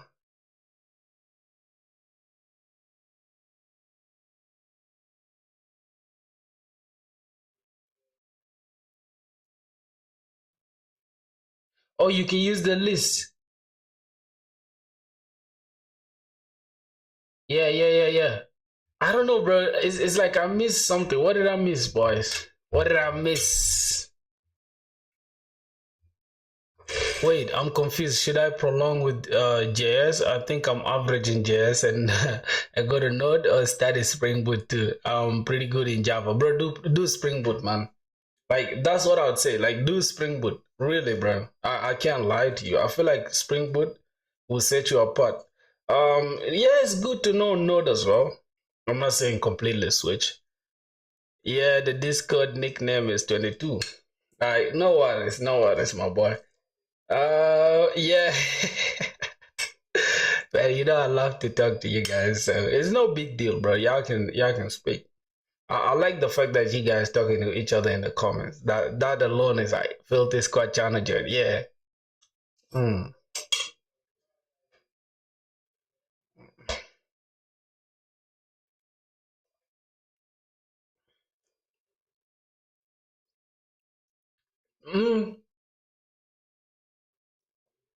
Yo, greetings from what? From Rwanda? I'm in Rwanda now, so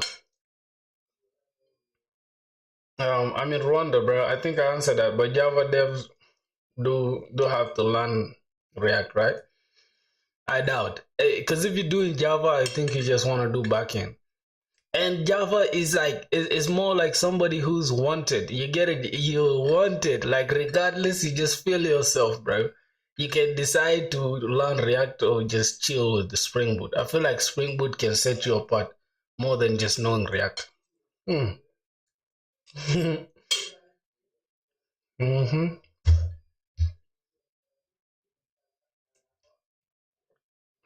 real.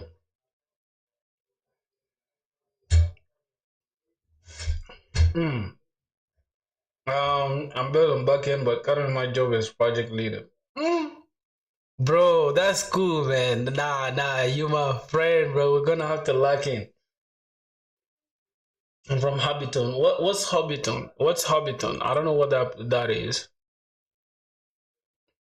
I don't know what that is. So, do you guys also do lead code? I want to find out. I'm doing full stack Java so far. Like full stack for Frontend. There's no any other option than React. Who told you there's Angular? There's Angular. And I feel like Angular is even better than React. Except, you know, because React is like the industry standard thing.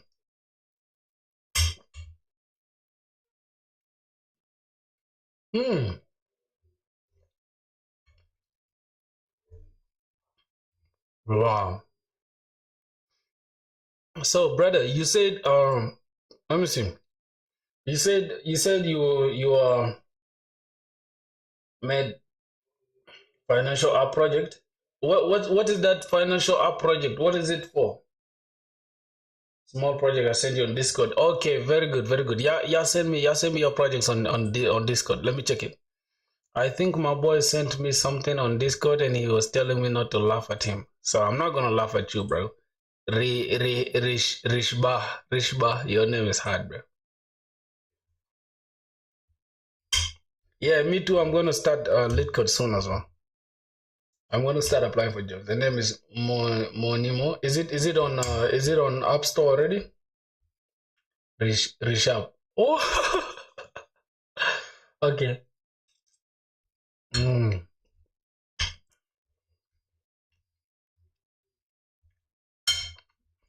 Mm.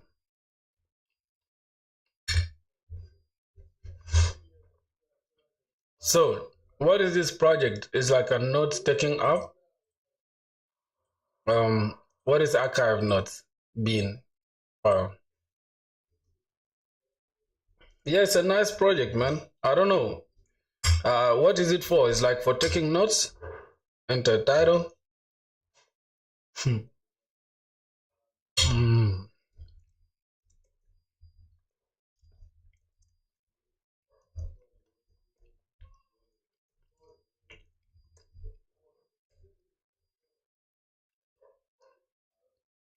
Mm.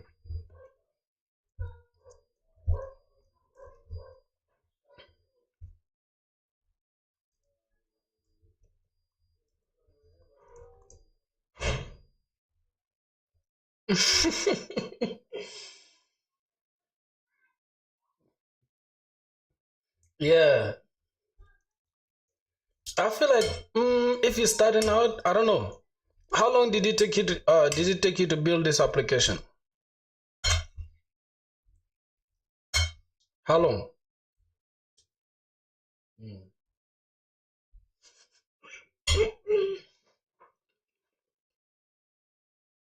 Mm.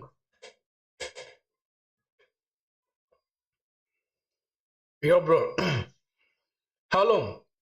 1 to 2 days. I do lead code in Java. This same question seems so hard to do in C because in my uni they want all assignments in C. Hmm. Wait a minute, bro. So, in which you guys, we have somebody here who's been coding. I don't know if he's been coding in Java or not, bro. Tell us, bro. And which name should we like? Cause that name, your name is in Korean, right? Or Korean? I don't know. I don't know how to call you, my brother. Like the Korean dude. Just what name? Just give me a simple name to call you, man. Cause that name is hard, man.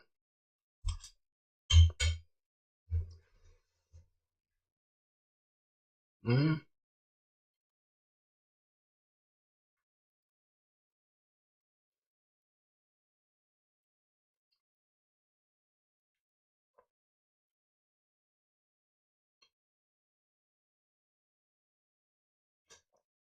Oh, the beginner level questions. I feel like for lead code, these questions that you see written easy are the ones beginner level.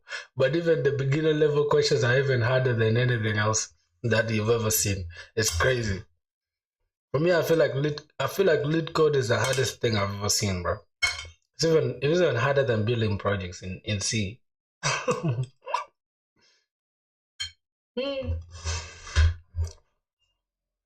Mm-mm.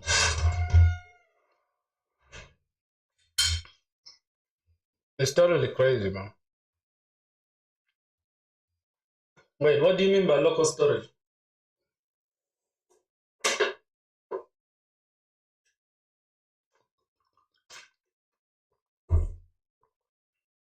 Wait, I think Python is the one that has them inbuilt, though. Python has inbuilt support for hash mobs.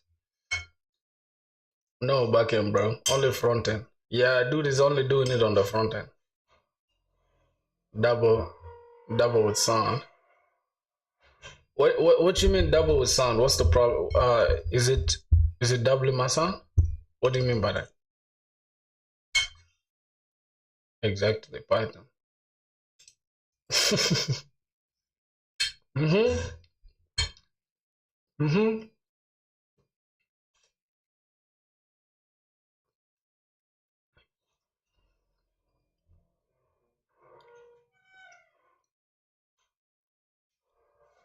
So, doing DSA with Java is just hell. I think it is. I think it is, man. What did this dude say? This is his application. My boy added a favicon, man. Hey, this application is live on Netlify. This actually cool though.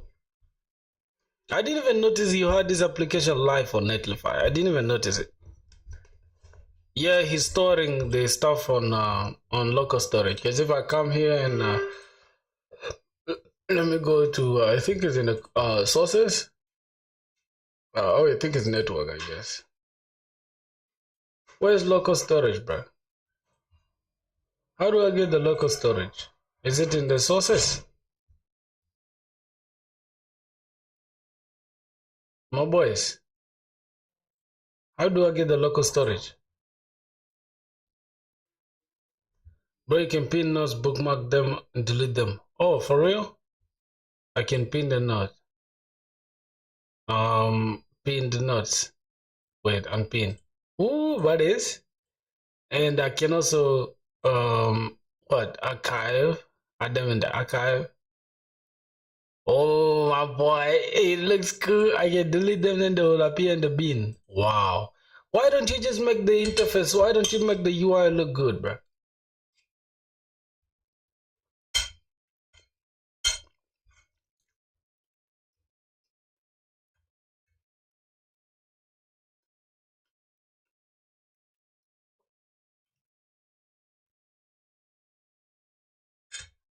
Hmm. That's actually a good tip, man. Yo, what did you guys catch what this dude said? What's his name? Game and music melting pot. I don't know why his name is Game and music melting pot. But he has a point though. I actually like what he just said. You guys caught what he just said? Bro, didn't find any good sign. I actually need a notes app. Wait, in applications section console. Mm, let me check it out. Mm, mm, mm,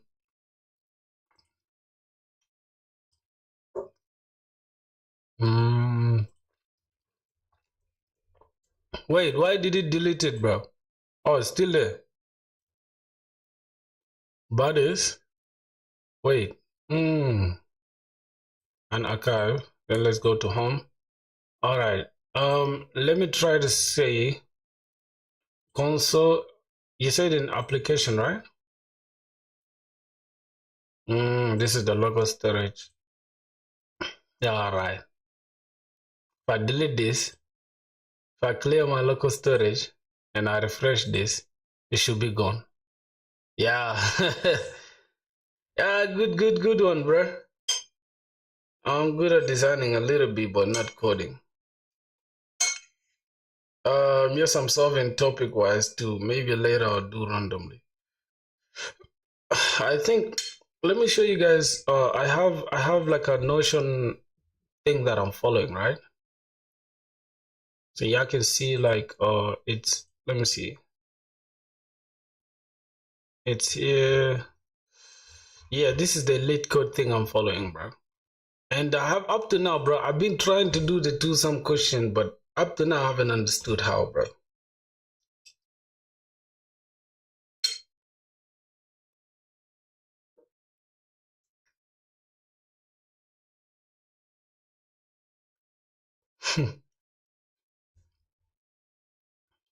Somebody's asking where's the backend in this? You joined us late, my boy. You literally joined us late. We're gonna start doing it in a second. Just give me a second. From the title Backend Noob Dev. You see the title is Backend Noob Dev. So that means it's a literal noob. Can you pass the link to the questions? Alright.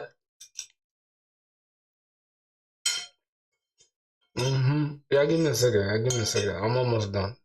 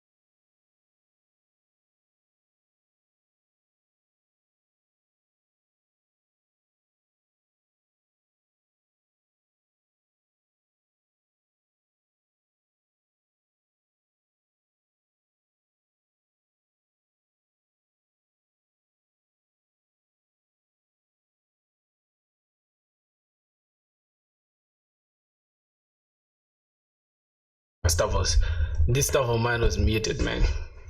My mic was muted. Anyways, like I was saying, right?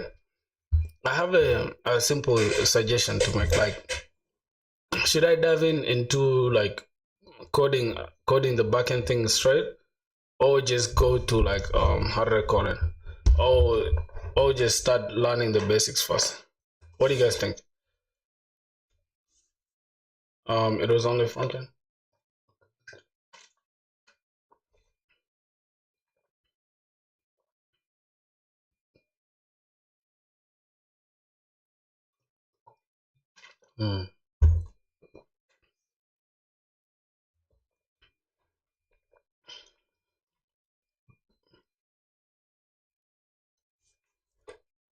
My goal is to learn the Spring Boot. That's my goal. Learning Spring Boot. That's my ultimate goal. So I already have experience from backend experience with Monster, with Express and Node.js. But I want to future proof myself. I think it's future proof. I think it's the right one is future with you. Future proof myself. So I want to future proof myself by learning a Spring Boot. Let me make sure I'm on frame. Just give me a sec, my boys. All right, so we're good. I'm satisfied. We okay. But this just so it can be on frame. All right, we're on frame. Very good. So, like I was saying, should I learn first Spring Boot? What's your main stack for backend? Main stack, yeah, main stack. But I'm trying to switch to just to add the Spring Boot to the mix. 70% done in JS. Okay, my boys. So, without doing too much, right? Do you think I can create a REST API without okay, packages and API? You think I can create a REST API without having to learn all this? You think that's possible?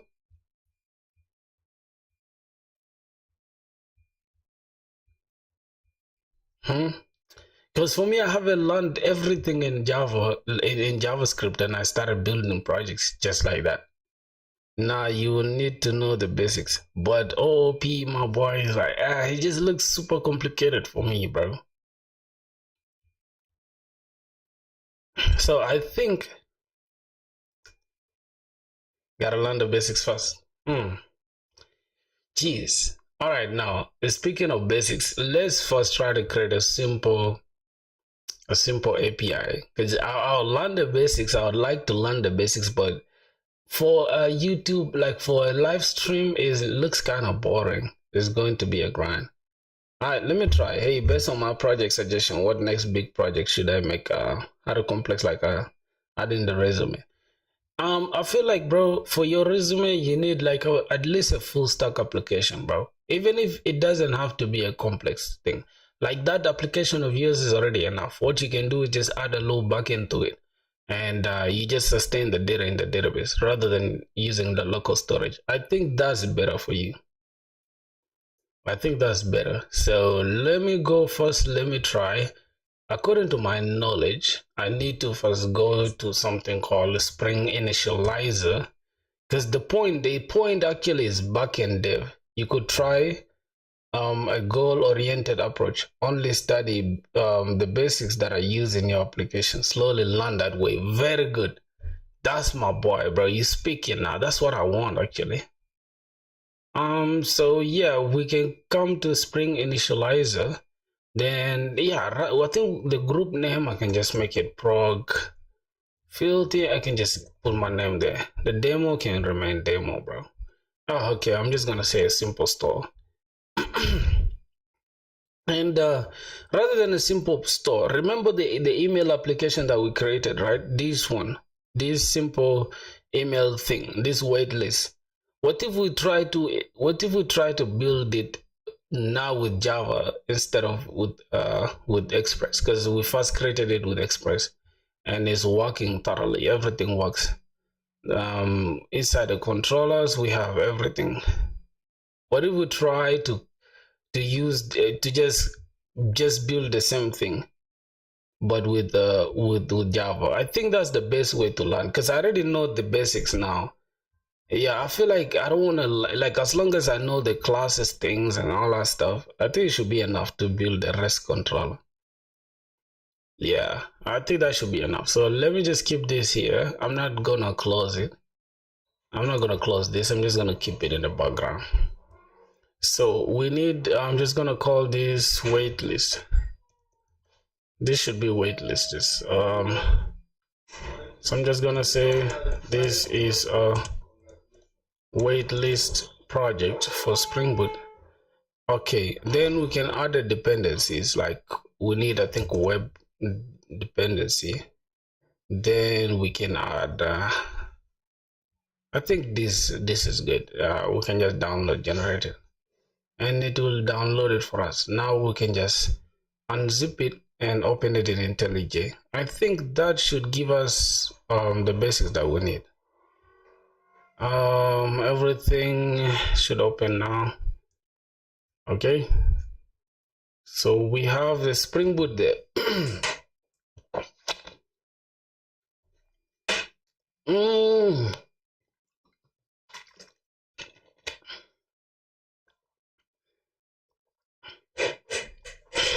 Man, I feel like learning just being stuck on front end is not good. I swear to God, because even you need to. I personally like Java. Yeah, if you even me too, I love Java, bro. I'm starting to like it, like literally. So this is the application, the waitlist application that we built. And if we try to come here, we can try to create a REST controller. Let's say it's a REST controller. This is like a REST controller. Then down here, we can create an object actually. So we just call this static, or we can just say static, and we'll give it a name like get hello. I mean, let's say hello. It's like static void. I think let's say string. Let's say string. Then we just return hello world. We just return that, and then we annotate this. We just annotate it with get mapping, right? Let's say this is a get mapping, and if we try to run this application, hopefully it should run for us the hello world thing. Yep, good. And if we try to test it, we say we need to go to 8000 HTTP localhost 8000. Yep, we have hello world there. You're learning Golang today. That's great, man. That's great. I think hello world is now working. So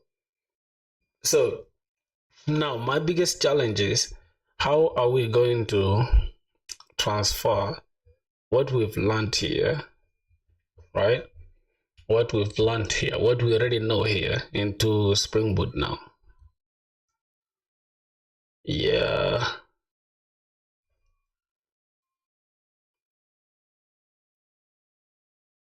Like 50 to 60% done. You should, bro. You should learn. You don't have to completely switch to a backend dev. You can genuinely just learn backend dev without having to switch to backend dev. You can just learn it for your own good. Okay, so if we try to say get our users, can we try to create this route? First of all, how do we connect Spring Boot thing to the backend, and where do we put our .env files? You see, that's how we need to learn now. Yeah, just do projects involving some APIs and databases. You'll pick up some backend skills. Facts. So in a Spring Boot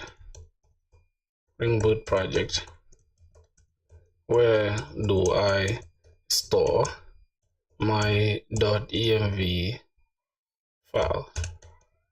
So you see, now I'm just trying to just relate and change whatever idea that I already know in Express and try to put it in this language. So in the Spring Boot, you typically don't use .env like in Node.js or Python. Instead, Spring Boot prefers application.properties or application.yaml. Oh wow! So yeah, and inside the application, recommended use .properties or YAML. Create this inside the resources. we can just create application.properties or application.yaml. I think YAML makes sense. Yeah, processes. I like properties more. Bro, stay focused on one thing. I have seen your videos. You keep switching on text. Learn one at a time. What do you mean I keep switching tech? I actually want to learn a Spring Boot. And I already know, I already know a little bit. I'm not a little bit, but most of what you need to create a CRUD application in Node.js. So I just want to learn Spring Boot now. So there's nothing wrong with learning Spring Boot. Oh, that's big. I never do any project. Just learn from really small units.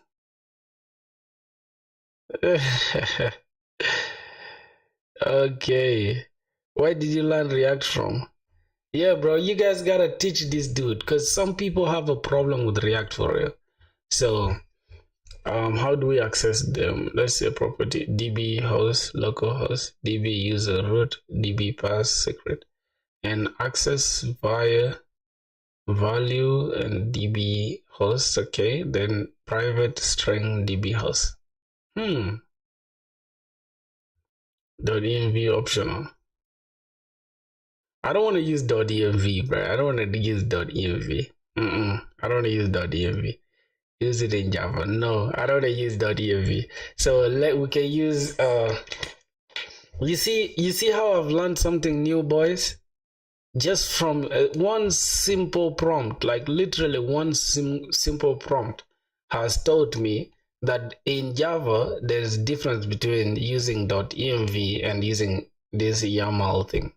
I think it's similar to Dot, right? Because I somehow know Dot with Flutter. Oh my god. Yo, last guy was good, my brother. How you doing, man? So let's see. How's Rhonda? Man, Rhonda's cool, man. Rhonda's cool, man. It's a little bit hot these days though, but it gets so cold at night. Recommended use application.properties. So we need to create this or the YAML file. Which one should we use, bro? Should we use properties or YAML? I think we can just remain with properties. So it should be inside main, and we need to create the resources. Or resources already there. Then we just need to create .yaml.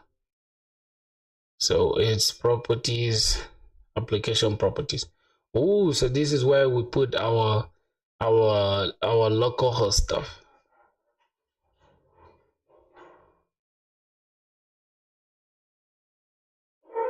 Yo, what the fuck? This is actually supported by the ultimate. Jesus Christ, why are these people too selfish like this, bro? No, this is nuts, bro. I can't do this. I can't. Like, this is nuts, bro. What you mean? What you mean application.properties is only supported by the ultimate version? Application.properties is only supported by the ultimate edition. Yeah, it's only supported by the ultimate edition, man.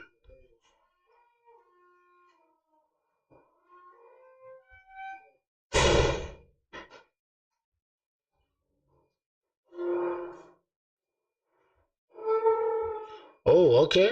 It still works though.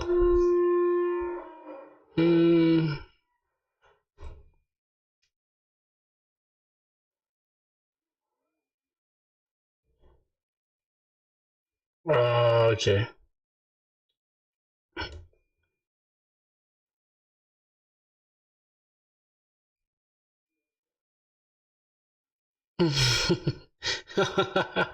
My boy said his average in JS is crazy. You're not average, bro.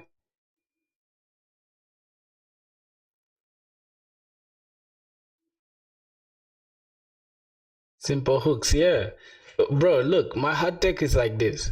I feel like front end is harder than the back end, right?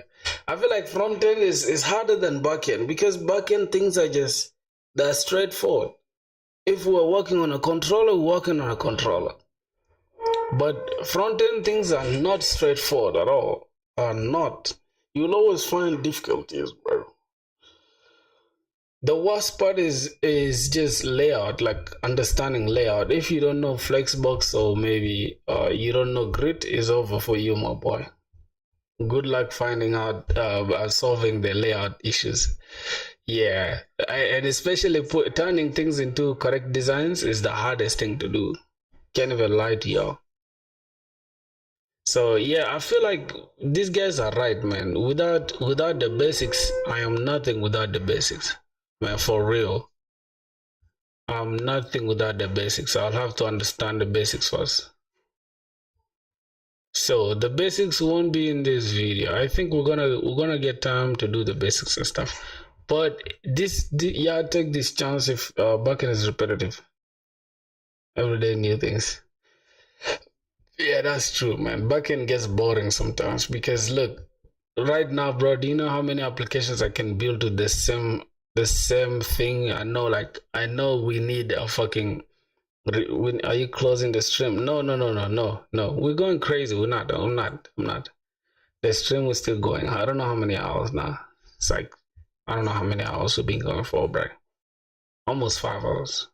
We're not closing the stream, bro. Backend can also be very difficult. I'm pretty good in Java. Should I start Spring Boot later or should I continue Node? Bro, start a Spring Boot. I feel like Spring Boot is good, but it's kind of difficult. As far as understanding goes, I feel like it's easier to understand. It's easier to understand Node.js than it is to understand that stuff. So now, I don't know which other application, right? Let's try to get simple applications to build because today I'm in the mood to build real application. I want to at least put something out today. This is almost like a hackathon, my boys. At the surface level, when learning at the start seems easier than front end. Once you see real traffic and resources, probably is a headache. Yeah, for real. Boys, can we try to implement our own auth? Can we try to build our own auth with JWT with Node.js? Since we shall not need a front end for it anyways. Can we try going to teach FB hacking? What? Why do you need hacking? Why do you need Facebook hacking? Boys, can we build our own auth? Can we roll our own auth? I feel like I'm in the mood to do that, man. Yeah, like in real world applications, there are like 1,000 things to take care of in the backend. For real, a lot.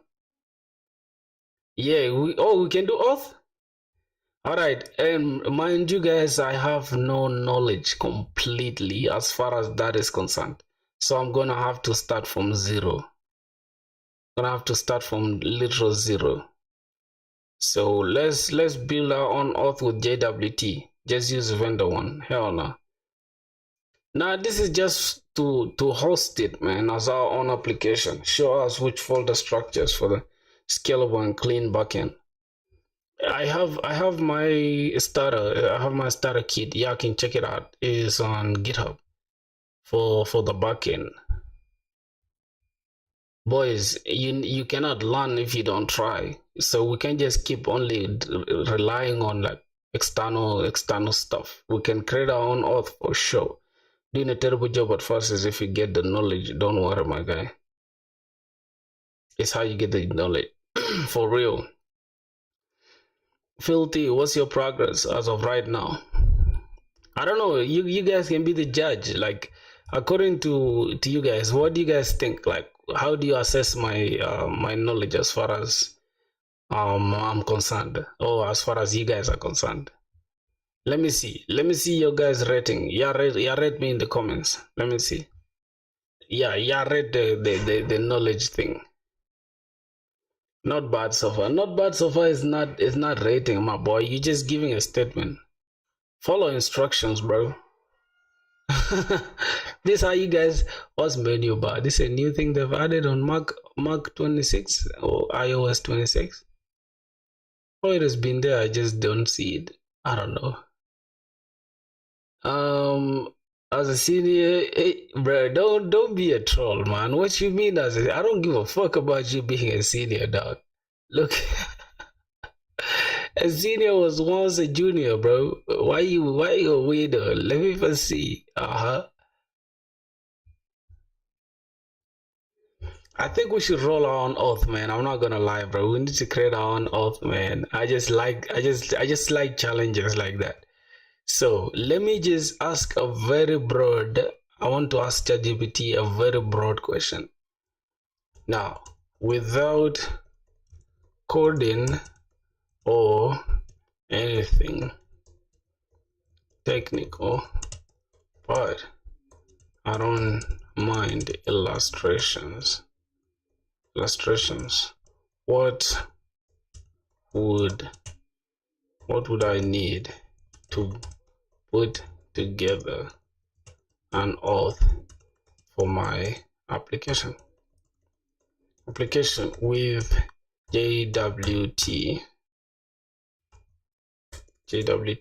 and my own database plus Node.js plus Express as my backend. I don't mind actually Node.js database with my own, not one. Jesus Christ, with my own database. Could be Postgres or MongoDB, but I would prefer Postgres. I think I can go with Postgres. Contact form, like someone can send a message without writing anything. In my portfolio. Whoa, for real? I didn't even look that up. Bro, I don't know, my portfolio is not complete. My portfolio is not. What's authentication? Yeah.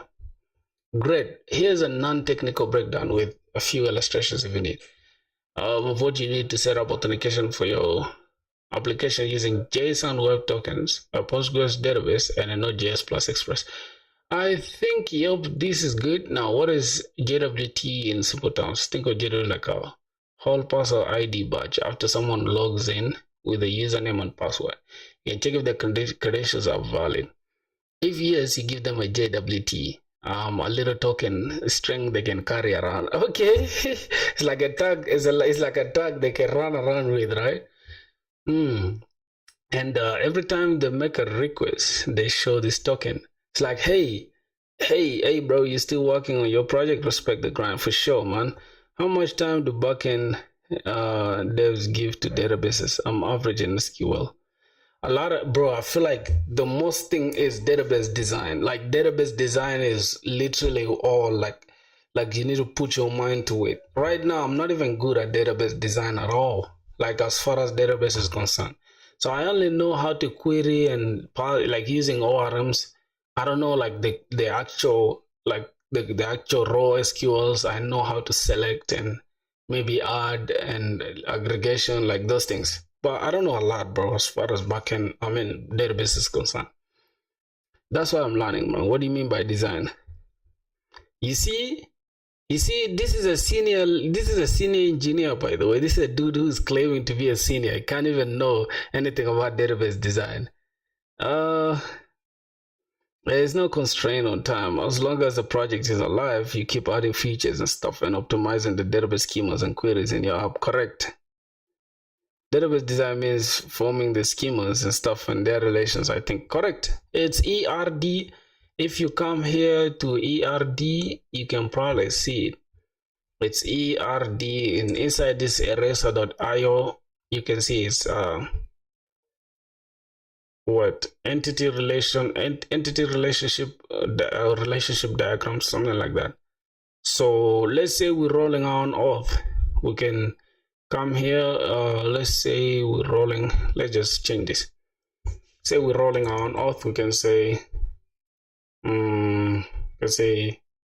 auth for on my own auth. I think I can just say custom auth. All right, let's say we're rolling on auth. Now what are we going to need? That's something that's gonna rely. We can say we're gonna need a user. Our auth will have a user. We shall have a password. Obviously it will depend. So let's say we have a user there, then we're gonna come here inside the diagrams, then we can just add an ER stuff. We can use AI or we just code it by ourselves. It depends. Let's just code it by ourselves, bro. Oh my god, not AI. Remove this. Okay, we'll come here, add we can diagram as code. Where's ERD? I saw it somewhere here. Entity relationship. That's it. Now you see, this is just like a basic thing. From here you can see a user has a one-to-many relationship with this. I mean one-to-one relationship with this, and Teams has a one-to-one relationship with the user, and also a team can also have different workspaces, right? Something like that. Firebase is good. Nah. Oh, you mean the lookup and comments? That is not design. It's more like architecture. This is design, my brother. You design in the database first. You're crazy for that. What do you mean, bro? It's more like architecture. Architecture is like when you're putting everything together. It's like you just drawing everything together. But designing your database is what makes sense. Oh, buddies. Every time they make a request, they show this token. You verify the token before letting them do stuff like see private data. The core pieces you will need. Here's what you will need to build the system or database, which is PostgreSQL that we've decided to use. This stores user data, like the email or username, hashed password, never plain passwords, for real. And this is important because most vibe coders are never gonna know about hashing passwords. Vibe coders just want to put your real password in the database.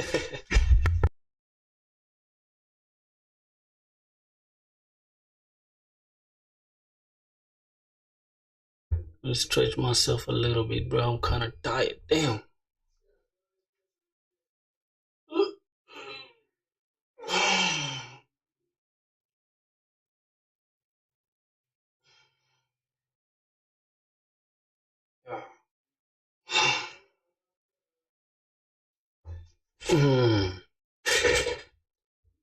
All right, let's see.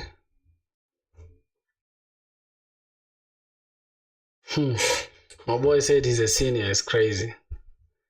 Okay, then let's see. Optional, we have the name, the role, the profile, the info. No, we just need a simple auth thing. All right, we just need like passwords and stuff. Did you see the news from days ago? Vibe Coder stored all plain text passwords in a Firebase that was open to the public. Yeah, for the woman app, right? That T thing, that T stuff.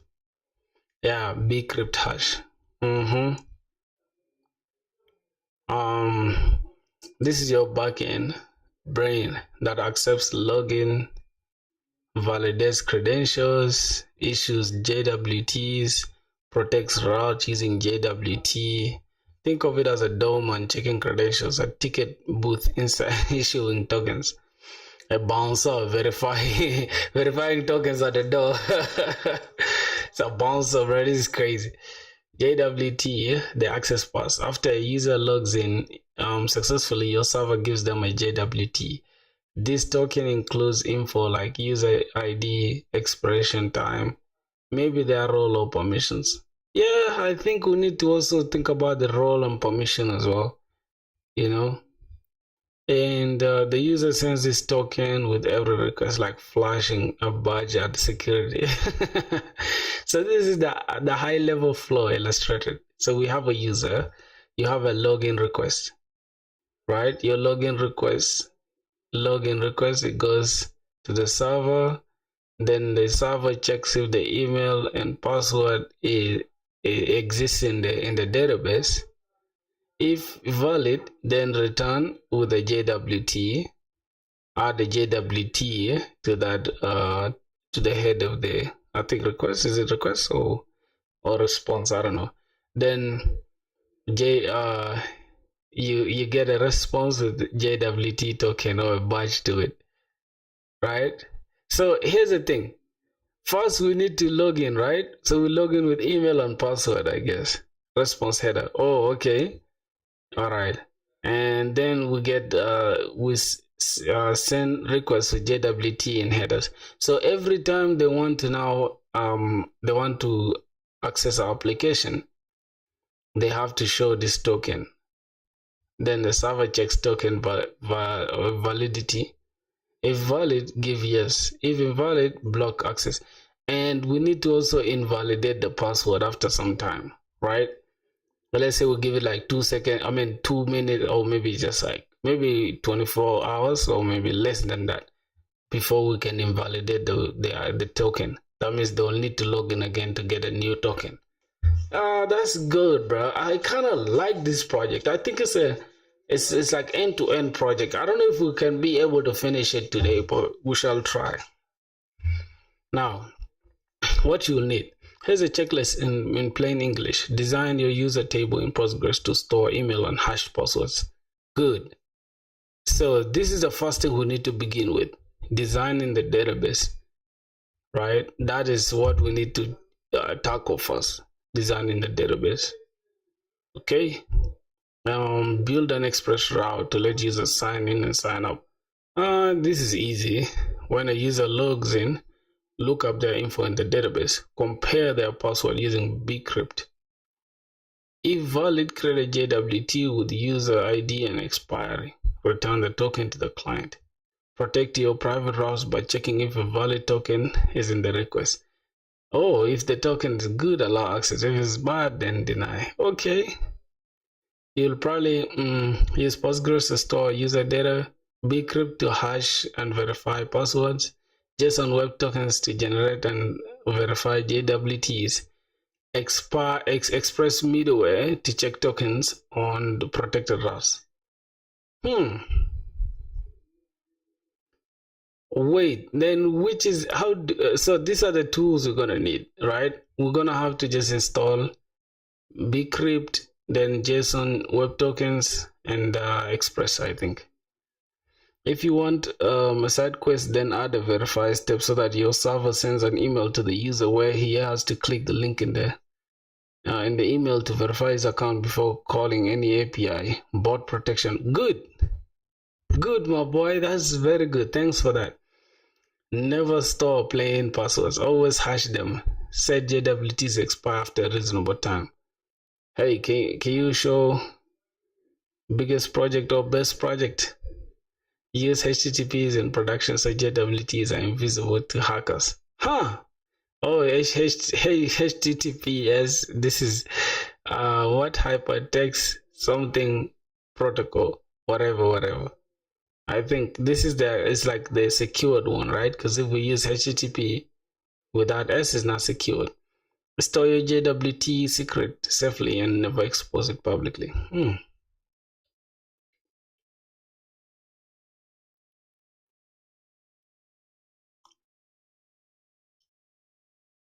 I will. I don't really have a big project. I think you guys can see on my stuff. I don't have like a bulky project, but I am putting 2 or 2 together.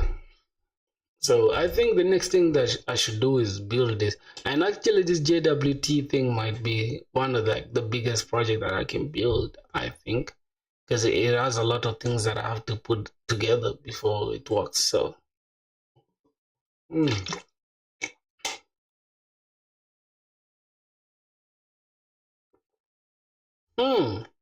how is it? How did it go?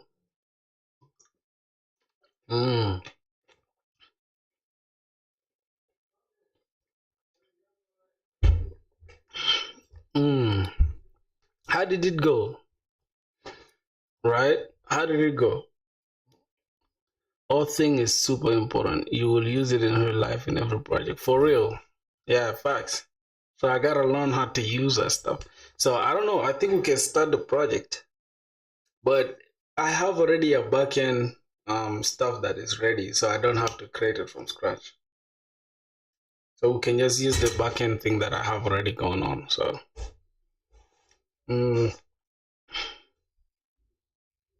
that's the best part about having resources. You save a lot of time if you want to make it with next. If you make it next year's next auth. I think next auth is already it's already something that, look, it's almost like saying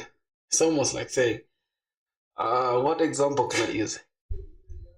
We want to create our own auth. You see, we have next auth already. That's correct. But I want to create my own, like my own auth. I don't know if you understand it. Where the user has to log in, then we need to assign a JWT. I want to know what's in the background, what's happening really. That's the point, right? Yeah, I think that's the best way I can put it, man. So yeah, that's going to be the application that I'm going to build when I hit the coffee store. I always write every project from scratch again to build muscle memory, even if you have the reusable code. Oh, for real? Yo, that's crazy. I think that's a good idea for keeping your memory fresh and strong. I think that makes sense.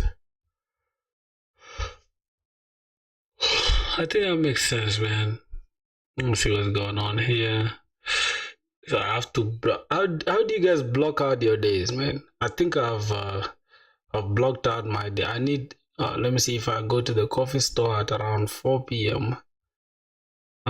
Because learning React was literally hell for me. I kept forgetting if I use stuff. Yeah, learning React was the hardest thing for me too, bro. I feel like React just gave me some headache, and the worst part is knowing those hooks, those things that look easy, right? They are not. They are not. Especially when you reach to a point where you need to, like, I must confess, I am using a lot of AI. You see, you're using a lot of AI. That's why you're thinking, like, instead of creating something, we need to use what is already out there. So how do you guys block out your day? I want to know, like, do you guys do it by time or by month or whatever? I don't know. How do you guys do it? So right now it's 3 p.m., right?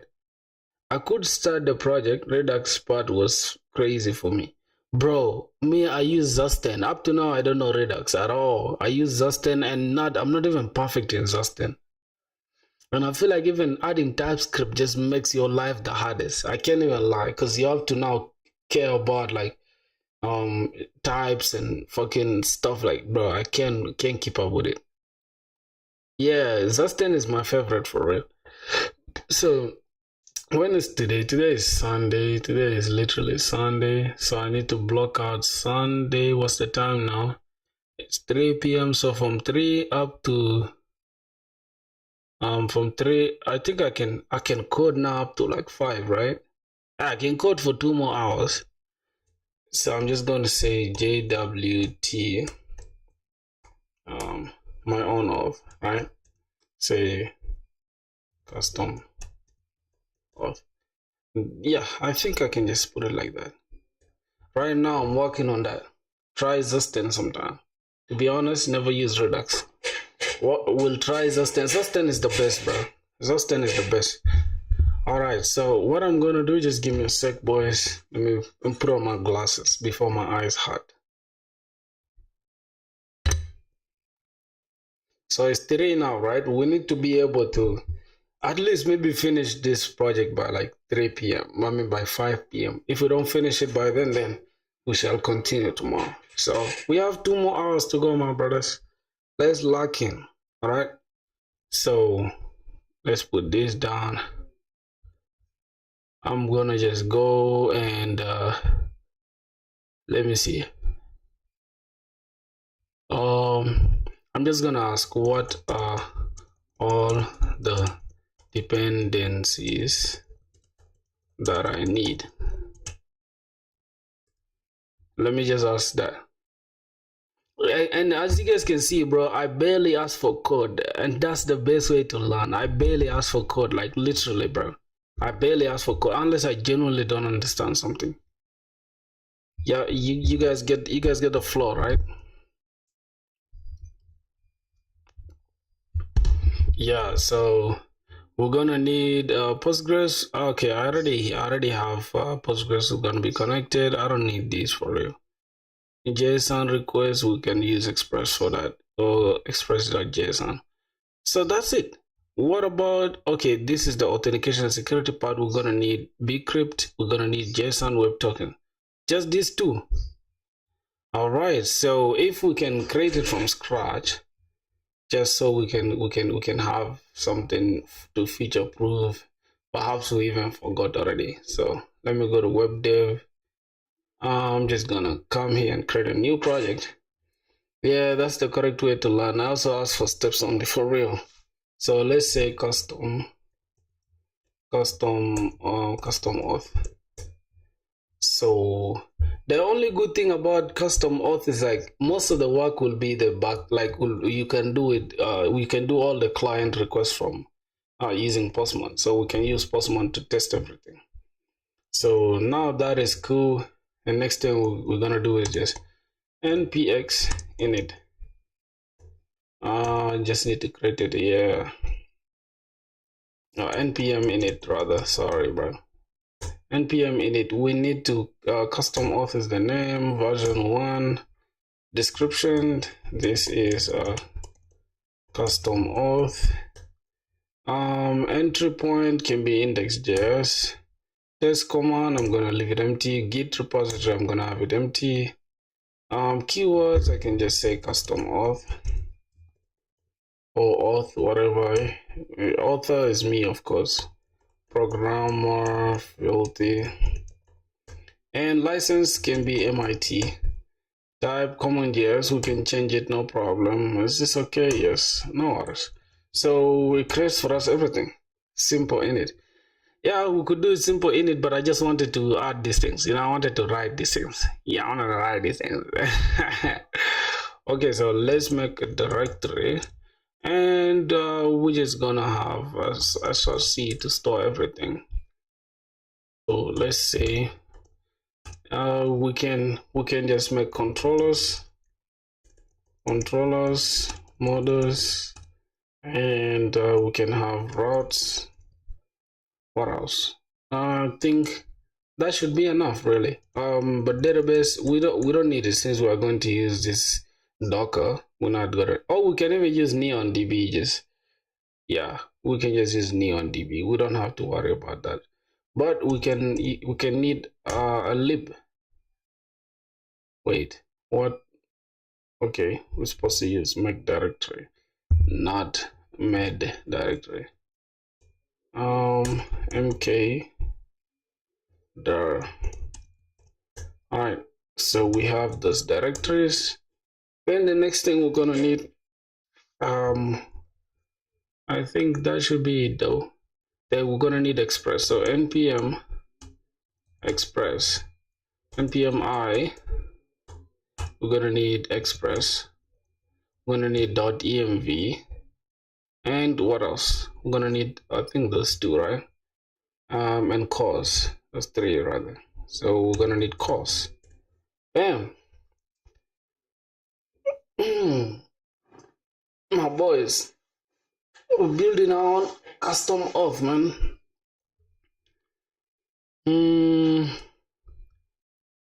Yep, hold on, just give me a sec. All right, then from there we're gonna need npm I, this time should be dev dependencies. Dev dependencies can be nodemon, and I think that should be it, and the rest can be for bcrypt and JSON. There will be the normal dependencies, not dev dependencies. So we're gonna need we're also gonna need types though. So let's say npm I, then we're gonna need bcrypt for hashing the passwords, and JSON JSON web tokens. I think this is it.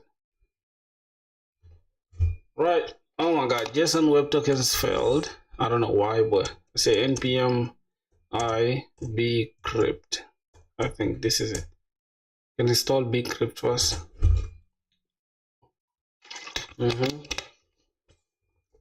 Then we can go and get this. What's the name? It's JSON web token, not tokens. npm JSON web token. Okay, without s. All right. Thanks. I corrected that. All right. I think now we should be good to go. We just need to touch index.js. That should be good. And then we need to cd inside the models. We don't need models really if we're going to use Prisma. So we're gonna say npm I Prisma. We're gonna need Prisma. We're not gonna really need that though.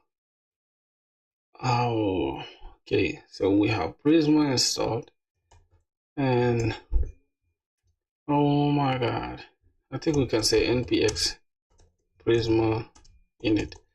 We need that. We need the Prisma init.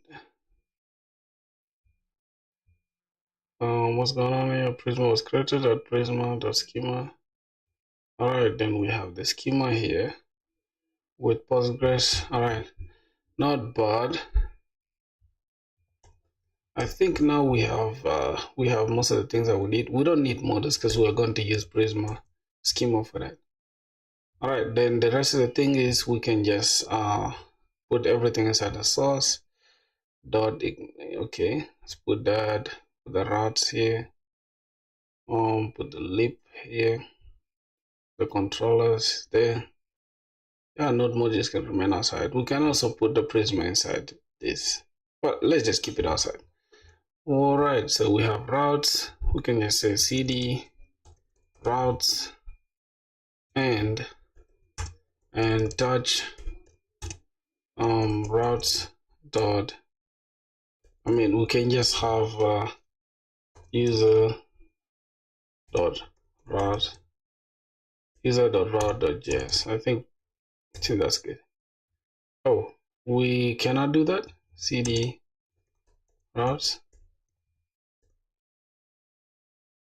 Wait, we don't have routes. Oh, cd.src. Okay, fine. So cd.src. Okay, then we can have our cd routes this. All right, we have that. Then we can have this and just change this to I just think this is easier though. I don't know. People are different. Controllers and touch. We can just change this to controller. I'm just trying to teach myself how to use like this. You get it. I think this should be good. We need to get out. We need to get out of that. We need to get back and drop this. Good. Now, which one again? I think this should be good. Controllers. Yeah. In the lib folder, we can just have it.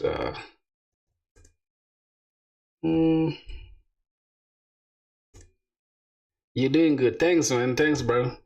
Thanks a lot, man. I'll make a directory inside this the lib folder. We have a cd lib and we can just say lib.js. Lib.js. I think that's it. Clear. Yeah, man. We learn by making mistakes, man. So yeah, I think now we should be able to start a simple express. We can just say import express from express. Man, I hate this AI, bro. I think I should stop using this. Like, should stop. Matter of fact, let me just stop even now. I hate the way this AI thing just annoys me, bro. Just gonna remove it. let me open the application with this. Oh my god, I think it should open. Bro, I swear to god, I hate the too many code completions. Just annoys me, bro. I'm not gonna lie, it just annoys me rather than help me, man. It's cool though, it's cool, but it's just like, bro, you're doing too much. It's like you want to code for me at this point. All right, let's go. Yeah, okay, we have .env created for us a .env. We don't really need that. It's too much bullshit here. Oh my god, we can just remove this database URL. Cool. I think now we're good to go. Did we remove the index.js? Okay, it's inside here. Cool. Index.js could have been, yeah, it's cool. It's cool. It can just be there. All right. Then let's close this. We say import express from express, and we just say up. We initialize cons up is equals to express. Then we have that. We could have actually put this, we could have added config file for the .env, but it's cool. We can just keep it like that. So let's say import .env from .env. I think that's good. Then we can say .env.config. That should make it look good. After that, we need to add our port inside here. We can just say port is equals to, I think this time it should be 5000, or we can just keep it as 8080. I don't know, bro. For some reason, I just like 8080. Let's just keep it like that. All right, 8080, and down here, just down here, we can have process. We can say port cons port is equals to process.env.port. Oh, if we don't have that, then we can just revert to 8000. I don't know. I'm just saying we can use that though. All right. After that, we can just say app.listen.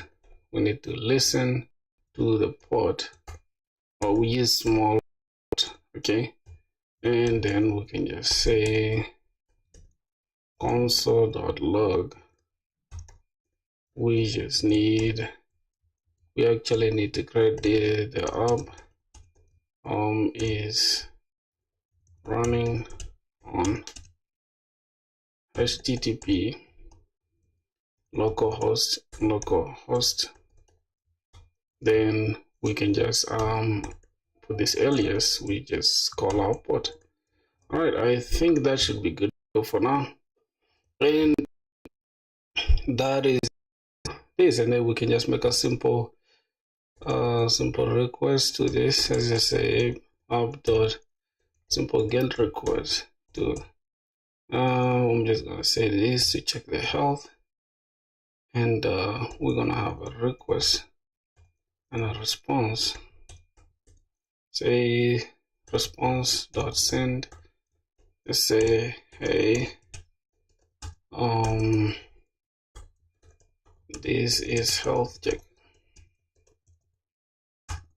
Health check route. I think it should be good. Like, how you use sunglasses? Do you keep brightness at full and it doesn't affect the stream brightness? Yeah, bro. I feel like the brightness right here is it's too bright to the point where like it hurts my eyes. So that's why I gotta use these are not literal sunglasses though, my brother. But will make your process faster when you need to shift as low. You're doing good. Is what did you say? Okay, so I think now we can go ahead and let me see. We have this. We have the health check, and we need a middleware that is going to run the app.use app.use cause. We didn't install cause actually. We didn't install cause. And then app.use we need express. We need express.json.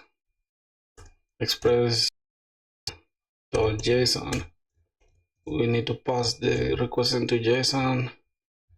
Now, okay, let me see. We didn't install cause, I guess. I don't know if we did though. Did we install the cause? We didn't install the cause, I think. So we're just gonna say npm I cause. All right, we have that. If we check our dependencies, we need to be cause there. Okay, we got cause. That should be okay. So we can just import it now. Say import cause from cause. That should be good. Then yeah, I think now we're just gonna middleware. Middlewares, okay. And this is a simple health check run. Simple health check. Okay, that should be okay now. If I try to run this, say npm run dev, it's not gonna work because we did not cool. And again, we did not change the type here, so we need to change the type. All right, here the type is common.js. We can just change it to module. Okay, module is type, and then we can come and change the scripts. We need to run this. First we need to start. We need the start script, and then we need the dev script. And the dev script can be, we have nodemon already, so it can be nodemon and index.js. But since we sent everything inside the source, we can have it like this inside the source. All right, and then this can be inside the source as well. And then for the start, we can just say node src, then index.js. I think that should run everything well. Okay, hopefully it runs. Not hopefully, it's gonna run. Yeah, clear everything. npm run dev. Hopefully it runs. It's we have an error somewhere. app.use cause. What's the issue? App before initialization. My bad. Okay, you need to put the initialization up. Geez, how am I even thinking, bro? How am I even thinking? Am I stupid? Okay, let's run it again. npm run dev. Now we have that working. I think the next thing, okay, now is getting what's inside the. Okay, it's getting everything from the .env. So we're good now for, yeah. We set up everything real quick, my boy. Then if we just go here to 8,000, let me see, port 8,000. Yep, we have, this is a health check route. It works, and that's good. So let's see what else. I think now we can go ahead and design the database, right? What we need for the database. I think that's what we're gonna do next. What we need for the database. Or we can make sure NeonDB is connected to our database. I don't know. What do you think? Because we have Prisma already. We can even just say Prisma. Not even NeonDB. I think we can even use Prisma. We can even use what we have here without even NeonDB. Let's say npx Prisma Studio. We should be able to run this, and yeah, we don't have any models yet. We can just go ahead and create the models.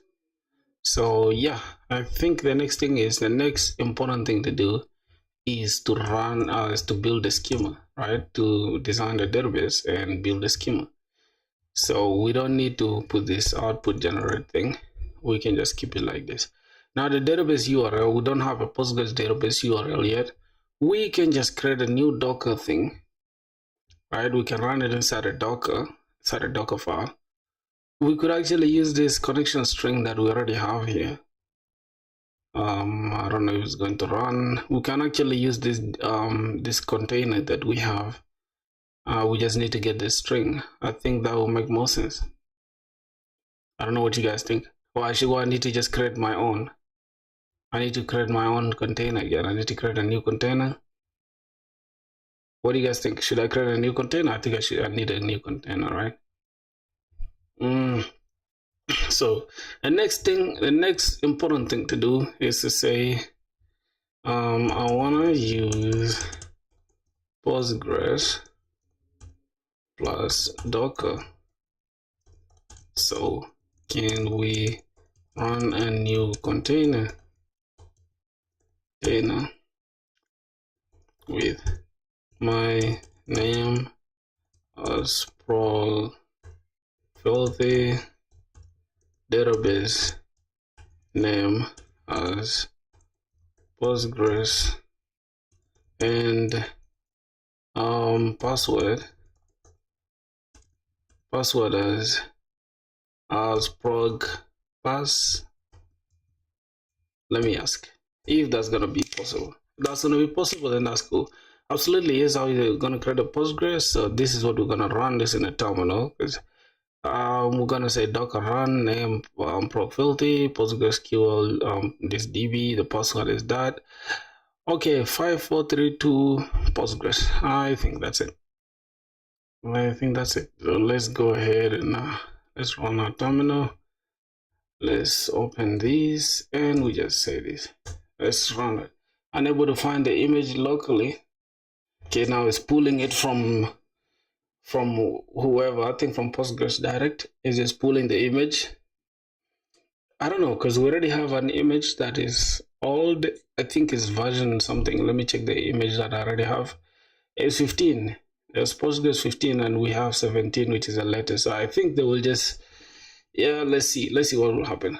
So this is the connection string. If I come here now, we have 2 and it's already running now. So we just need to get this. We need to log into this, right? So we just need to find a way to connect to our string, to our database. After running, connect to this DB in your node app. In your .env, we can actually have this optional but good practice. I don't know if we should keep it like this or we should have it just like one string. I think one string would make more sense, right? I feel like one string would make more sense, bro.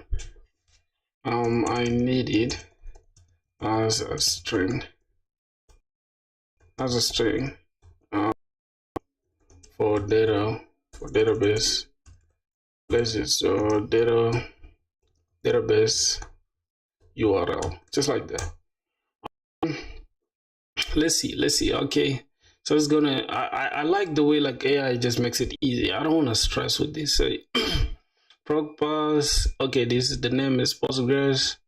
The URL, this is Postgres, the password, and yeah, I think that should be it, man.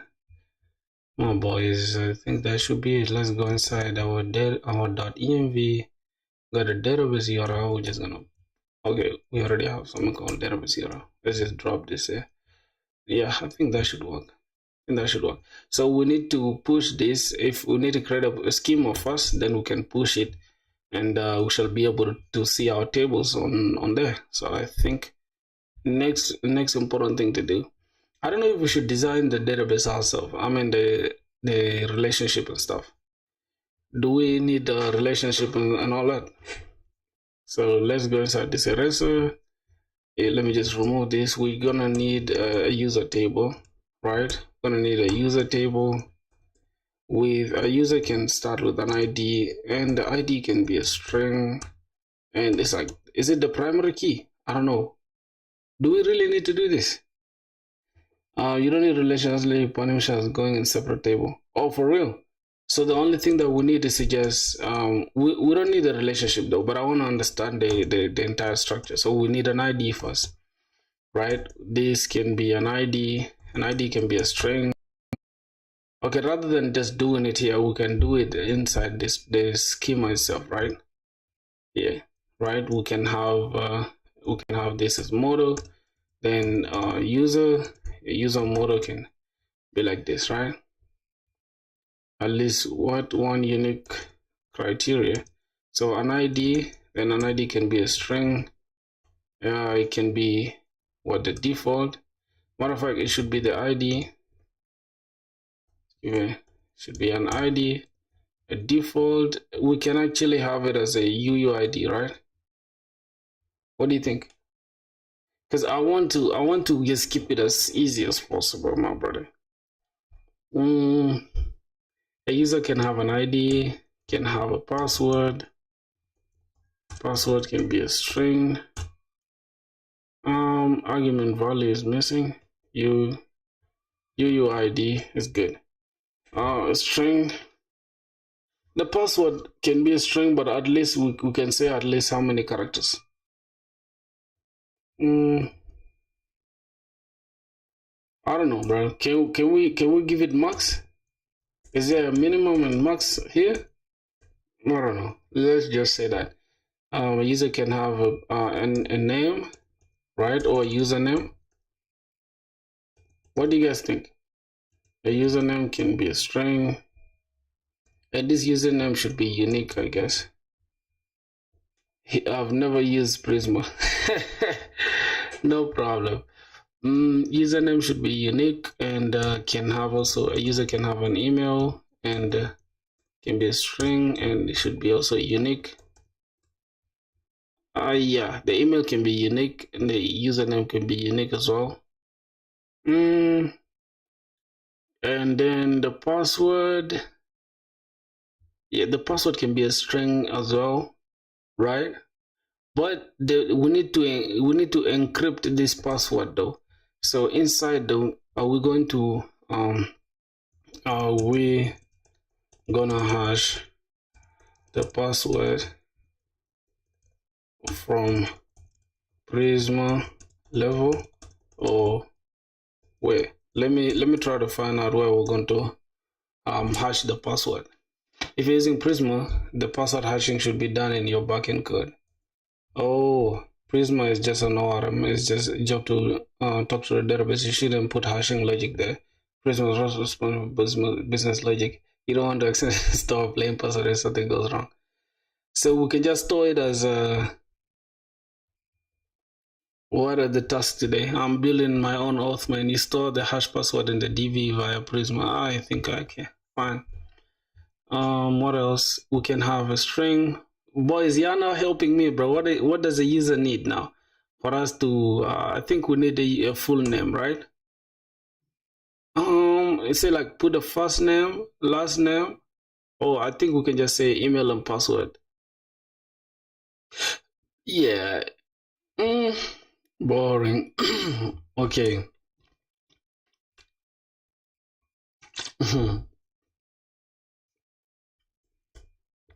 Yeah, bro. I think we can always add more later, right? Phone number. Why do we need a phone number, really? Age? No.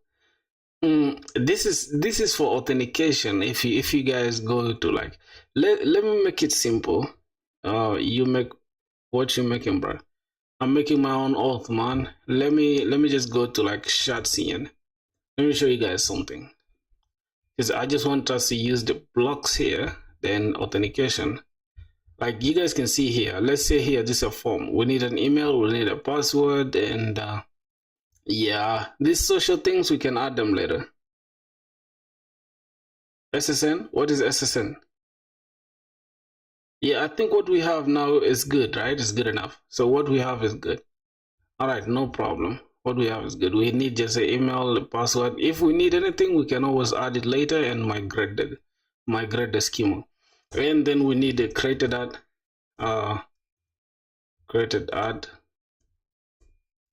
right? I think it's called timestamp. Wait.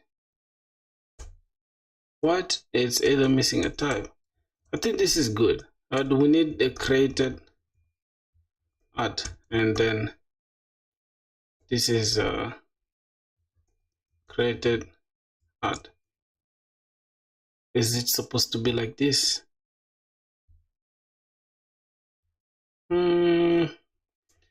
Was it created at and updated at for this date? Oh, it's supposed to be date, right? Okay. It's is it supposed to be date like this? Oh, it's supposed to be created at, right? And then I have date. Let me just fix this real quick. I don't even have that. It's not like that. Use timestamp or date. Oh my god, you guys are now confusing me the most. Oh, I need to do this. I need to do date and then update that. Oh, I don't need to use this. Create that. Like that. It's not built in, bro. And then we say default should be date, right? I mean date.time. I think created that date, then default now. Created that and date, created that date, then default now. Okay. Oh, sorry. My brain is rushing, bro. Adrenaline, man. All right, it's gonna be date. We can have date time. I think it's date time like this. Yeah. See, you even confusing us, man. Default should be now. All right, I think that's good.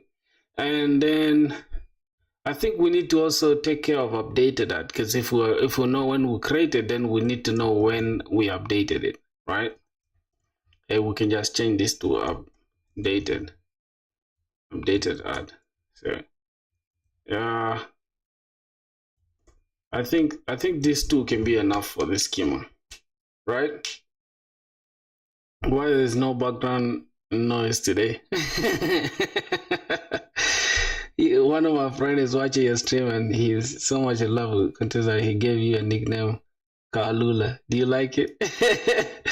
You're already better than me. Oh, 4 months, bro. This is 4 months worth of knowledge. All right, we don't need this BS. We don't need this entire BS. Updated at date time. Updated at date time. Oh, for updated, it should be the time it was updated, right? Let me see. Updated at, it shouldn't be default. Then it can be update. I think this is it, right? I think yes, updated. Okay, updated at. I think it should be like that.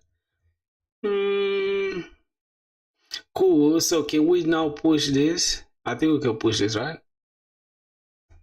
Can I call you Kalua? No worries, bro. Call me any name you please.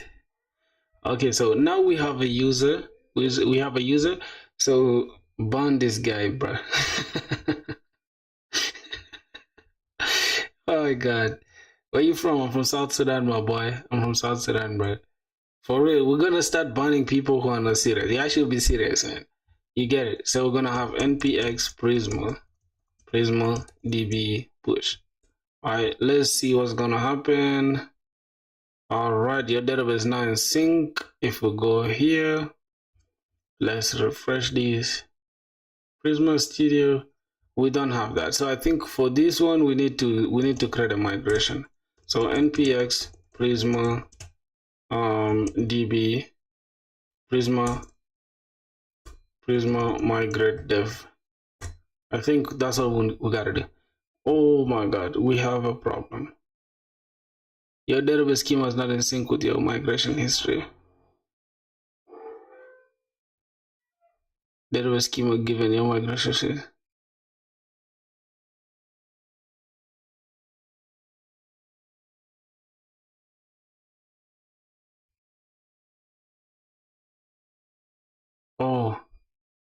we need to reset this. All right, I don't know when we had this though, so let's just reset. You have to reset it because you changed it. Okay. Okay, npx and reset it. Okay, no problem. Everything will be lost. Oh, because I said migrate. Oh my god, I just said right now. Wait, did I create a migration? Should I create a migration now? Should I create a migration? Boys, yeah, I should be fast, man. Yeah, I should be fast. You see how I'm trying to type fast because I don't want to bore y'all. So yeah, I should be fast. Migrate dev. Okay, we have that. What's the name of the migration? I'm just gonna say init. That's the first one. Okay, that's the first migration. Let me check. We have our migration. All right, not bad. Yeah, then I can push. Okay, cool. Npx prisma db push. Hopefully, yep, it's not working. It's not okay. So let's go here. Then let's kill this. Let's run this again. Npx prisma studio.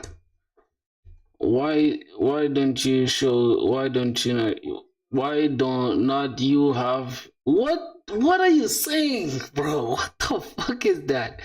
Yeah, we have a user. So these are the fields now that we have an ID, we have a username, we have the email, we have the password. Okay, username, email, password. It depends though. So what's that?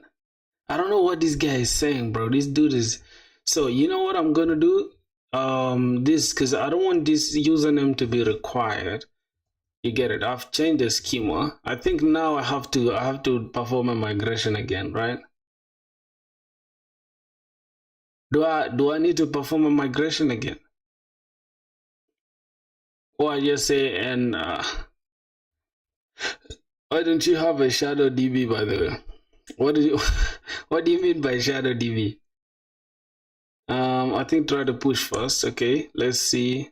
All right, I think it's now in sync. Yeah, because we just wanted to change this. I don't want it to be a must, but a password and this one's all required. Yeah, that's required. Generate, bro. Yeah, I did not. I can now generate now. I did not generate since npm prisma. npx prisma generate. This is to generate the client, right? That's to generate the client, and that's it. Now we have the client running. And go back here. Then let's go to prisma lib here. Then we can say npm. No, import prisma. We can use this prisma client. Then we just export this. Export default prisma. We can say cons, export default cons prisma is equals to prisma is equals to new prisma client. And okay, this is cons widgets and prisma. Okay, I think that should be it, my boys. Now that's for the lib folder. Why not use MongoDB or just want to learn Prisma? I want to learn Prisma, bro. Like sort of backup DB. Oh, backup DB. For what? We don't need a backup DB. We just creating this. I already know I already know MongoDB, so I'm just trying to learn a new database. I want to learn the how to call it an SQL language. I mean SQL database. My boy Tariq, where you from, bro? Where you from, Tariq?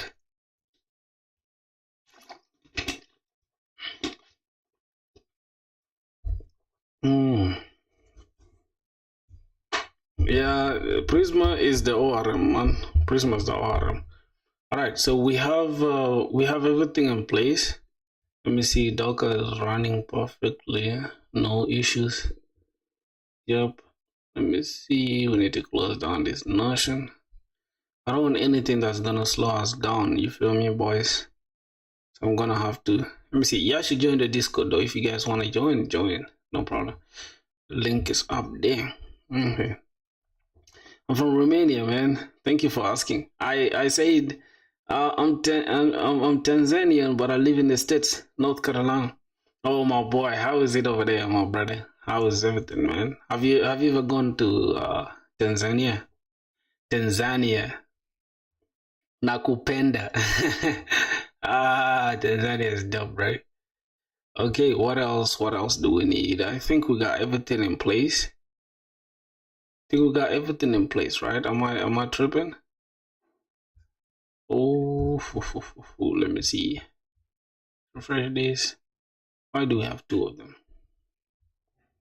Can you add Discord link to your channel description so I can join later from my phone? Is up there. Is there? I think you mean in the okay, no problem. Let me join. Let me add it just now because I barely I don't know. I barely check my channel so much, bro. To the point where we've even grown so much, and sometimes I barely even notice it. See how far we've come, bro. You think you're slick? What do you mean if I think I'm slick? What do you mean?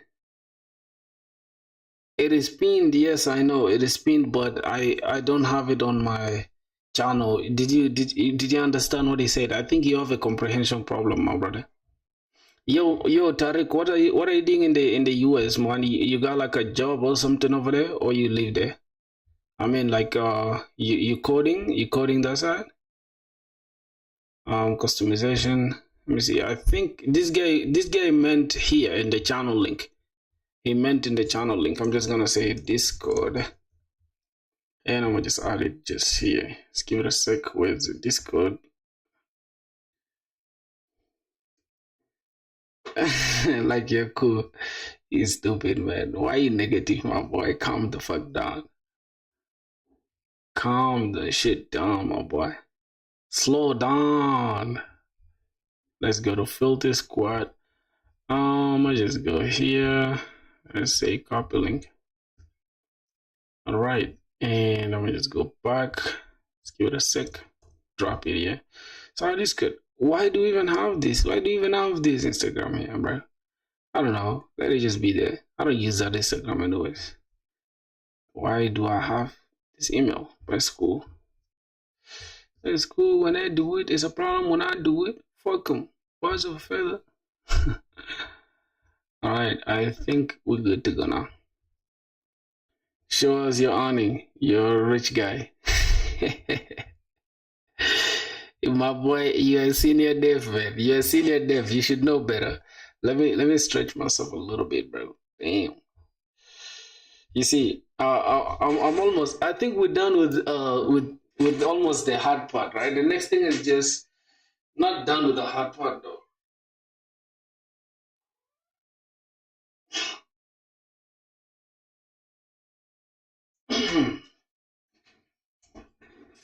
Yeah, we need to stretch, bro.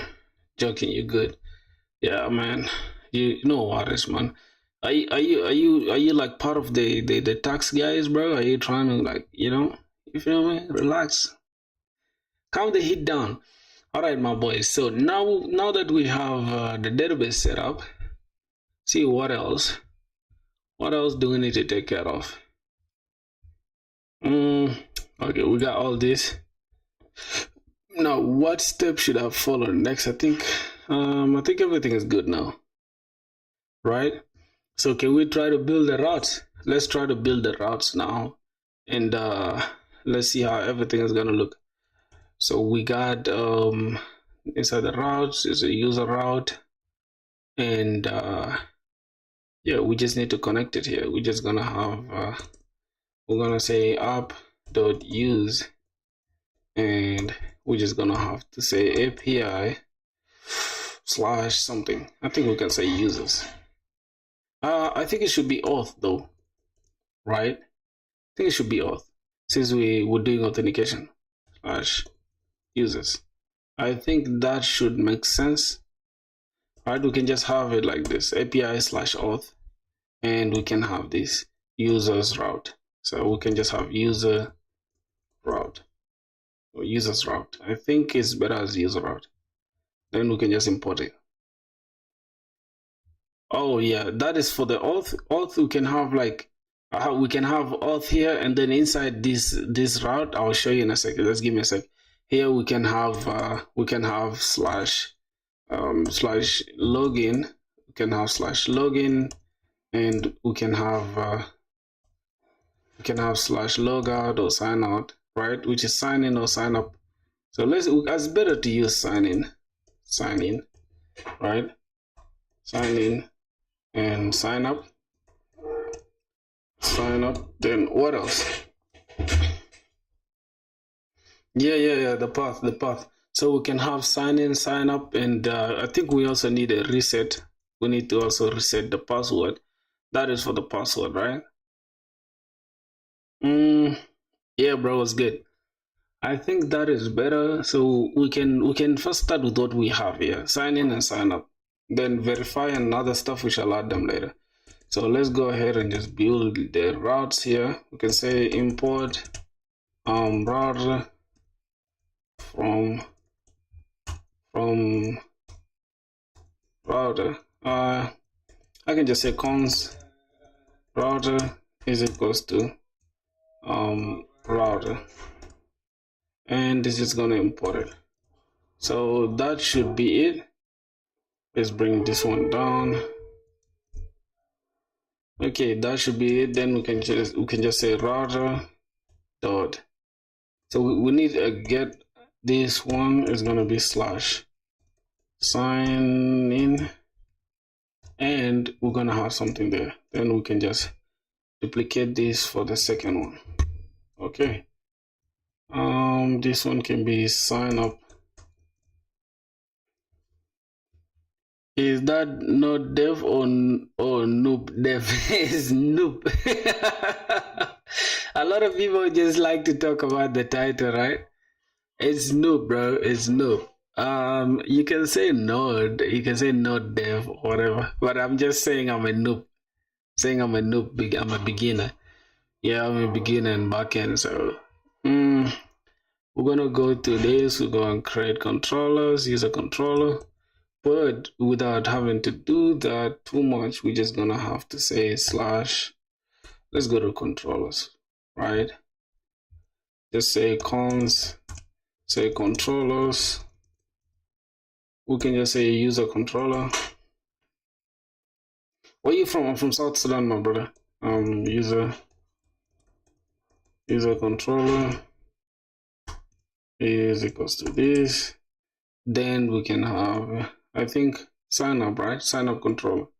We can just say sign in. Let's say cons sign in dot async. We don't even need to make it async now, so we can just have it like this. What's going on here? Expected.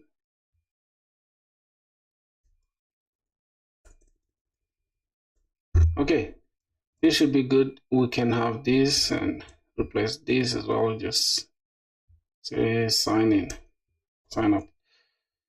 Ooh, I'm from India, man. You know about India? Of course I know about India. What you mean? Who doesn't know India, dog? You guys are funny as hell, right? All right, so here we need to import user controller.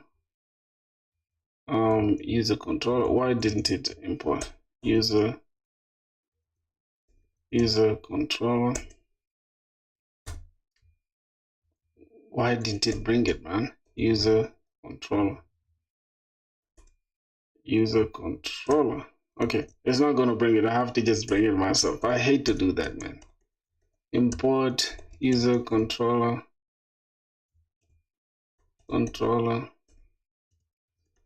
from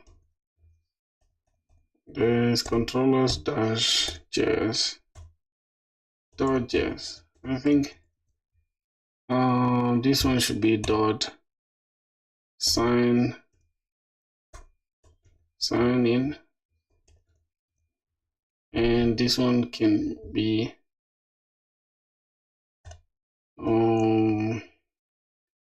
user controller sign up. Yeah, I think that should be good. Then we can just export default router. All right, I think that should be okay. And we just need to export this. Oh, we didn't export this, that's why it didn't work.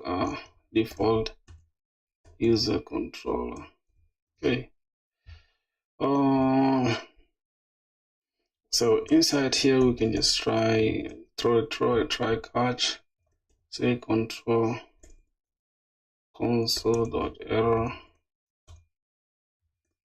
We just say give us the error, and we just respond with a res and response. And we can just say response.status. Say response.status of it's 500 internal server error. You can just say JSON, and we say message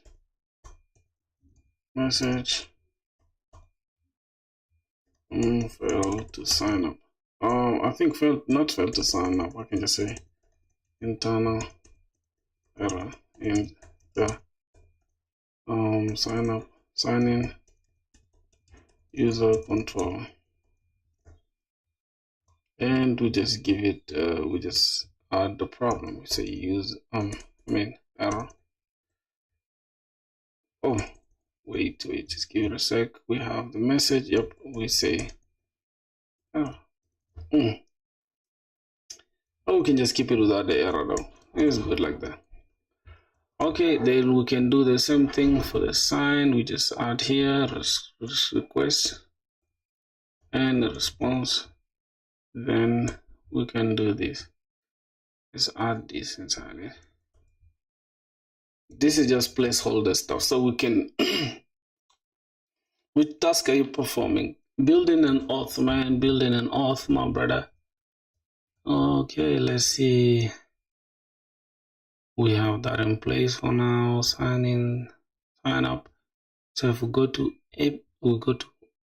API/auth, then see, we don't have the user route already. So this is user route. We need to import user route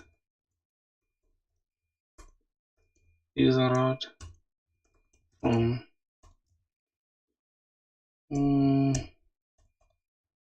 okay, this is a source dash routes dash user route.js.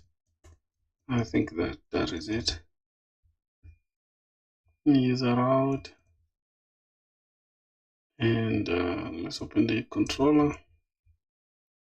Sign in, sign up.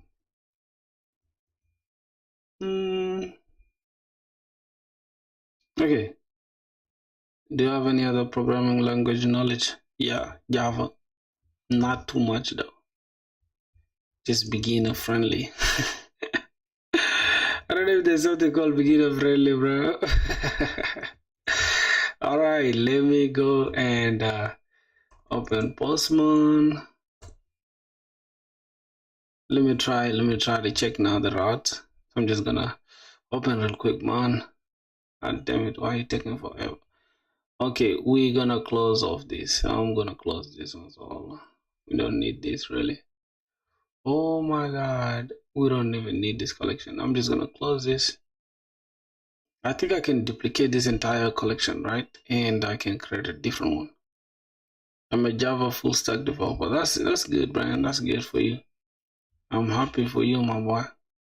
All right, we need to create a new. I think I can just add a new collection.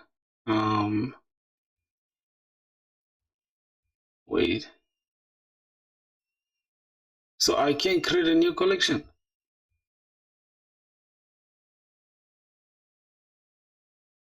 Boys, I can't create a new collection. Yeah. Okay, that is a new collection. I'm just gonna say custom auth. Custom auth. Bro, if you're a full stack Java developer, then that's interesting, bro. That's crazy.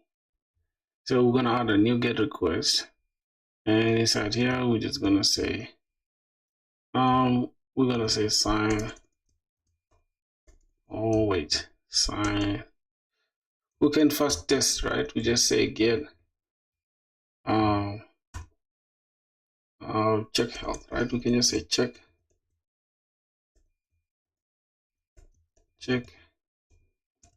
API health. Yep, we can say check API health, and then it's a GET request under what? Let's check that. Okay, let's copy. Why viewers are too silent? Why are they not chatting? I don't know. I think they just focus on what I'm doing, I guess. Who knows? Okay, we're gonna have that.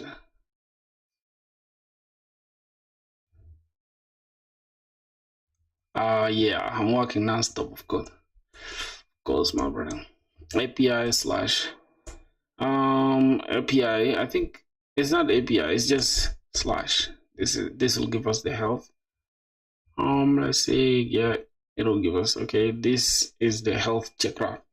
So health check route is working. All right, that's the health check. And the next thing is, wait, let's save changes. Really? Okay, we can create a new request, and this one will be sign in, right? Sign in. So what is the user going to do when they're signing in? Now that is what we're going to need. So when the user is signing in, we're gonna need an email and password. Then when they're signing up, we're gonna need their user, we're gonna need their name, their first name and stuff.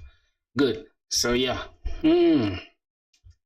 So let's try to make it easy on ourselves. We say sign up stuff, which I just want to get the images so we can see how the login stuff is.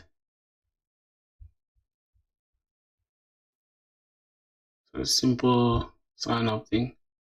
So you're gonna need the first, enter your name, your email, then we can create a password. I think we already have it, but we just have username. We need first name and last name, I guess, to sign up, right?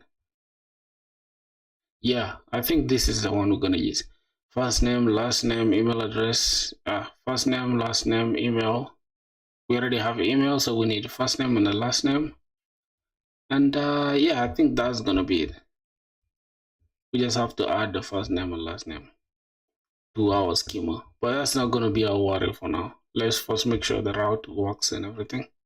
So this is gonna be this, and it's gonna be slash API slash auth slash sign in, right? And this one, let's just call it get sign in. No, get, and we just say sign in.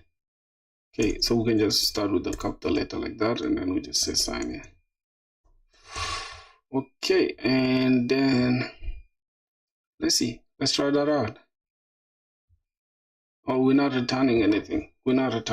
So it's gonna hang up. It's gonna hang. Let's go to the controller. Okay, we just say response.send. Let's just make a simple send. Let's say it should be JSON. Let's change this into sponsor status. Let's give it a form 200. Just says .json. What? .json. And let's just say message. We just say This is a sign in route. Okay. This is a sign in route. What did I do here? Message. We have double. What's going on? Am I missing something? Sign in and sign up should be post, bro. I know. I'm just trying to so I can get the route just to make sure they are working.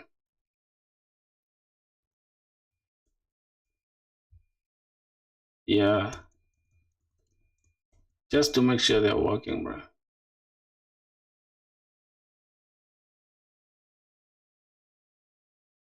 Bro, what's going on here, bro?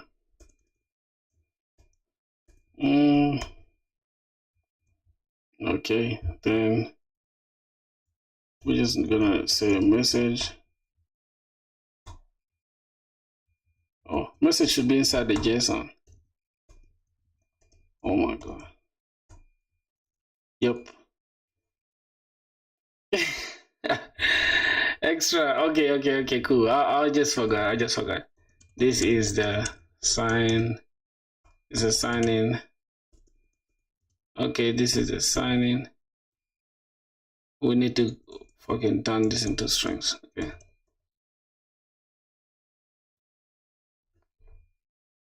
It's still wrong.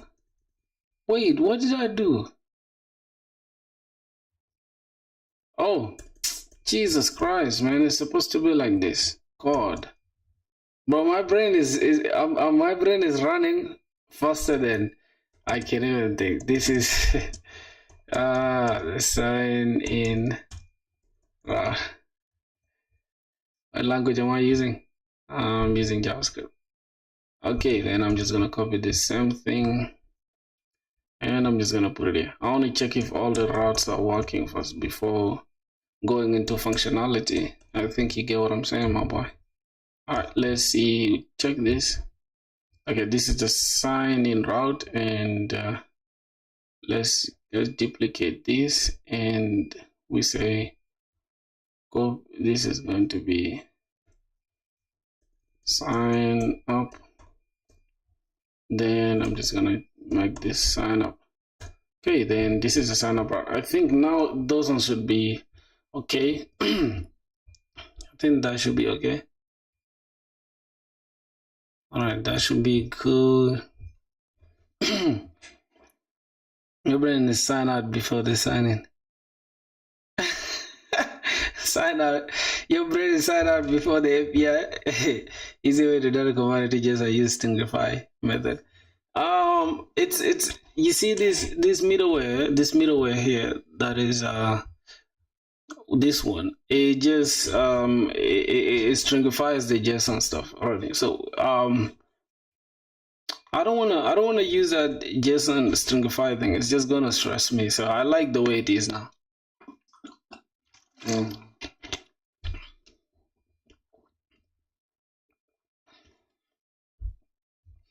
It's like an auth. It's an auth thing. Okay, I could reuse this one for every project that I'm gonna be creating. You get it? I could reuse this exact thing for every project. So I don't know. I don't have any like project in mind now. As soon as I get something, I'll let you know. Never use stringify or pass without a reason. Those are slow and kill your server performance. Correct. My boy, I think this guy is a senior developer, right? Because you know a lot, man. You know a lot. All right, I think now we should be good to go. We got the sign in, the sign up route working.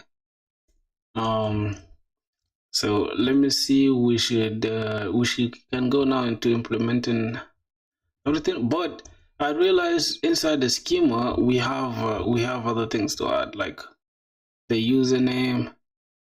The username shouldn't be optional. I feel like the username shouldn't be optional. But what do you guys think?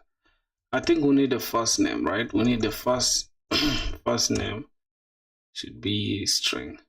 Now, another thing I realized is that inside database, we don't have to keep these things like this. Like username should be with we should do that. Username, and also same for last name. We should use this. Is it snake case? That's the way it's supposed to be. String, and also this should be a string. I think this is good. If we find something, if you have 10 lines for single functionality, not Java need just 5 lines. This is the power of Java. Yeah. You're right, man. I believe that for sure, 1000%. Like, I feel like Java makes everything simple because of the object-oriented thing. Yeah. But it's not bad as well, because if you know Express gives you more, like, it gives you a broad knowledge on how everything happens without abstracting it from you. You get it? Yeah. You don't get abstracted so much. It's cool though. It is what it is. It's due to preference. At the end of the day, the end user won't care if this was built with Java or anything. I think so. Let me see. What else are we missing? We have to push this, right? We have to push that. So we need to go here. You can say, yeah, it's so verbose, man. That's true, man. That's very, very true. NPX can say Prisma push. I don't know if we should say Prisma push, man. What's going on here? Prisma. It's DB push, man. NPX Prisma DB push. There might be loss in data. A unique constraint covering the columns username on the table user will be added. If there are existing duplicate values, this will fail. There are no existing duplicate values. Oh, we need to. I think, hold on. There's already something in our database, right? Next homeless. What do you mean by next homeless?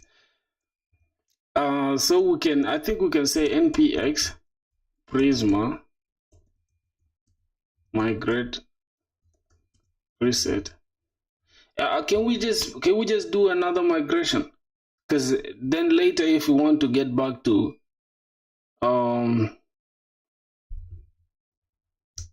yeah, W grind, man. Hope you get a job. Hey, thanks a lot, bro, for sure. So can we say migrate dev and what's going on here? I think your database schema is not in sync.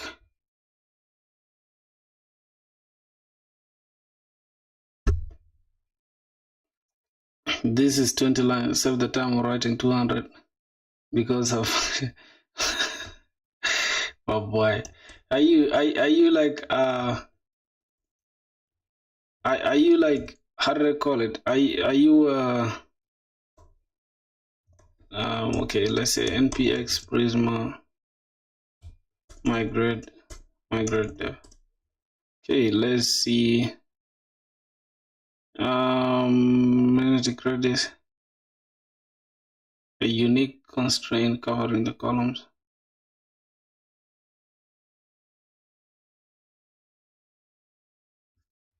Wait, what's the unique constraint is talking about? Oh, this it's meaning this. The username should be unique.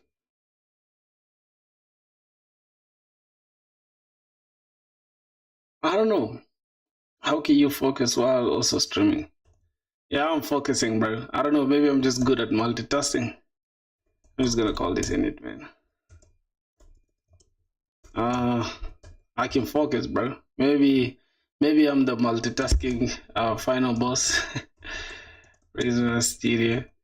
I think. All right, now we should be able to have we have the first name, last name, username, It's optional. We can either add it or leave it. And then we have email, password, created that, and we have updated that. I think that should be cool now. Okay, that's cool. What else? Multisaka. Somebody said multisaka. This dude's too stupid, but he wanted to say multitask. This guy's weird, man. Shit. Alrighty, let's see what else. So we got everything now running. The next thing is, what are we gonna do with the sign up routes and the sign in routes? That's what we're gonna be dealing with now. Yep. So let's see if we have the first name. So when we are signing up, right, it's gonna be a post request. I think both of the sign in and sign up, all of them need to be a post request, right? Right. So I'm just going to ask a simple question. This stuff shouldn't give me what year are you in. I'm starting year 3 next in October. Coming 2 months, I'll be starting year 3. So what kind of request? Sign in, sign up. I think they will all be post requests, right? Good question. I think they'll all be post requests, because then we're gonna take this, which is username, expected response will be like this, and then with the token. So I'm still stuck at the error. Software engineering is a 3-year course. No, it's not, bro. Isn't that the last year? No. We have 4 years. Here's 4 years, bro. Where am I? There's 4 years. Says operation. Post is it? Oh, we're creating a new user. Okay. So we're gonna need their email, password, and stuff. If we're signing up. How about signing in? Sensitive. You're sending sensitive data to verify a user. Post lets you do it securely. So all of them are going to be post requests, right? So the answer is post. Okay. So I'm still stuck at that error. You're still stuck at that error. God damn. How do you... Yo, Fanny, it was good, my brother. How you doing? How do you be still stuck in that? Like, bro, you just... I don't know what to say at this point, bro. So for signing up, we can start with the one for signing up first. So for signing up, we need... only thing I got is more complexity. Complexability. What do you mean complex? Complexability, bro. Oh my god. So inside the try, we're gonna have to destructure. Everything is gonna be coming from the request body, right? Okay, so the user is gonna be signing up. We're gonna take this, right? And take everything is gonna be destructured from the request body, right? So what is going to be destructured from that? Let's say if the user is signing in, we're going to need their first name, right? We're going to need their first name, their last name, right? The way it is structured in the database, I don't know if it should be the same way we should put it. What do you guys think? Should we use it like this? First name, last name? Only thing I got is more complexity. My work we use post for any request that creates data in DB and put for anything that modifies. Yeah, that's correct. I feel like that's correct. I'm the only one exception, I think. No, you're not the only exception, my boy. You're not. Calm down. Since username is optional, we're not really gonna need it. So if we're signing a user up, we're gonna need their first name, their last name, and their email, right? Then their email, and they're gonna have to put their password, but the password will have to be hashed. So this is why we're going to look up how we're gonna hash it with bcrypt.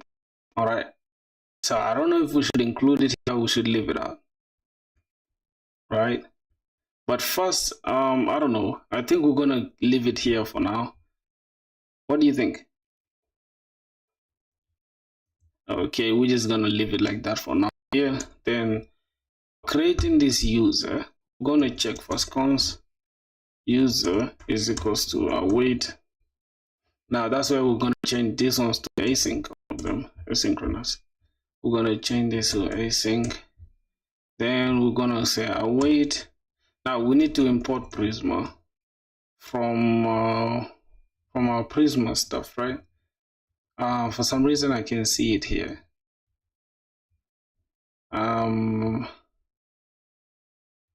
Do we have it here? I think Prisma is inside. What's your experience, bro, in coding? I 4 months experience, my boy. So we exporting default Prisma. Cons Prisma because a new Prisma client on this. Then okay, so Prisma, we can go up. Yeah, we say import Prisma from Prisma, and we just need to change this lib.js. Then we can just use it. 4 months is crazy, huh? 4 months, but it's not like I'm sleeping, my boy. It's like, you get it. We have .user, then .create, then we give them what we have there, right? We can create it with a user. What? Bro is doing full stack in 4 months, and here I put 2 days in that era.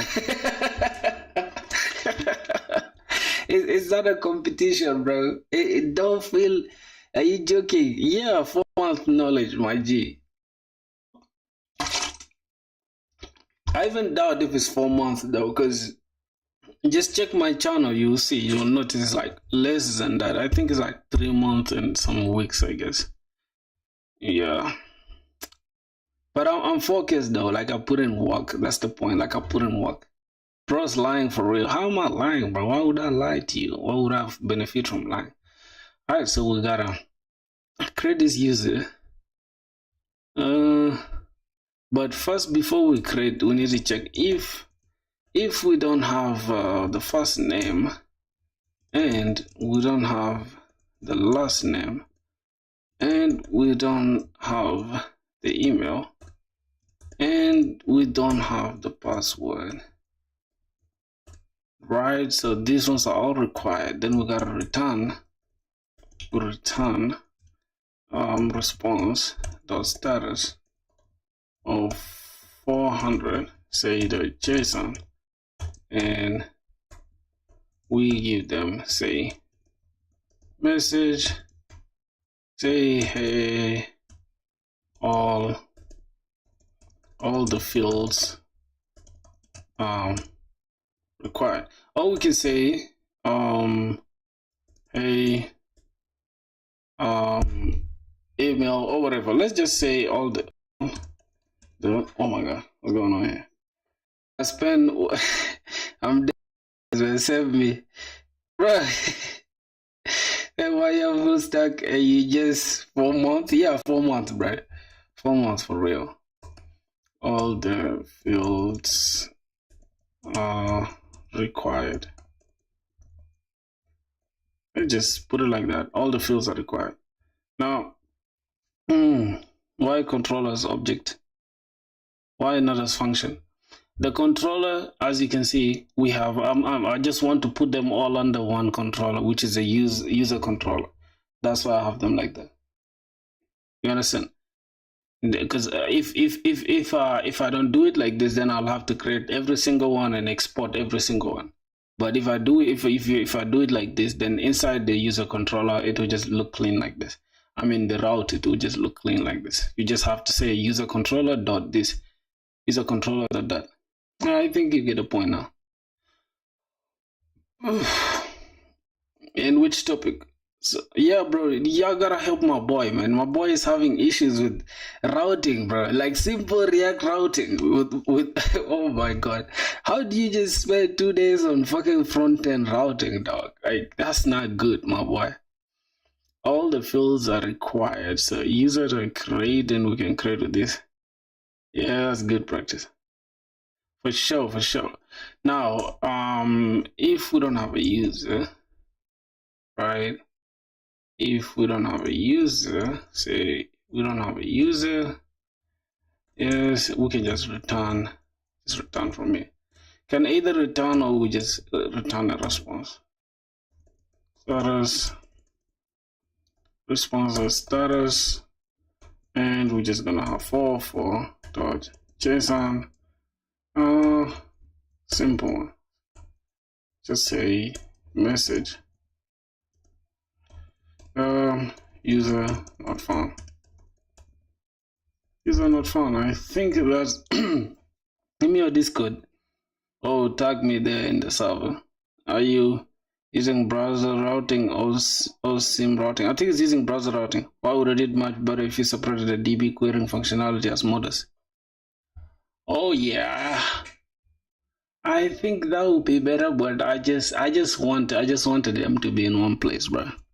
Like I feel like for this project, it's good for them to just be here. I could actually separate them, you're right, into models, but I don't want to just increase more stuff. I just deleted it. I actually started with it like that, but I just removed it.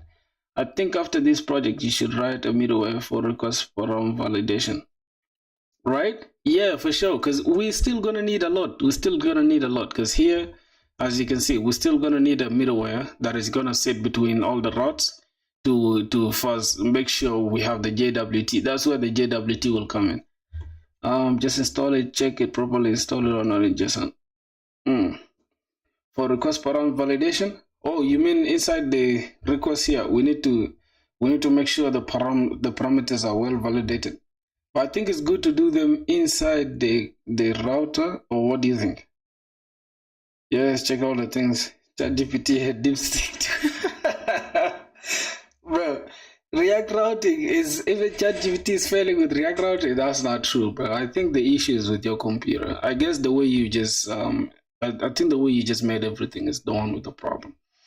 So let me just take this same thing inside this try, and we're just gonna replace everything inside here with this, right? I don't know if we're just gonna remove this. Try. I think like this, and then change this. All fields are required, but for this time we need to check. We need to just log in with email and password. We don't have to sign up again, so we need to remove this. And email, if we don't have the email or password. All right, I think today JavaScript. Yeah, today JavaScript, bro. I know it's my fault before starting the project. Yeah, so we for email password also will be coming from the request body response 400. All the fields are required. Then user to create. Okay, so now we have, I think, the basic structure down. I don't know if we need a username, because the username is optional though. Yeah, the username is optional. Use within a project, or you're asking your friend. Okay, the username is optional. I don't know. I think we need it in the sign up though. Should we just make it as a must to just include the username? What do you guys think? I think username is, so let's just include the username. You can keep it there. Say we need username. It's username, just like that. Let me see what else. We're not using the username anywhere, but this is optional. Let's just put it there. Let's just include it there. It's optional for the database, but I don't know why for some reason we're gonna have a problem, because the username will be required. So I just have to let it be required. Yeah. I just have to let it be required because some websites can literally ask you to just put your username, bro. So yeah, it's gonna be unique and it doesn't have to be optional. It's cool. We can just push this database thing. Now let's go ahead and just make a DB push. I'm just gonna come here and kill this and just say npx prisma db push. Alright, that's gonna be it for this. Now everything is in sync. Say npx prisma db, no, prisma studio. Alright, let's open it. Alright, let's check. Yep, so now the username is also required. That's good. Try without vid because sometimes it will provide an error when we close and reopen the project. My boy said, I think user and email should be both mandatory. Yeah, for sure. I don't know. Because sometimes there are some applications that let you log in without even the username. Just as long as you have the email and the password. I guess it's when logging in, but when signing up, you don't really need it. I mean, you need it when signing up, but logging in, you don't need it. All right, no worries. What else? What else do we need? What else do we need? So this is where now we can, let me see, we have the sign-in route. I mean, we have the sign-in route and the sign-up and the controllers here. Now, this thing might get messy though. That's why we are going to have to refactor, but I don't know. I think we can keep it like this. Creating, let's see, creating, we need to create this user. Then what, where? So user.create, and what are we going to be passing? I think what we're going to be passing should be, we're going to be passing here email and password. All right, we're going to be passing email and password. Why is it having this? Couldn't find the name password. Did you mean password? Oh, password. Okay. All right, that's TypeScript just coming in handy. Imagine if I was using JavaScript. I was going to have trouble here, bro. GG, see you later. All right, man, have a good one, bro. No problem. Have a good one, my G. So, okay, thanks for being there, man. All right, we're going to need data. We're going to say inside the data, what are we going to need? We're going to need the first name. We're going to need the last name. We're going to need username. We're going to need the email. We're going to need password. And that's going to be it. I think we're going to need this. Bro, why do I put password without S? What the fuck? Alright, I think that should be okay. We got first name, last name, username, email, and password on the request body. I'm serious, don't laugh, my eyes gotten heavy. Provide the exceptional detail related to the problem. That's why I'm telling this guy. You guys, have you guys joined the Discord? You should join the Discord. And he can check the problems inside the Discord though. Just send your problem in the Discord, we can check it out.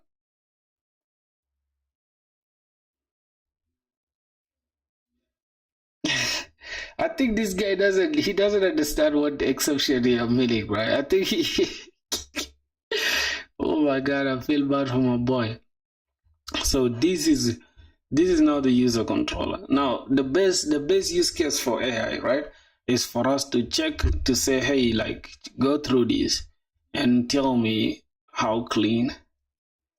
Check this code and tell me if it's clean or not. I just like this. Beat saying hook error and refer to average. You're right, but a few important issues, some critical that need to clean up, especially regarding naming, logic, and security. Let's break it down. In your sign-in method, you're calling this creates a new user, but sign in for logging in, not registering. Instead, you should be finding the user, verifying their password, and returning a token. Oh, in the sign-in method, this is creating a new user. Instead, we should find a user. Yeah, I was just trying to do the same thing. So we should sorry. Here I think it's request body. Yes, this is true. All fields are required. No, we're supposed to find it from user.find, not user.create again. Okay. Check you probably import the routes. I think he has issues with just importing the routes. I think that's where the problem is. So instead you should be finding the user, verifying their password and returning a token. Password is not hashed in both sign up you're storing or comparing raw passwords. That's a serious security flaw. You see that? Yeah, see what I'm talking about, my boys. Sign up using bcrypt and verify on sign in. So both sign in and sign up return the message. This is the sign up route. This is inaccurate. Also sign in says sign in, the error handler, but is actually the sign up logic. you see how AI can make you catch just errors. Like I wouldn't even care about it. I could have just gone ahead and redundant if there's no user. For the create user not found, is it because the create either succeeds or throws error, doesn't return null? Oh, so it's redundant. Good. Now controllers are misnamed, miswired. Sign in is doing sign up logic. Sign up is correctly creating a user, but the response messages and structures are just the mix up for real.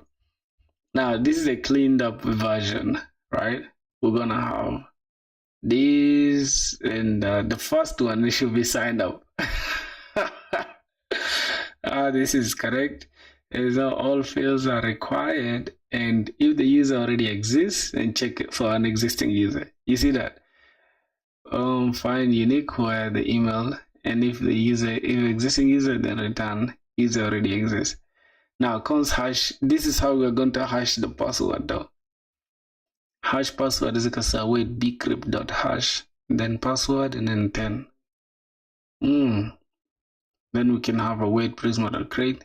That is after we hash the password. Name and then the password should be the hashed password. User registered successfully. User ID, then you give us a user ID. User.id. Ooh, this is nuts. I actually like this. Console log error, internal server error. Internal server error during sign up. Wow. Boys, I think I like what AI has done here though. Like for real. Yo, sure. Oh, what's good, Sharp? What's that name? Osman or what? Okay, so we're gonna get this sign in thing. Let's go. Yep, we just X out this and we come here, we do this and we'll drop this here. Okay, I think this should do it now. So if we come here, all fields are required. It's correct, I guess. Yep, it's correct. And before we create a user, we need to check if there's an existing user already in the database. So we check for an existing user. Then we say const existing user is equals to await prisma dot user dot find unique. We can say find unique or find unique where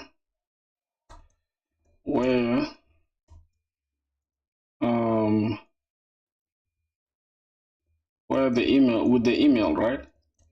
And if we have existing user, then we need to return a response dot status. Get help from AI is last option or to anybody who have knowledge about it near you. What about Java? Man, we gave Java a break, bro. We gave Java a break. I thought about it. I'm like, all right, I'm gonna learn it in my free time. But I genuinely want to build projects, bro. So I want to start building. I want to start applying for jobs. So I don't have more time now. I would rather use what I already have knowledge in. So response.JSON. Then a message is gonna be user with the same email already exists. Yep, and then I think that's it. Then from there, now after we check for this, we need to also say we need to hash the password. We need to hash the password with bcrypt.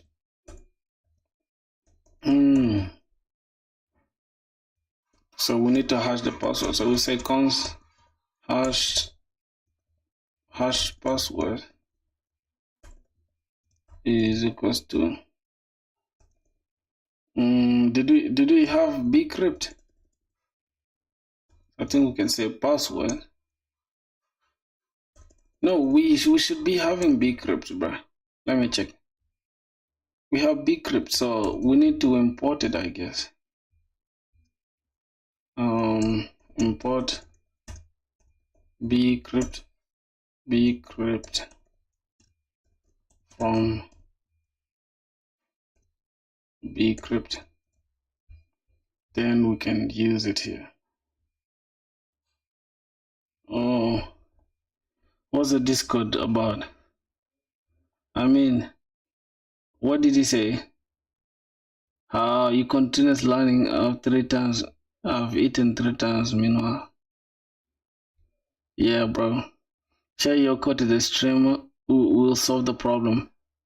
Yeah, bro. Share share the code on Discord. Let me see. He says not how much reaction. Oh my god, bro. Let me see, bro. Send it to me. Send it to me.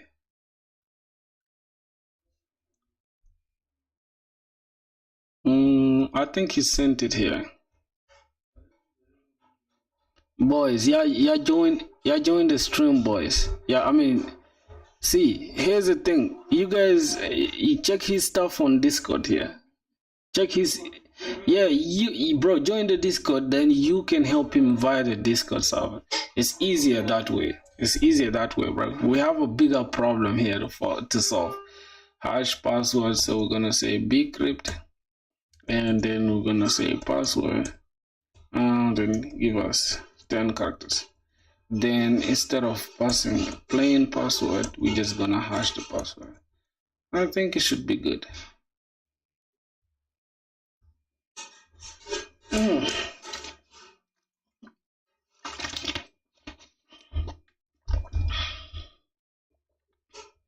What about lead code? I'll do lead code later, bro, because you need to get a job first.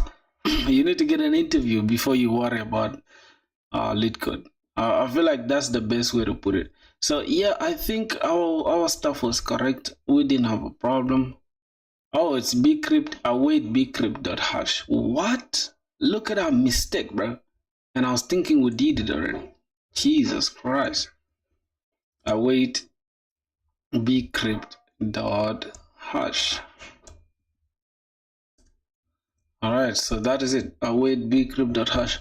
How many water bottles do you have? A lot, man. Yo, can I get help on my startup from this channel? I'm coding on Node. Yo, can I get help on my startup from this channel? I'm coding on Node. Yeah, join the Discord, man. We have like real squad there, like people that mean business, not weirdos, you know. All right, so let's see hash password. Damn, I'm sitting down all day. All right, then if only this is correct, right?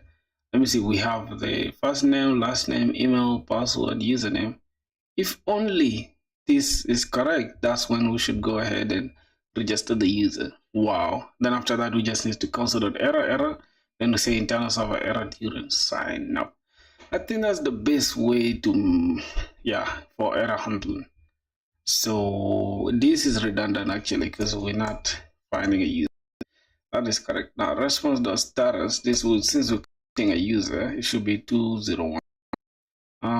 We're just gonna say, we say user created successfully, and we just need to return the user.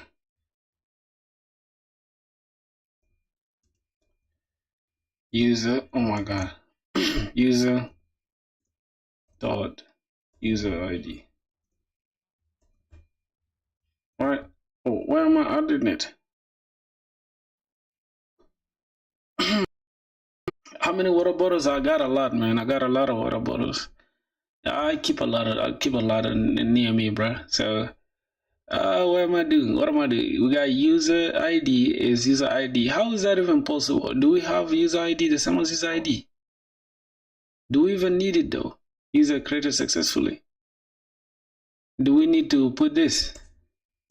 Do we even have the user ID? User.id. Okay, I think this is precise. Hey, have you started data in the database or have crafted a dummy service? Wait, I'm confused. What do you mean?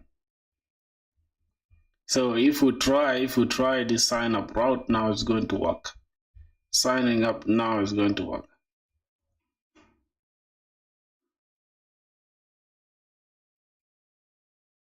Yeah.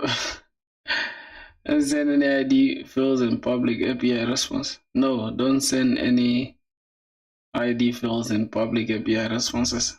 You sure? Are you sure about this? User ID, we don't need it, right? I think we don't need it for real. Alright, let it just be like that. User created successfully. And then we just need to call the user though. So we can say, we can just, this is the user that we created, right? We just display the user that we created. So I think it makes sense rather than giving the IDs. No, don't send it. Okay, I think I answered that. It's not started, it's stored. The front end should redirect to login after successful sign up. Redirect to login after successful sign up. Wait, what? How is that possible? Once they're signed up, they don't have to again log in though. Once they're signed up, they should just get to the application. But the second time when they want to use our application, when the JWT thing expires, then, because, wait, we give them the JWT when they log in, right? When they sign up, I think. Yeah, we need to attach it in the headers so that every time they want to log in, we can send them that. I don't know. Wait, don't worry, Ushai. No, they should log in always. After first sign up, then sign in. Oh, sign in is what creates the JWT. All right. So they should be redirected, right? And that's the thing. I think we can do the redirection. We can do the redirect thing inside here, right? Or we can do it in the user controller. Oh, signing up creates an account, not a login. Then the sign in is what creates the login, right? And then the login is where we can attach the JWT to the headers. Okay. Thank you guys. That's a good tip. Then let me see inside here. First, we need status of this JSON internal server errors. We can just say internal server error while signing up. Yeah, I think now we shouldn't say. I think this is okay. Server error while signing up. Then we can just put this sign up thing. Wait, all right, I think that's okay now. What do you guys think? Redirect happens in your front-end code once it detects a 201 response. Yeah, we're not on the front end now though. We want to first make sure the backend functionality works. Once we get to the front end, then we can just polish everything. You get? So yeah, now we should be able to like test the sign up route. And yeah, just give me a sec, man. Let me go for short call. Damn. Yes. Give me a second, bro.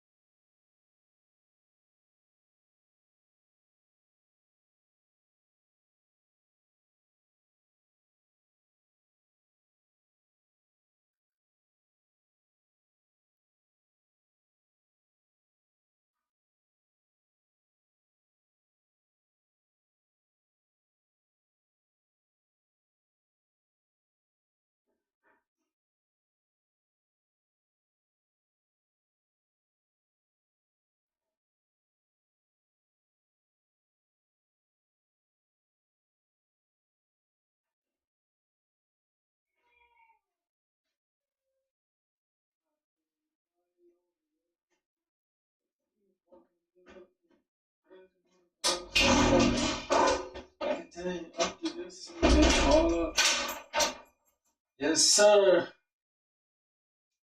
Oh my days. I got a little bit of Node, Go, a little bit of PHP and React. What's that? Which coding languages? My React. Yeah, bro. React is something else, bro. I can't even lie to you. Even me, I be having issues with React, bro. I can't lie to you. I don't really like React though, because let's be honest, I don't like React. So it's too hard. I can't think abstract. Guys, if I come live on Discord server and share my screen, anyone can try to help me. All right, bro. Let me try to help you real quick. I don't know what's going on with you. Somebody should help him. Yo, bro. Yo, somebody should help this guy. Let me see. Where's your stuff? The general. Just join the stuff for real world scenario, which is the most demanding one.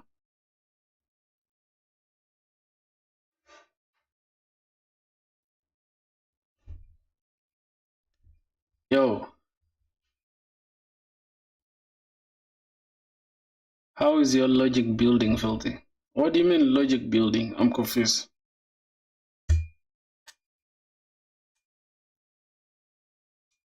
What do you mean by logic building? Wait, this guy should join the call real quick so we can try to help him. Or maybe after the stream, right? We shall just help him after the stream. I think we shall help him after the stream, bro. Yo, bro, try to focus, man. We shall try to help you after the stream. I think that's a better trade-off, right? Let's make sure everything works. Just give me a sec, guys. Let me put this. Can you solve problems? Of course, bro. But not readers. I don't want not readers like lit code and all that stuff. Okay. Demand is for good quality engineer. The language is secondary. If you learn every backend concept, then it translates over to anything. Yeah, for real. Facts. Let me try to let me check. This is a custom auth. Let me first check if everything works. Check the health. That works. So can we try to sign up now? I think signing up, we need to create a body with a row, and now we need first name,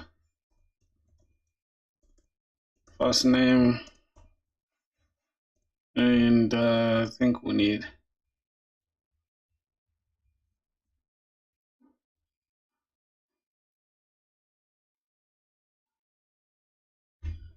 for beginners.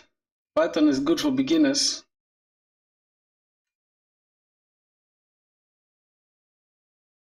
How is Python good for beginners, bro? Python is not good for beginners. Like, that's my personal opinion. I feel like Python, it just abstracts too much, like too much abstraction with Python to the point where you cannot like let's see, username. Anything with too much abstraction is not good for a beginner because you don't even get to learn like the in-depth stuff. Like, you know what I'm saying? Password. We have first name, last name, password. Okay, we need email,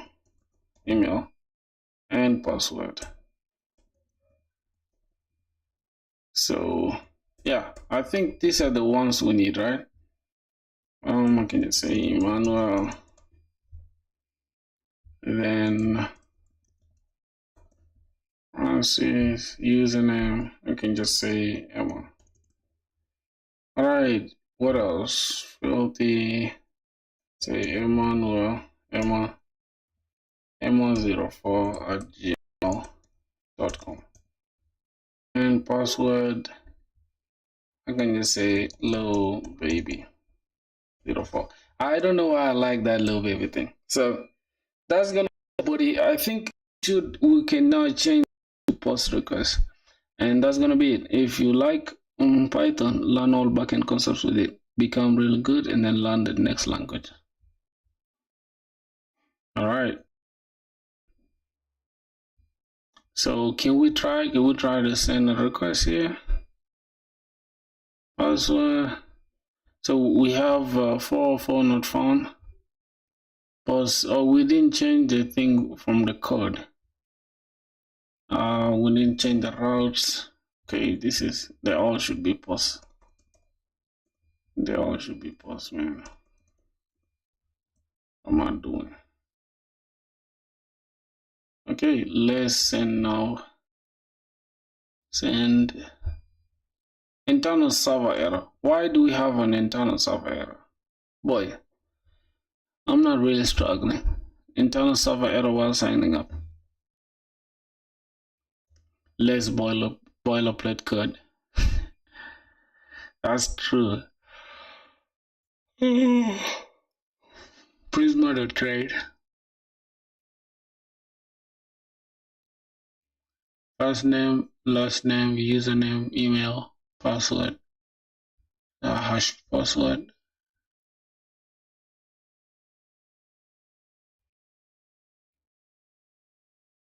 Boys, why do we have internal server error while signing up?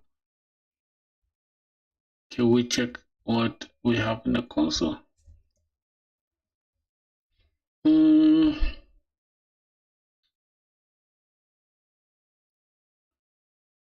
Okay, user, what's going on?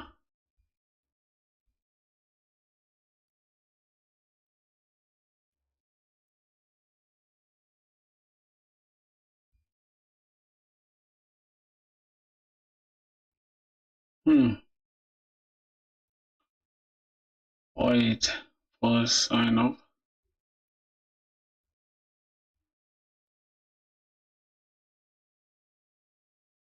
Boys,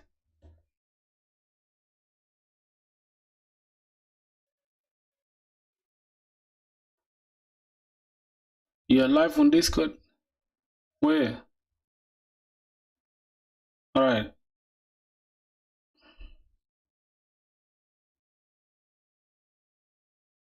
Let me see.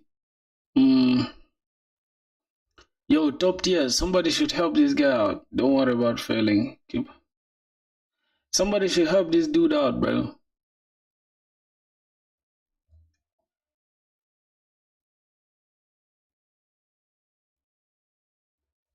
Yeah, somebody should help this guy out, bro.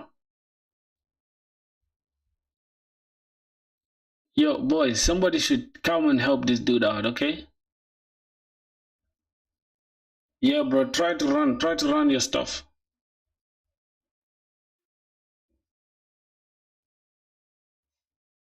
Run your code.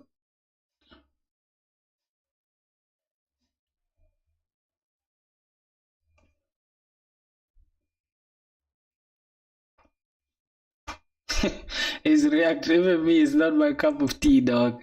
But let's just see. Me, I'm a big Next.js guy. I like Next.js. I don't know why people like React, but duplicate key plugins in the object literal. So which one? Did you check? Are you hearing me, bro? Are you hearing me?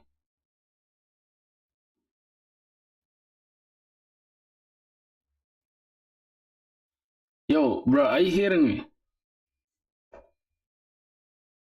Yeah. We're going nuts, bro. We're going crazy. You feel me? Coding non-stop. Non-stop, bro. I told you guys, bro, we can stream the whole day if y'all want me to. I don't really care, bro.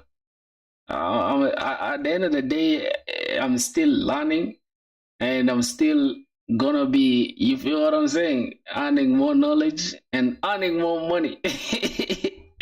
Are you a student? I'm still a student, yeah, for sure. All right, somebody is saying he has a problem with I'm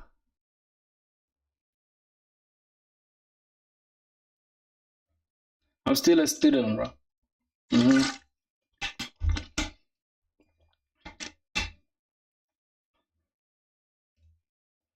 So I don't know. For some reason he cannot speak, and it's hard to like. It's hard to help him because I can't even hear what he's saying now. What he's doing even. Yo, man, Deep, are you hearing me?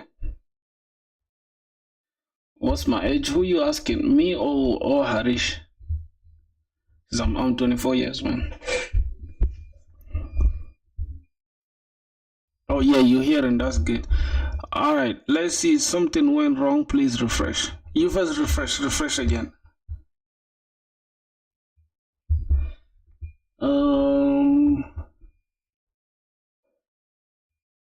Which route are you trying to go to? Because I feel like you have a lot of stuff.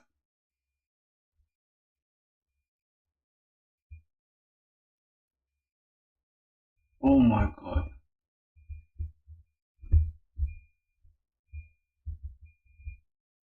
I'm 24, bro. I'm not 27. You crazy. What's this guy creating, bro? I don't know what he's creating, really, for sure.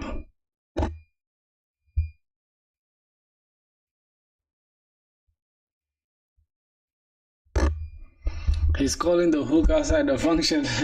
I don't even know which one. You first check. There are some hooks that you're calling that's outside the function. Check your app.jsx. That's the app.jsx.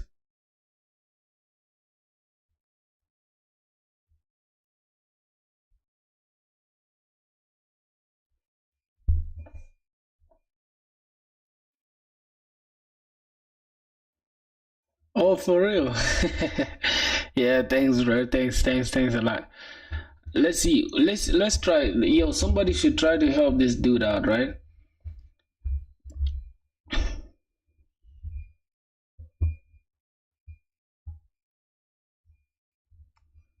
All right, brother. You know what? You know the best thing you can do. First, try to send your code. Send your code through. Just send that color picker code to Discord. So just send it as a zip folder. Send it as a zip folder. I don't know if you can. Hey, buddy. Good night. Hey, see ya, man. GG's. Have a good one. Yeah, send it. If you cannot come through Discord, then I don't know. It's unfortunate, man. I don't know how you can have a simple problem, bro. I just don't get it. Alright, have a good one, my brother. No worries, man.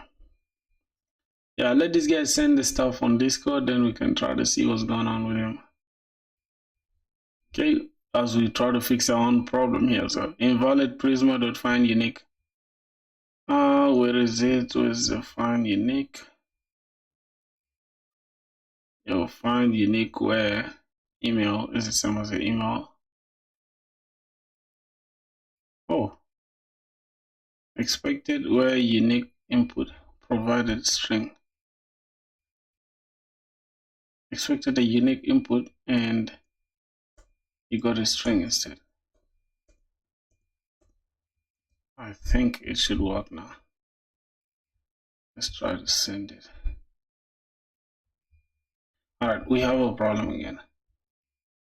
Password is missing. Argument password is missing. Yo. Wait, what is this? What is this string again? I don't know. Why do we have a string here? Like, I think we have the... This is clear. I have the password here. What do they mean again? Internal server while signing up.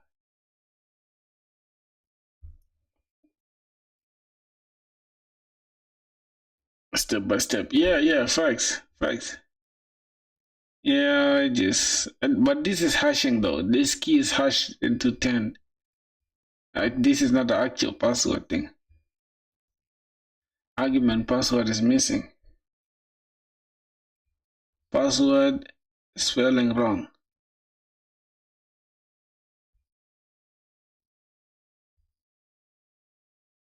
Wait. No, password is correct. It's just here. Hold on. I think inside the data, right? No, we have it correct. I don't know what it's saying.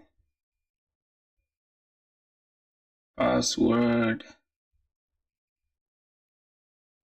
It's the one, like, maybe the data field is the problem. No, this is the actual problem. You see, we have this password thing, which is a string and is required. I think inside our, if I'm not mistaken, I think our model has a problem. Yeah, I knew it, bro. I knew it. Our model had a problem. Damn. All right. Let me just go and push our model, right? Let's correct this. npm run dev.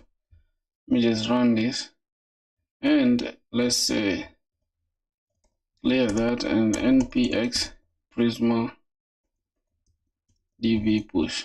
Okay, now it should be in sync. Then we say npx prisma studio.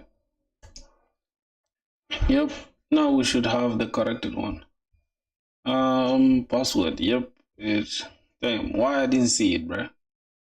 I don't know. Now we should be having this working. If we try it again, my laptop bit going fast. Sorry, I'll upload the file within 14 hours. Oh my god, man, I feel bad for you, man, deep, bro. Shit, sorry, bro, it's crazy. All right, let's try to sign in now. Cool, now user created. So this is the hashed password, and this is the actual password though, but this is the hashed password. Bro, why do we have to hash it by 10? Like, this is too much hashing, bro. Like, this is too much. What are we hiding like that? Jesus Christ, this is too much, right? This hashing is too much. Yeah, this is nuts. Alright, let's go and try to see. Now let's create we have the user. Now we have Emmanuel, first name, last name, username. We got email, and we got the hash password. Because obviously we're not supposed to use the actual password, right? So we have the created ad. This is the updated ad. Tell my kid to buy a PC for work.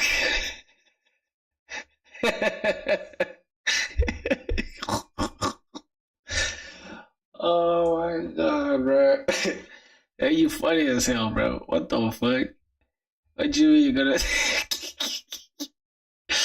Oh god. He's so funny as fuck, bro.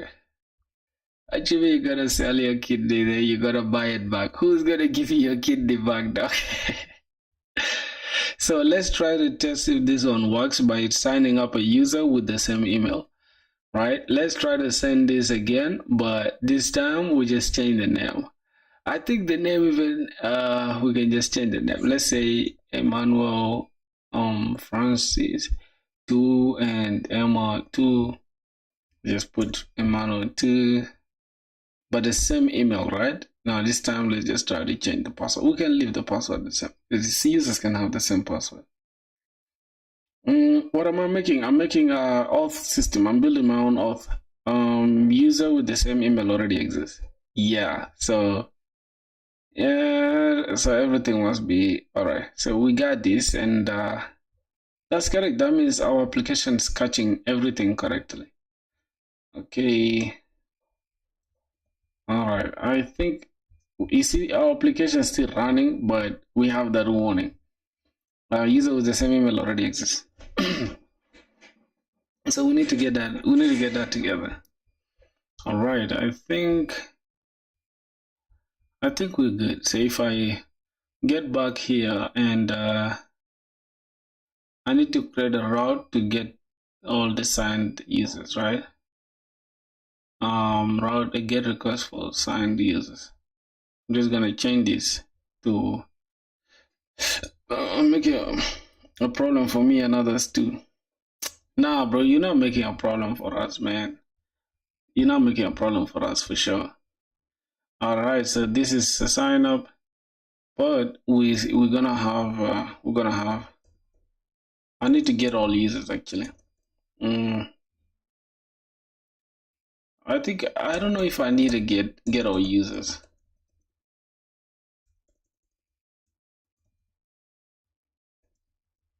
I think I need to get all users controller. I don't know if I need it though. I'm just saying. Do we need to get this? In response of sign up, don't return the hash password. Security risk. Wait, am I returning it? Am I returning? I'm not returning it. I'm actually just returning the actual user, but the password is hash. You cannot. There's no way under the sun you better to access this. I promise you, there is no. Not even the machine itself can decode this hash password. Only the people that the actual request itself. How tough to get a job in your country? And by the way, I'm from India. How here it's most difficult. I don't want to get a job in my country because they don't even pay well, and even the companies are trash. So that's why I'm working hard. I want to compete. I want to get a job outside of Africa. Yeah, I want to get a job outside and then maybe relocate or something. I think that will make more sense.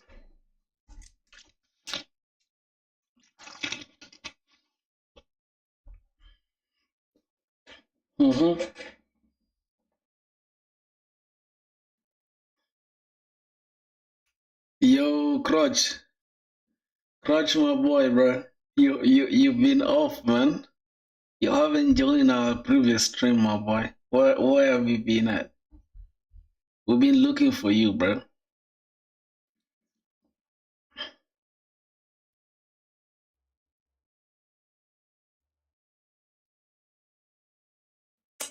Yeah, bro. I feel like you should reset your entire computer because I feel like that will make it faster. Because I'm also learning backend. Okay. Lol, never send a hash password over the network, bro, regardless of if you're using HTTP or not. We all learn we will learn somewhere. Nice, I hope. Yeah. Install Linux.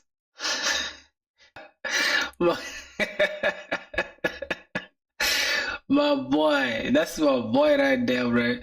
Yo, listen, brother, here's the thing. This is the entire data that we're returning. I don't know if you know what we're doing here. We're returning the entire user data here, right? If we do this, there will not be any way for the user to for how do I call it, for the user to sign to add password. But unless you don't want us to return this is just for us to see what we're dealing with inside our stuff, inside our backend. I mean, when we are decoding everything. But the rest of the thing, the rest of the things later, we can always try to find better ways to handle everything. You get what's going on? Expected what? Okay, you expected this anyway. Okay. You can omit password then when returning the object. For real? Here? How do we do it? Like this. And then we say don't return the password. Is that how they do it? Yeah, bro. Yeah. Can only be in TypeScript. How are we going to omit the password? Or we can say user and then we just return the first name, last name, username, and email.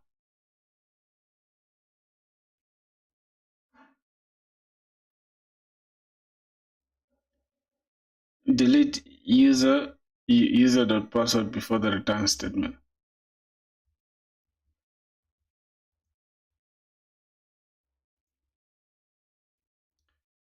My boy,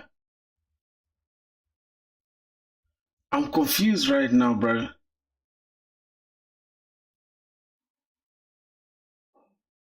What you mean? Here's the thing. We are user.create. In order for us to create this user, in order for us to create this user, we need it. If you correct, you can also select the prisma.user create, but not sure if it works on create. That's what I'm saying though. This create is what creates the user. This is why we're doing the posting here. We are hashing this actual password that we give. So without this, that means we shall not have. What's the point of putting hash? What are we going to hash then? On line 36, enter and type delete user.password. On line 36.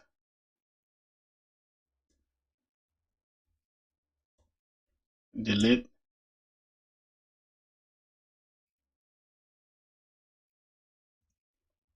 user. Like this? Is that it? For sure. Can it work like that?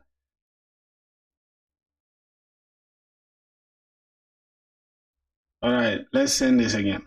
The user with the same password exists. Okay, let's put this. Let's just say Emma204. Send this. Yes, sir. Yeah, I'm rolling my own auth, man. Yeah, for sure. Yeah, it works.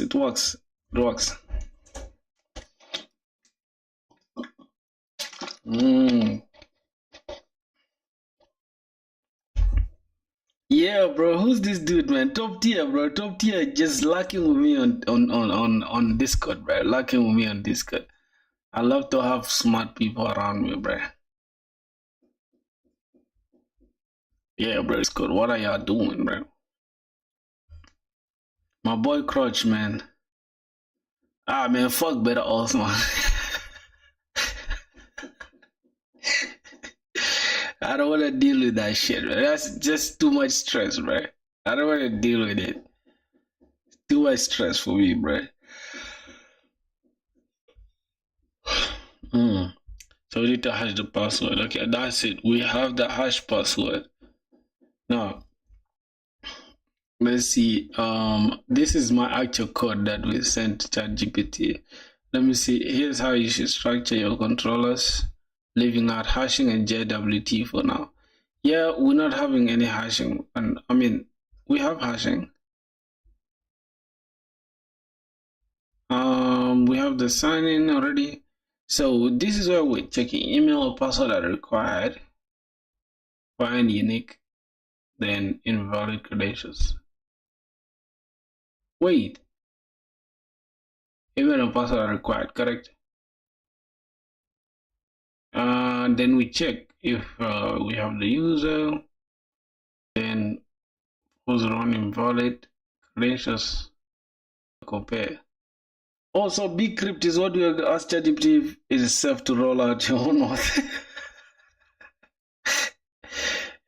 It's safe, bro. I want to actually, that's why I'm doing it. I'm just a curious person. Because it's valid await password and user user password. If it's valid, if it's not valid, then return sorry like invalid credentials. Oh, so bcrypt is what is gonna help us to compare the password. Interesting. Generate JWT here and send it back.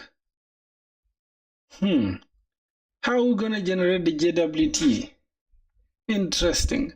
I think I kind of like this controller idea, right? I like what they're doing here. So this is a sign in. Now, first we need to check if we have the email and the password. And then we're just gonna say, I think we can say email and password required. Email, not all. Email and password is are required. Guys, how do I make changes on cloned repo? What do you mean? You just make your and then you can create a new repo of yourself and then just say he's not a contributor. I think he just took this stuff and he's in the final year of my undergrad student. I know basically how can I get a placement. I'm serious now. My boy, I don't know, bro. I don't know how. Yeah, you can fork the repo. That's true. You fork the repo. All right, we have email, password required. Ooh. Okay, then if we already have this, email, return password.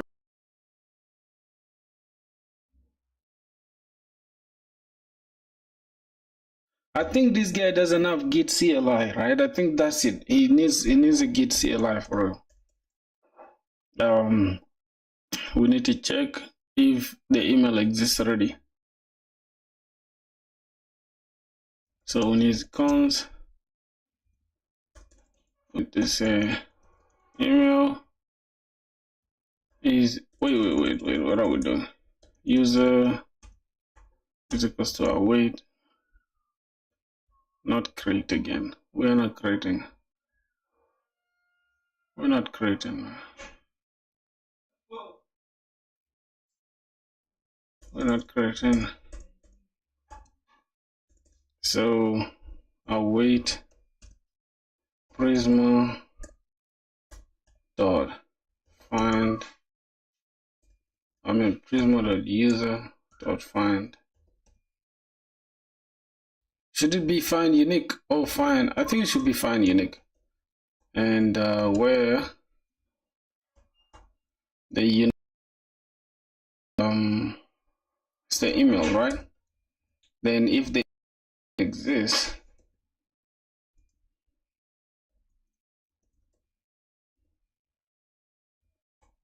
then we return response dot status. Okay, I'll be back later, bro. Bye. Branches are recorded if it's just learning how to use GitHub. Alright, man. Have a good one, bro. No problem. 401 dot JSON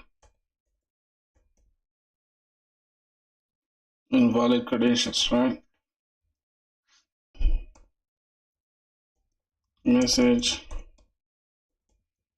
invalid credentials.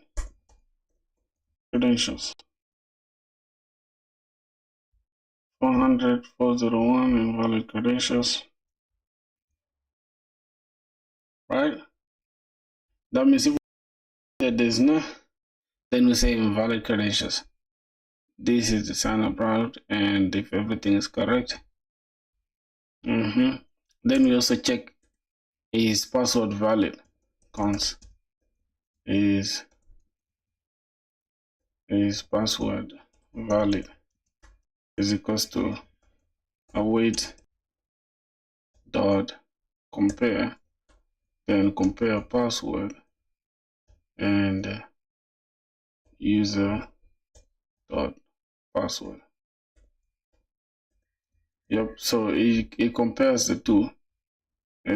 Then if this is not true, if its password valid is not true, then return invalid credentials.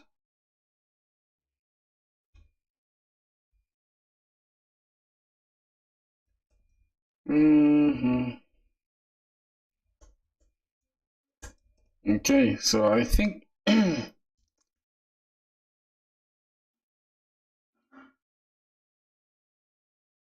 so anyone who sees the hash can attempt to see if it's common hash on those leaked password. Stream is lagging? No. I think it's your own internet, bro. Yeah, I think it's your own internet, bro. I'm not gonna lie. I think it's your own internet.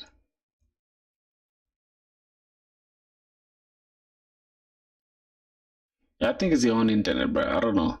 Stream is not. We're 7 hours straight in. So we check status invalid credentials. Invalid credentials. Check if there's a user. Yes. There's a user with that email. Then if they don't, then there's a valid. Is valid. Invalid. Okay. Then we can just return login successful. Login successful and user ID. Why do we have to return the user ID though?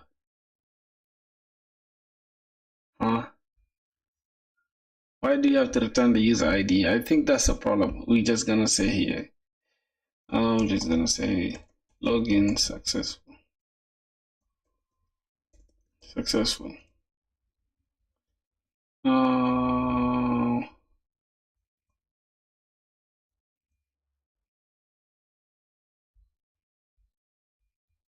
Login successful. Then we just see. Oh my god. Then we just return the user, right? And we gotta delete this. We gotta delete the password, I guess. Delete.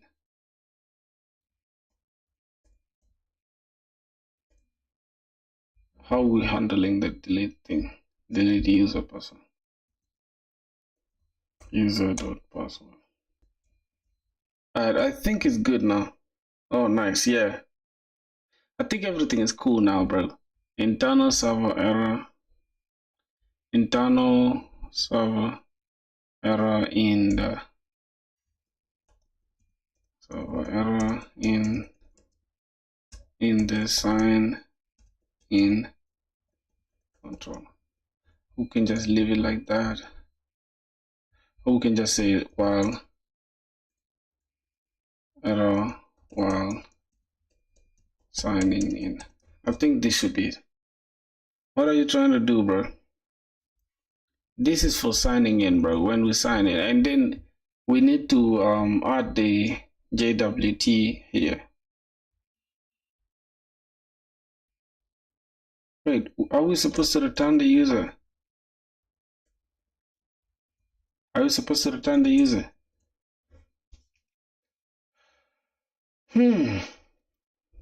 Now, if we try to log in, right? The login should be post as well. Let's say we want to sign in. We change this to like post or sign in or login.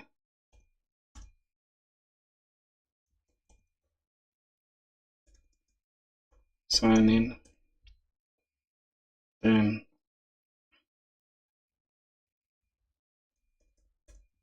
post sign up. All right, let's change this to post. Then we can check with sign in, and then the body. Just let's try it without the JWT for now. All right. Hope you get a job, man. Thanks a lot, bro. Thanks, man. So first we need to see which users do we have. First of all, we need to sign in with this email. We need to sign in with this email and the password lowbaby04. All right, let's try. Let's come here and copy this email and this password. And let's go here. Thanks, brother. Okay, I think this should be good for the sign in. Let's try to click and login successful. So it's actually working. It's actually working. Login and logout is working. Now we have login and sign up, and login is working. We need to get the sign out one. So we first of all we need to give a JWT when we sign in, right? So we can just be using it anytime, but we shall get back to it. We shall get back to the JWT part.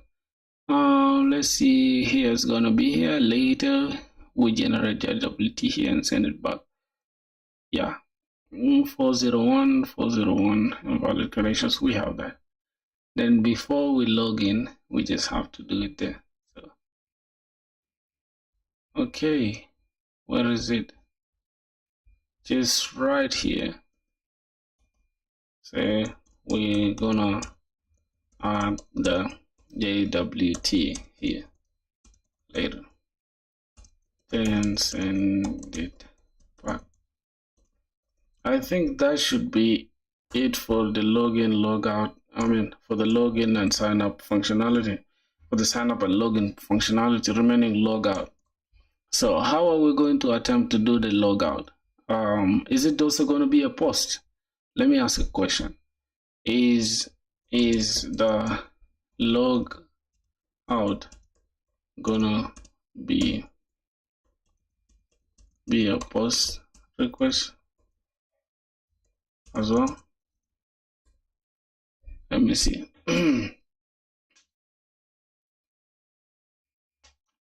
Yeah, we can set the JWT token stuff expiry. Yeah, well, that's when we start implementing it though. We're not gonna add it now. We're not gonna add it now for real. I just want to make sure like all the routes functionality is there, everything works. Then we can just implement the JWT thing. But I think the hashing of the password works. So let's check our database. This is the second user. See that? The hashing works, everything works. Okay. No problem. We're gonna set up that in a minute. Let me try to understand. Yeah, suppose request is the best and most common choice for logout endpoint. That even though you still say you are not sending much data, login out performs an action that changes the user session state, like clearing a cookie or invalidating a token. That makes it a non independent. What's that? Independent? What's the meaning of that word? Later on, keep an array of logged in users in your server memory so that if user hits the API again, it doesn't waste your server resources by querying the DB. Later on, keep an array of logged in users. I think we're gonna have user session, right? We're gonna have to keep user sessions inside our. Yeah, we can keep that. We can keep the user session somewhere, like in the schema. Right, we can do that. We can add the user session and stuff. Right? Yeah. We shall do all that. We shall do all that. This is a project that we're gonna be working on, bro. We're gonna be making sure we work on this project, my boy. So I think that's gonna be it. Let me see how we're gonna implement the logout, then we can just think about other stuff. Let me see, even though you are not sending, okay, guys, this which is the post one? Okay, stateless JWT, which you are using. if you're using JWTs and not storing sessions on server side, logout is mostly a front. It's actually a front end side action, like deleting the. Oh, so this is actually just deleting the JWT from the local storage, and then you get redirected to another. Oh my God, this is actually good. But the server can still blacklist the token advance only needed for more secure apps. Delete a refresh token from the DB if you're using token rotation. Log the event, e.g. the X log data Y. In case of token deletion, clear token. Yeah, I think that's gonna be it, man. That's gonna be it, really. Changes user session state. That's gonna be it, really. So I don't know. Y'all want me to continue with this now, or let me just let me go to GitHub. Let me send this. Let me check. Yeah, bro, good stream, man. I'm just gonna push it to GitHub now and call it a day. Kind of tired, bro. Gotta go rest now. Maybe go take coffee or something. Yeah, we've really grinded, dog. We've grinded as hell from morning, bro. Can you believe that shit? All right, let's see. Custom auth. I'm just gonna say custom auth. That should be okay. Right, should I keep it a private? I think I should keep it a public, really. I should just make it public, open source thing. Should keep it all open, bro. Keep it open. Alright, since it's gonna be just the backend stuff, just gonna have to create I think .git ignore and .env and node modules. I think that is it. This one has really created everything that I need to keep out of yeah, so let's go ahead and just build this. I'm just gonna say git init. Okay, that's we have git initialize, and we're just gonna say git add dot. Then we can say git commit -m, and I'm just gonna have. I'm gonna say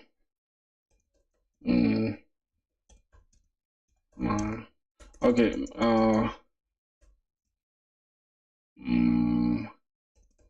build sign in,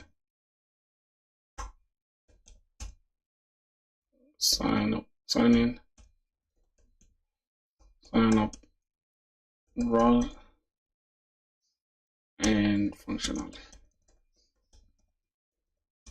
without JWT. Okay, that should be it, right? It's a commit message.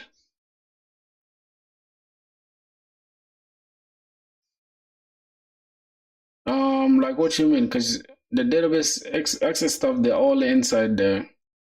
They're all in like the .env. They're all in the .env. They're not anywhere. What do you, I don't know. They're all in, they're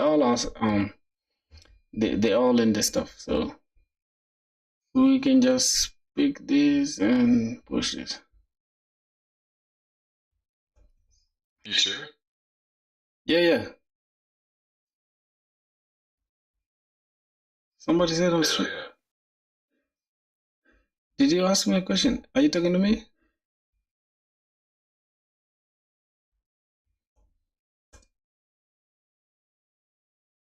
Okay, I think that should be it. Oh my God, custom auth. Okay, let's see, JWT, git ignore. Let's check. Yep, we don't have anything in the git ignore. Wow. We have this clean as hell. We have routes. We have everything. Yeah, I feel like everything is okay now. Everything is okay, really. Everything is okay. So yeah, the stuff that we're building, bro, we're going crazy, like literally, bro. We're going crazy. So that's gonna be it, bro, for today's stream. Really, man. Damn, shit, bro. Can we just make it 8 hours, dog? I think we should push it to 8 hours, bro. I don't mind waiting 6 minutes, dog. You're like 6 minutes away. Man, you gotta wait it out. Yeah. Yo, where you watching us from, dog? I'll watch it from the United States.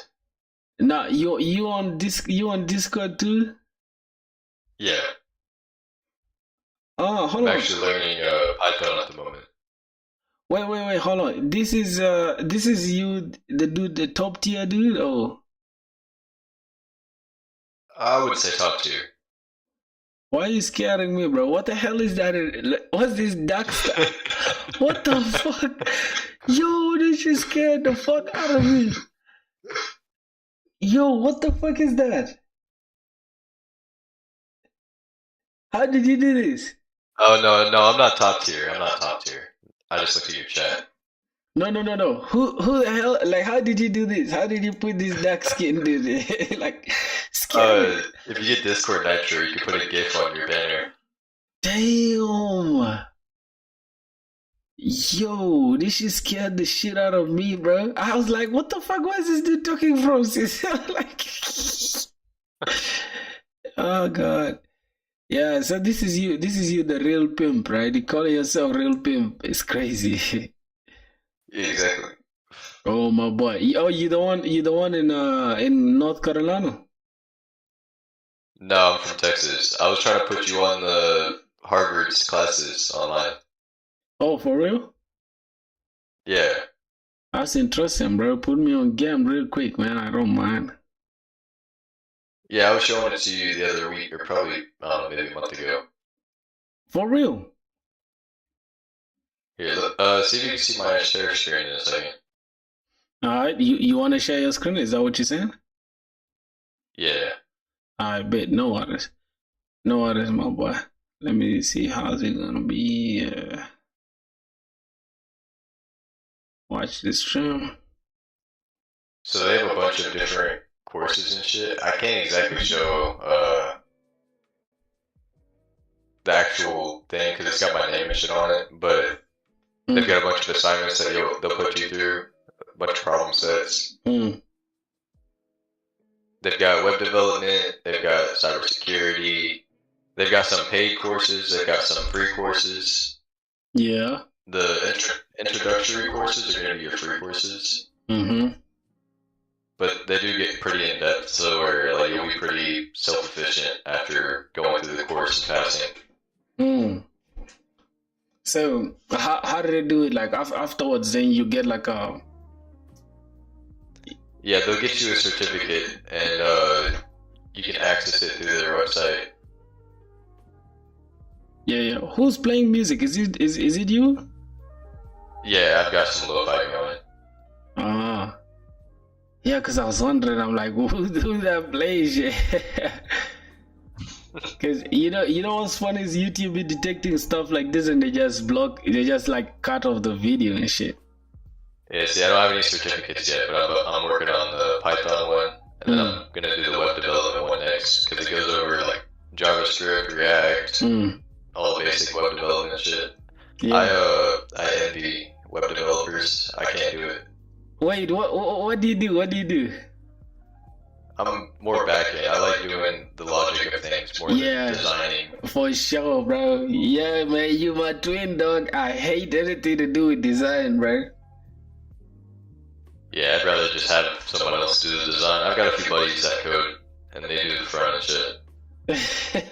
But I can do both, though. I feel like I can try with the... it's more like I just... You definitely can. It just takes dedication. Facts, for sure.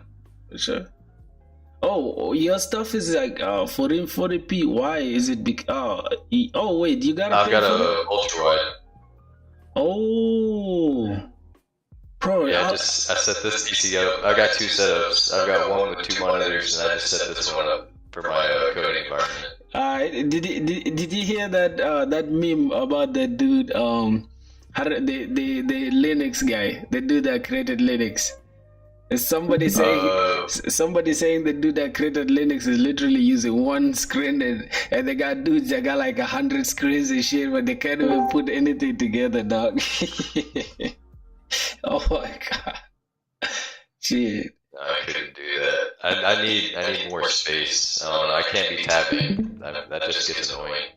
Yeah, for sure, bro. Look, I'm actually on one screen. I'm planning to get a screen though, but it's like every time I plan, it's like something comes up. But I promise this time I'm actually going to like get like, I want to get like a dope screen, right? I want to get like maybe a 4K monitor. I think a 4K monitor is better. I'm about to pick up some of this stuff for some streaming equipment. Yep. Oh, that's good. You ordering them from Amazon? Oh, you want to start streaming? Yeah. You already streaming, huh? Not yet. I mean, I used to do some like mediocre streaming, you know, just some like pass the time shit. Yeah. While playing games. Yeah. Nothing serious, but I want to get pretty serious. Kind of do some like talking streams, coding streams, gaming streams, whatever happens. Facts, for sure. No worries, dog. No worries, man.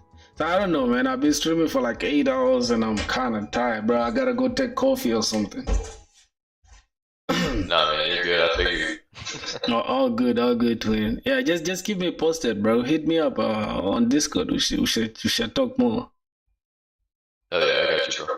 Alright, man. I'm gonna be out of here. Alright, I got you later. Facts. Yeah, boys. So I think that's it, man. That's about it, my boys. I gotta go now. It's like 8 hours streaming. That's crazy dedication, bro. Yo, Matrix of Wealth, bro. Hey, I got 2 screens too. One Windows and 11 and 1.7. That's good. Matrix of Wealth. Why you coming late, bro? I'm going off now. You feel me? I'm going off now, bro. I'm just gonna make like, you know, bro, I be making these little videos and shit. This is almost like to myself, bro. Like this is telling the future me, like how serious I used to be, bro. Yeah, I should see that, bro. Is we almost like this is 6:59, bro. It's like 40 more to 700. That's crazy. But look at the dedication, y'all. 8 fucking hours, bro. 8 fucking hours streaming, bro. Let's get it, man. I think that's gonna be it, boys. I'm off. Alright, man. I love to document everything about me, bro. It's funny. Okay, so that's gonna be it.